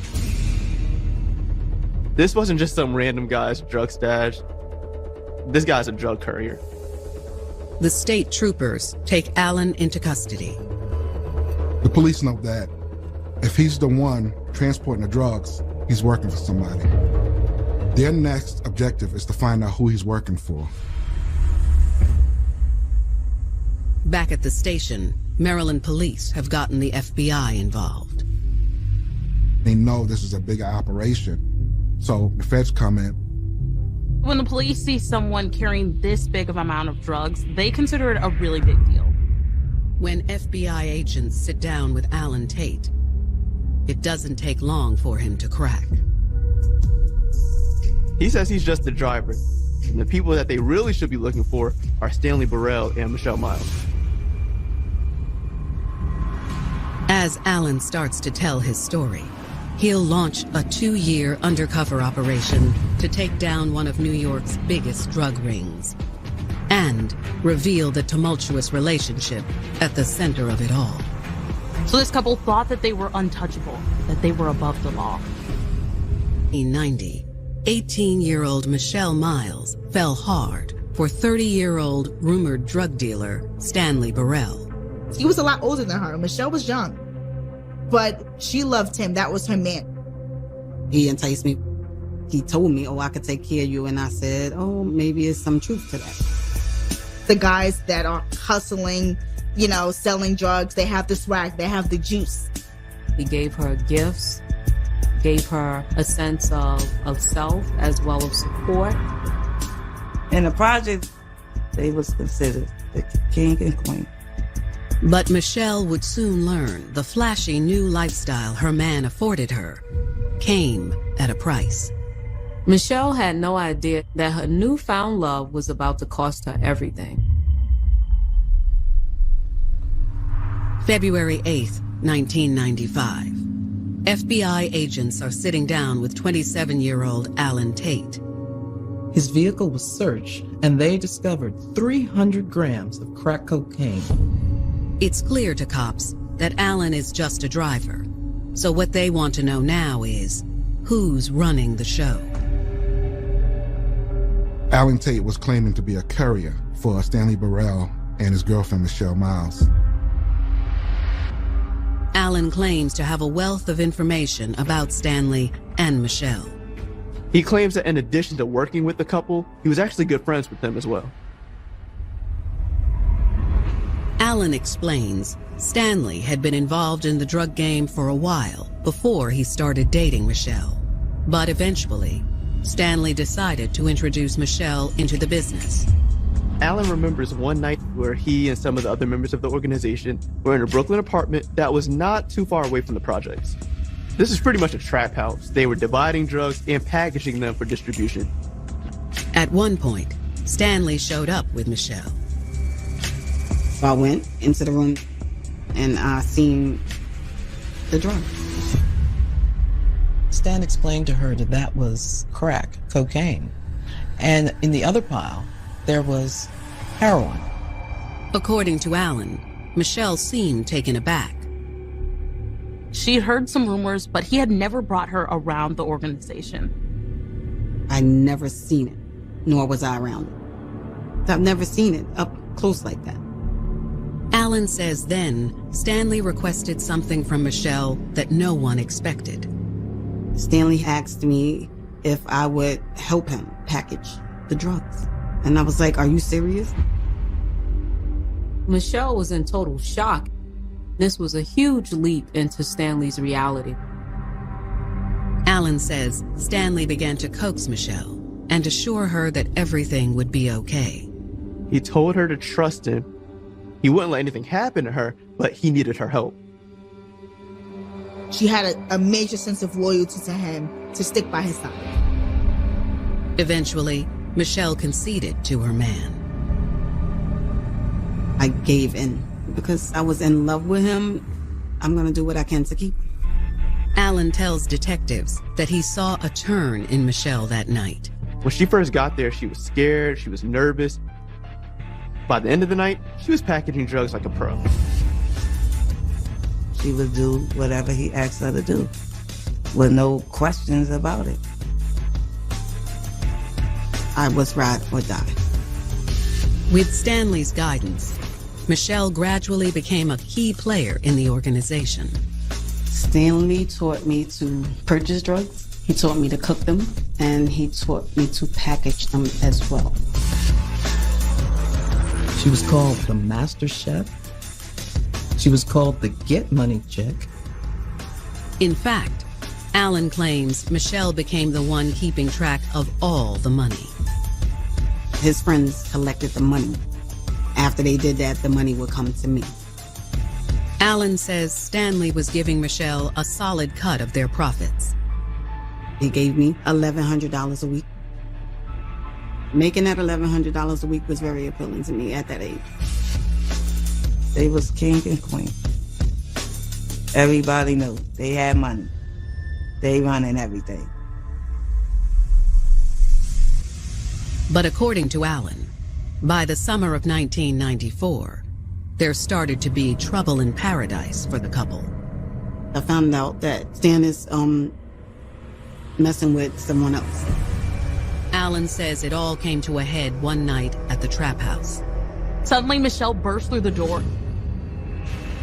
and is asking, "Where's Stanley? Where's Stanley?" They're trying to tell her that he wasn't there.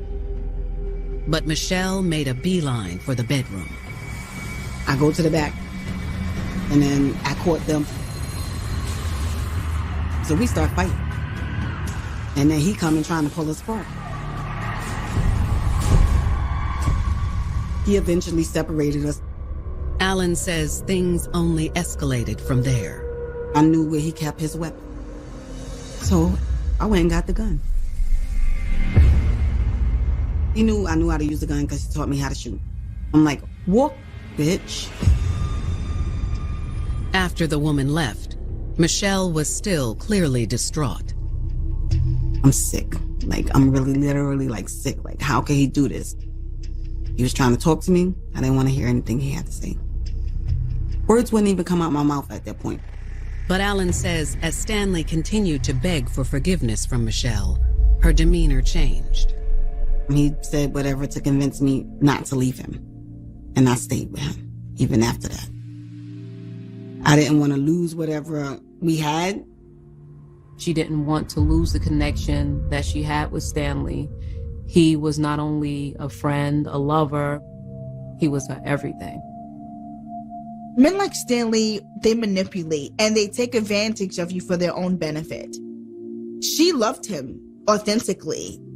He really just wanted to use her as bait to help him make money, to help him survive. Alan claims Stanley continued to sleep around on Michelle and even got another woman pregnant. But Michelle still stayed faithful. I was doing everything against all that I saw, and I still continued to stay in that relationship. At no point I didn't break my loyalty to him, no matter how angry I had become with him. It was easier to stay than to walk away. Alan says their drug operation grew bigger and bigger, despite the tumultuous relationship between Stanley and Michelle.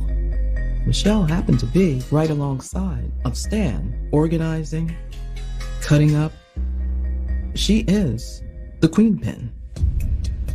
He had a lot of people working for him. While he wasn't around, he kind of like had me in control of who got what and when. And whatever went out, I had to keep a mental note. And he would know from me what was where and if it was running low. With Alan's statement in tow, investigators decide to move in on Stanley and Michelle. But nabbing the pillars of this drug operation will prove easier said than done. She wasn't about to turn him in. She's willing to risk it all to stay with him. Looking for love in all the wrong places. You end up wanting to be with this person, or a person is giving you some attention, and the attention that you've lacked your entire life. And now someone is promising you a future, and they end up taking you somewhere that you never thought that you would end up. She was really misguided into a lifestyle that wasn't something that she would have done on her own. 95. The FBI is investigating a Brooklyn drug operation run by kingpin Stanley Burrell and his girlfriend, Michelle Miles. Michelle was functioning kind of as Stanley's office or business manager. Michelle helped essentially cook and package, then track the money and the product of Stanley's whole operation. Law enforcement was tipped off to the couple after apprehending Alan Tate. He was actually one of the drug couriers who was caught delivering crack cocaine. Now that Alan has told all, federal and local authorities launch a major investigation of the drug ring based inside the Marcy houses. Determined to get Michelle and her man, the task force puts the community under heavy surveillance. The feds have so much and so many resources. They will set up cameras over by traffic lights. They will bug payphones. Surveillance through helicopters. When the feds are following you, it's unlimited. The police are arresting as many associates of Stanley and Michelle as they can to get those key witness statements. Every time that someone was picked up from the Marcy houses, Stanley's name came up. His name just kept coming up. It doesn't take long for word of the investigation to filter back to Stanley. It was a well-known fact within the projects that Stanley was under investigation and the feds were looking for him. Stanley, he was high, and Stanley is always on the move. He's always staying in different places, trying to stay ahead of the investigation. Yet even with Stanley lying low and the Marcy houses buzzing with word that the feds are gunning for him, Stanley assures Michelle that she isn't in danger. He told me the feds wasn't looking for me, they was looking for him. In order for Stanley to stay low, he sends Michelle out to do his drug runs for him. He asked me to go uptown to purchase the drugs. My life was going downhill from there. I knew I was allowing a lot of that stuff in my life, but I still kept going. So I said, okay, I'll go. She would sacrifice herself if she had to please her man. Little did Michelle know, she was being watched. The next morning, with this new surveillance in tow, the feds are finally ready to act. The FBI feel they have enough information and they're ready to close the investigation. It was time to close in on Michelle and Stanley. As Michelle heads to her car in the fall of 1997, 2 years after the investigation began, undercover agents are waiting outside her home. I see this car that's parked outside. I said something strange about this vehicle because the only people who parked on that block was the people that live there. Moments later, the agents make their move. 2 people jump out, guns pointing at everything. And I'm looking like, oh, I'm gonna get kidnapped. But in the next instant, Michelle realizes these are no kidnappers. They pulled their badges out. That's when I knew I'm going to jail. They immediately have her put her hands behind her back and they place her under arrest. Now that they have Michelle in custody, the agents press her to give up her boyfriend, the kingpin of the drug operation, Stanley Burrell. I'm sitting there, they questioning me, where's Stanley? So they was like, you need to tell us if he in there. Their main objective is to get to Stanley.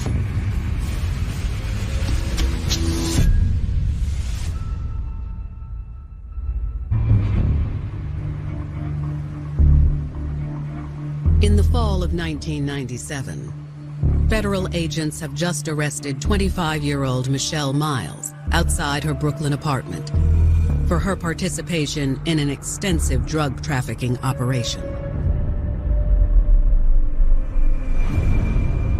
Now that they have Michelle in custody, investigators' priority is locating her man and kingpin of the organization, 37-year-old Stanley Burrell. They had reason to believe he was somewhere in the house where they just arrested Michelle. But when police ask Michelle to tell them where Stanley is hiding inside, she refuses to cooperate. I said, you got all the wrong information. I haven't seen him. Even though I know they know that he was right in the house. Law enforcement pressured her into pointing them in Stan's direction. They said, this is your last chance to tell us because we're going to go in there, we're going to go in there with force. But Michelle doesn't budge. I said, if that's what you're going to do, that's what you're going to do. Even in the process of being arrested, there still was that sense of loyalty. You know, I'm riding for him. With Michelle refusing to give in, authorities take a position outside the townhome and prepare for entry. They were preparing essentially for the worst. Stanley could be armed and dangerous. Authorities bust open the door and rush inside. They did not see him immediately anywhere inside the house, so they decided to do a sweep of the home.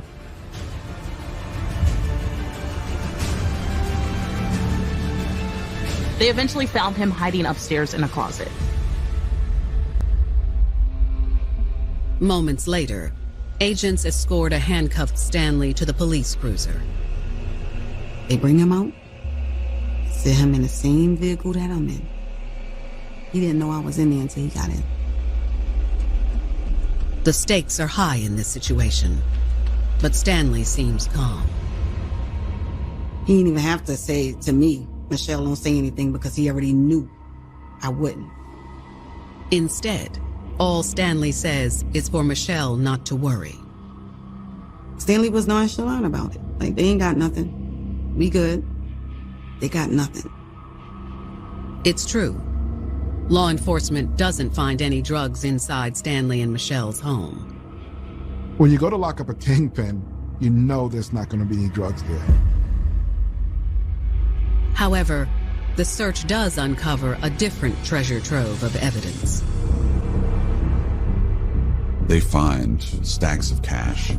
They found records of sales going back about 7 years. Every kingpin, every major drug operation has to document the money. Who's owed, who needs to be paid. They're coded, but they're not too hard to decipher. And they also found pictures of Stanley and his crew posing with money and with jewels and cars and showing off the fruits of their labor. Before the morning's over, many of the people pictured will be in police custody. Michelle and Stanley were among 16 people arrested. After their search of the home, federal agents head back to the station and prepare to interview their suspects. They begin with Stanley. Stanley doesn't say very much, kind of takes the position that, listen, that money that you found, I earned that money working on cars. I'm a mechanic, and this is how I made my living. The agents don't believe a word of it. They know Stanley is the head of the operation. You had a bunch of men who pointed Stanley as the ringleader. They also had surveillance of Stanley with known members of that drug ring. As time moved on, Stanley asked for an attorney. All discussions are off. With Stanley remaining tight-lipped, they hope they'll have better luck in their talk with Michelle. The hopes is that she will turn on her boyfriend and give up information on Stanley. When it's Michelle's turn in the hot seat, will she tell all? Or will she protect her man? The feds told me, we know you know everything about Stanley Burrell and his organization, and if you tell us, we'll let you go. She was being offered an opportunity and an outlet. She has to make an incredibly difficult decision. She's either going to protect herself or protect her man.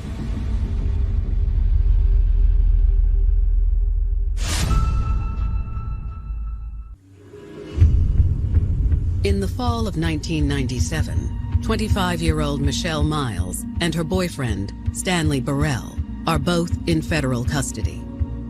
This was pursuant to a NYPD and FBI joint task force targeted drug ring that was allegedly run by Michelle and Stanley. When federal agents questioned Stanley, he denied everything. Stanley maintains his innocence when questioned by law enforcement. He said, I've never sold drugs, and if I was a drug dealer, why didn't you find any drugs in my home? Now, authorities are hoping they'll have better luck with Michelle. They also know that Michelle is a big part of the operation, and she's probably privy to most of the information as far as how the operation works. So the object is to separate her, put her in a room, and apply pressure. Once in the room with Michelle, the agents hold nothing back. They tell Michelle they know that she's cooked, packaged, and handled money for Stanley and has gone on drug runs for him. They inform her they have someone who's willing to testify that he was carrying drugs for Stanley and them. That someone is drug courier turned informant Alan Tate, the man whose arrest triggered the entire investigation. He made it out as if he worked for them, that he had a position within that organization, that he'd made trips on behalf of Michelle and Stanley. They lay that on her. They tell her what she's dealing with, what she's facing. This isn't like when you're busted for possession. Michelle was busted for a massive interstate drug conspiracy. It's federal. Feds will put you away for life. But even as the agents apply pressure, they also offer Michelle a way out by giving up Stanley. They told me that they didn't want me. They wanted him. So if I helped them, they would let me go. Given the circumstances, it's a tempting offer. Michelle finds herself at crossroads, facing the biggest decision of her life. Protect myself, protect my man. To investigators' surprise, Michelle remains faithful to Stanley. My response was that where we came from, we don't snitch. I felt I needed to do that for my man. This was her guy. This is her person. This was the love of her life. She was going to support him and she was going to ride for him. Michelle's refusal to cooperate is a bitter disappointment for the agents who spent 2 years building the case against Stanley. They thought they was going to break me, and they didn't. After letting Michelle stew in a holding cell for several days, federal prosecutors approach her with one last offer. They would allow her to plead guilty to a lesser charge if she in turn testified against Stanley.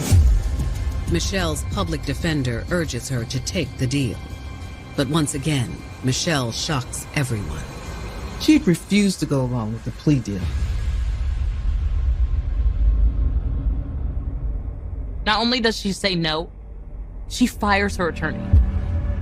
I ended up petitioning the court to relieve the counsel that was on my case because he was telling that it was in my best interest that I cooperate, and I still was protecting my man. She wouldn't give in. You know, she wouldn't save herself. She would rather save him than save herself. Despite the things that she had been through in her past for Stanley. Michelle did so much to stay loyal to her man that didn't even stop after she was arrested. Stanley, also in jail awaiting trial, coaxes Michelle to continue to keep quiet. Me and Stanley, we sent letters back and forth. He was always like, I love you, you're gonna be okay, I have your best interest at heart, don't worry, everything is gonna work itself out. They have nothing, this is all I've heard from the beginning. You're gonna be fine, you're gonna get out. They're not gonna convict you. The person she trusts the most, Stanley, is really guiding her.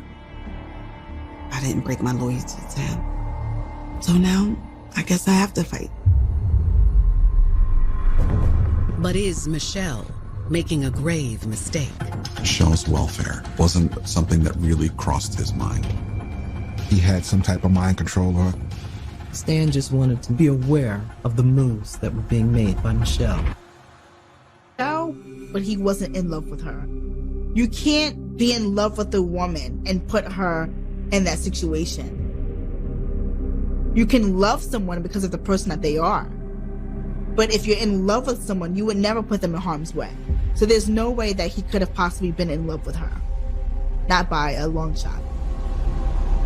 Elle Miles and her 39-year-old boyfriend, Stanley Burrell, go on trial together in federal court. They were both charged with conspiracy to distribute heroin and crack cocaine. If convicted under some of these conspiracy-type statutes, you were looking at long sentences. Despite facing as much as life in prison, Michelle has refused repeated offers of reduced charges if she would agree to testify against Stanley. In spite all of that had happened, Michelle was still in love with Stanley and still protecting her man. This girl was loyal until the end. She couldn't see what was being done to her. Stanley convinced me that I wouldn't get convicted. In reality, the odds are stacked against Michelle and Stanley. To help make his case, the prosecutor had documents, mountains of photographic evidence, a witness in Alan Tate, who was willing to testify against both Stanley and Michelle, and get a deal. Many of the people arrested alongside Stanley and Michelle, their associates, runners, and lookouts, also take the stand. Almost everybody turned on Stanley except Michelle. In the end, Michelle's faith in Stanley proves misguided. The final verdict was guilty on all counts. Stanley didn't show any emotion, but Michelle, she was heartbroken. I felt like my life was over. It didn't seem real at all. I thought it was a bad dream and I was gonna wake up from it, but I knew it was real. When the judge reads Michelle her sentence, it's clear her nightmare is only just beginning. She got 360 months, which equates to 30 years. I screamed because I said, how do I get 30 years in prison? How? When it's Stanley's turn for sentencing, the judge doesn't go easy on the kingpin either. He was sentenced to life in prison. Michelle's refusal to testify against him and cooperate with the prosecutors essentially was for nothing because Stanley still got the most severe punishment. Now neither of them would be free.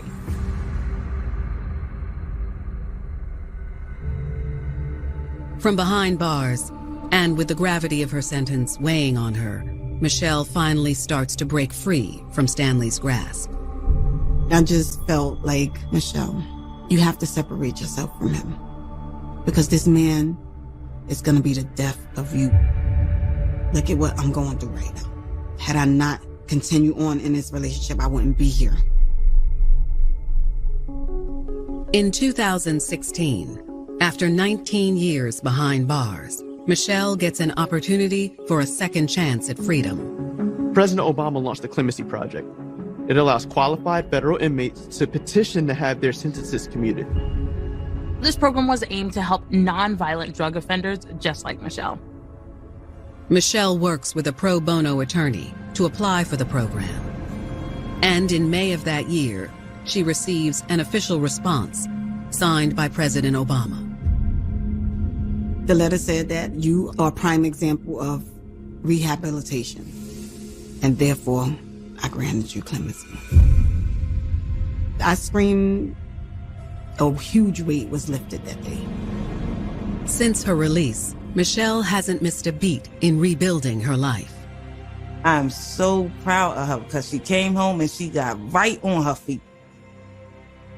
Michelle is in a healthy relationship.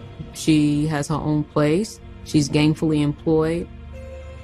Right now, I work for a nonprofit organization that deals with formerly incarcerated individuals. She has taken control of her life and she's making healthy choices and she's understanding her worth and she loves herself and she loves her freedom. Michelle hopes her experience can serve as a warning to other young women who face a similar dilemma. Losing yourself in your man.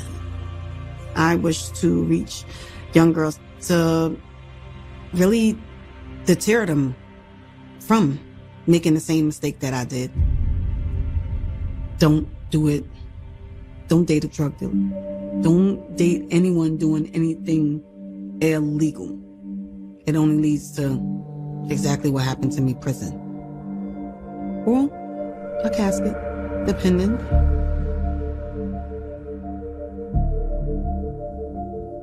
Every king needs a queen.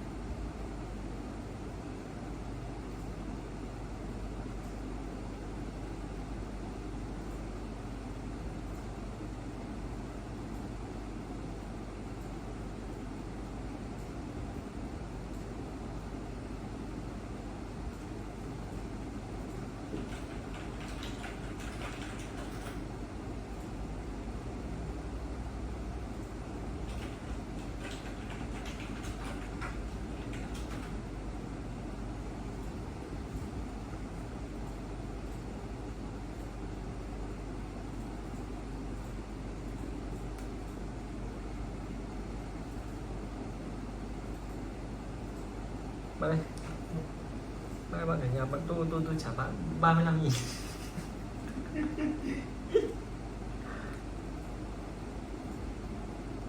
Đúng đấy. Nó quên cướp.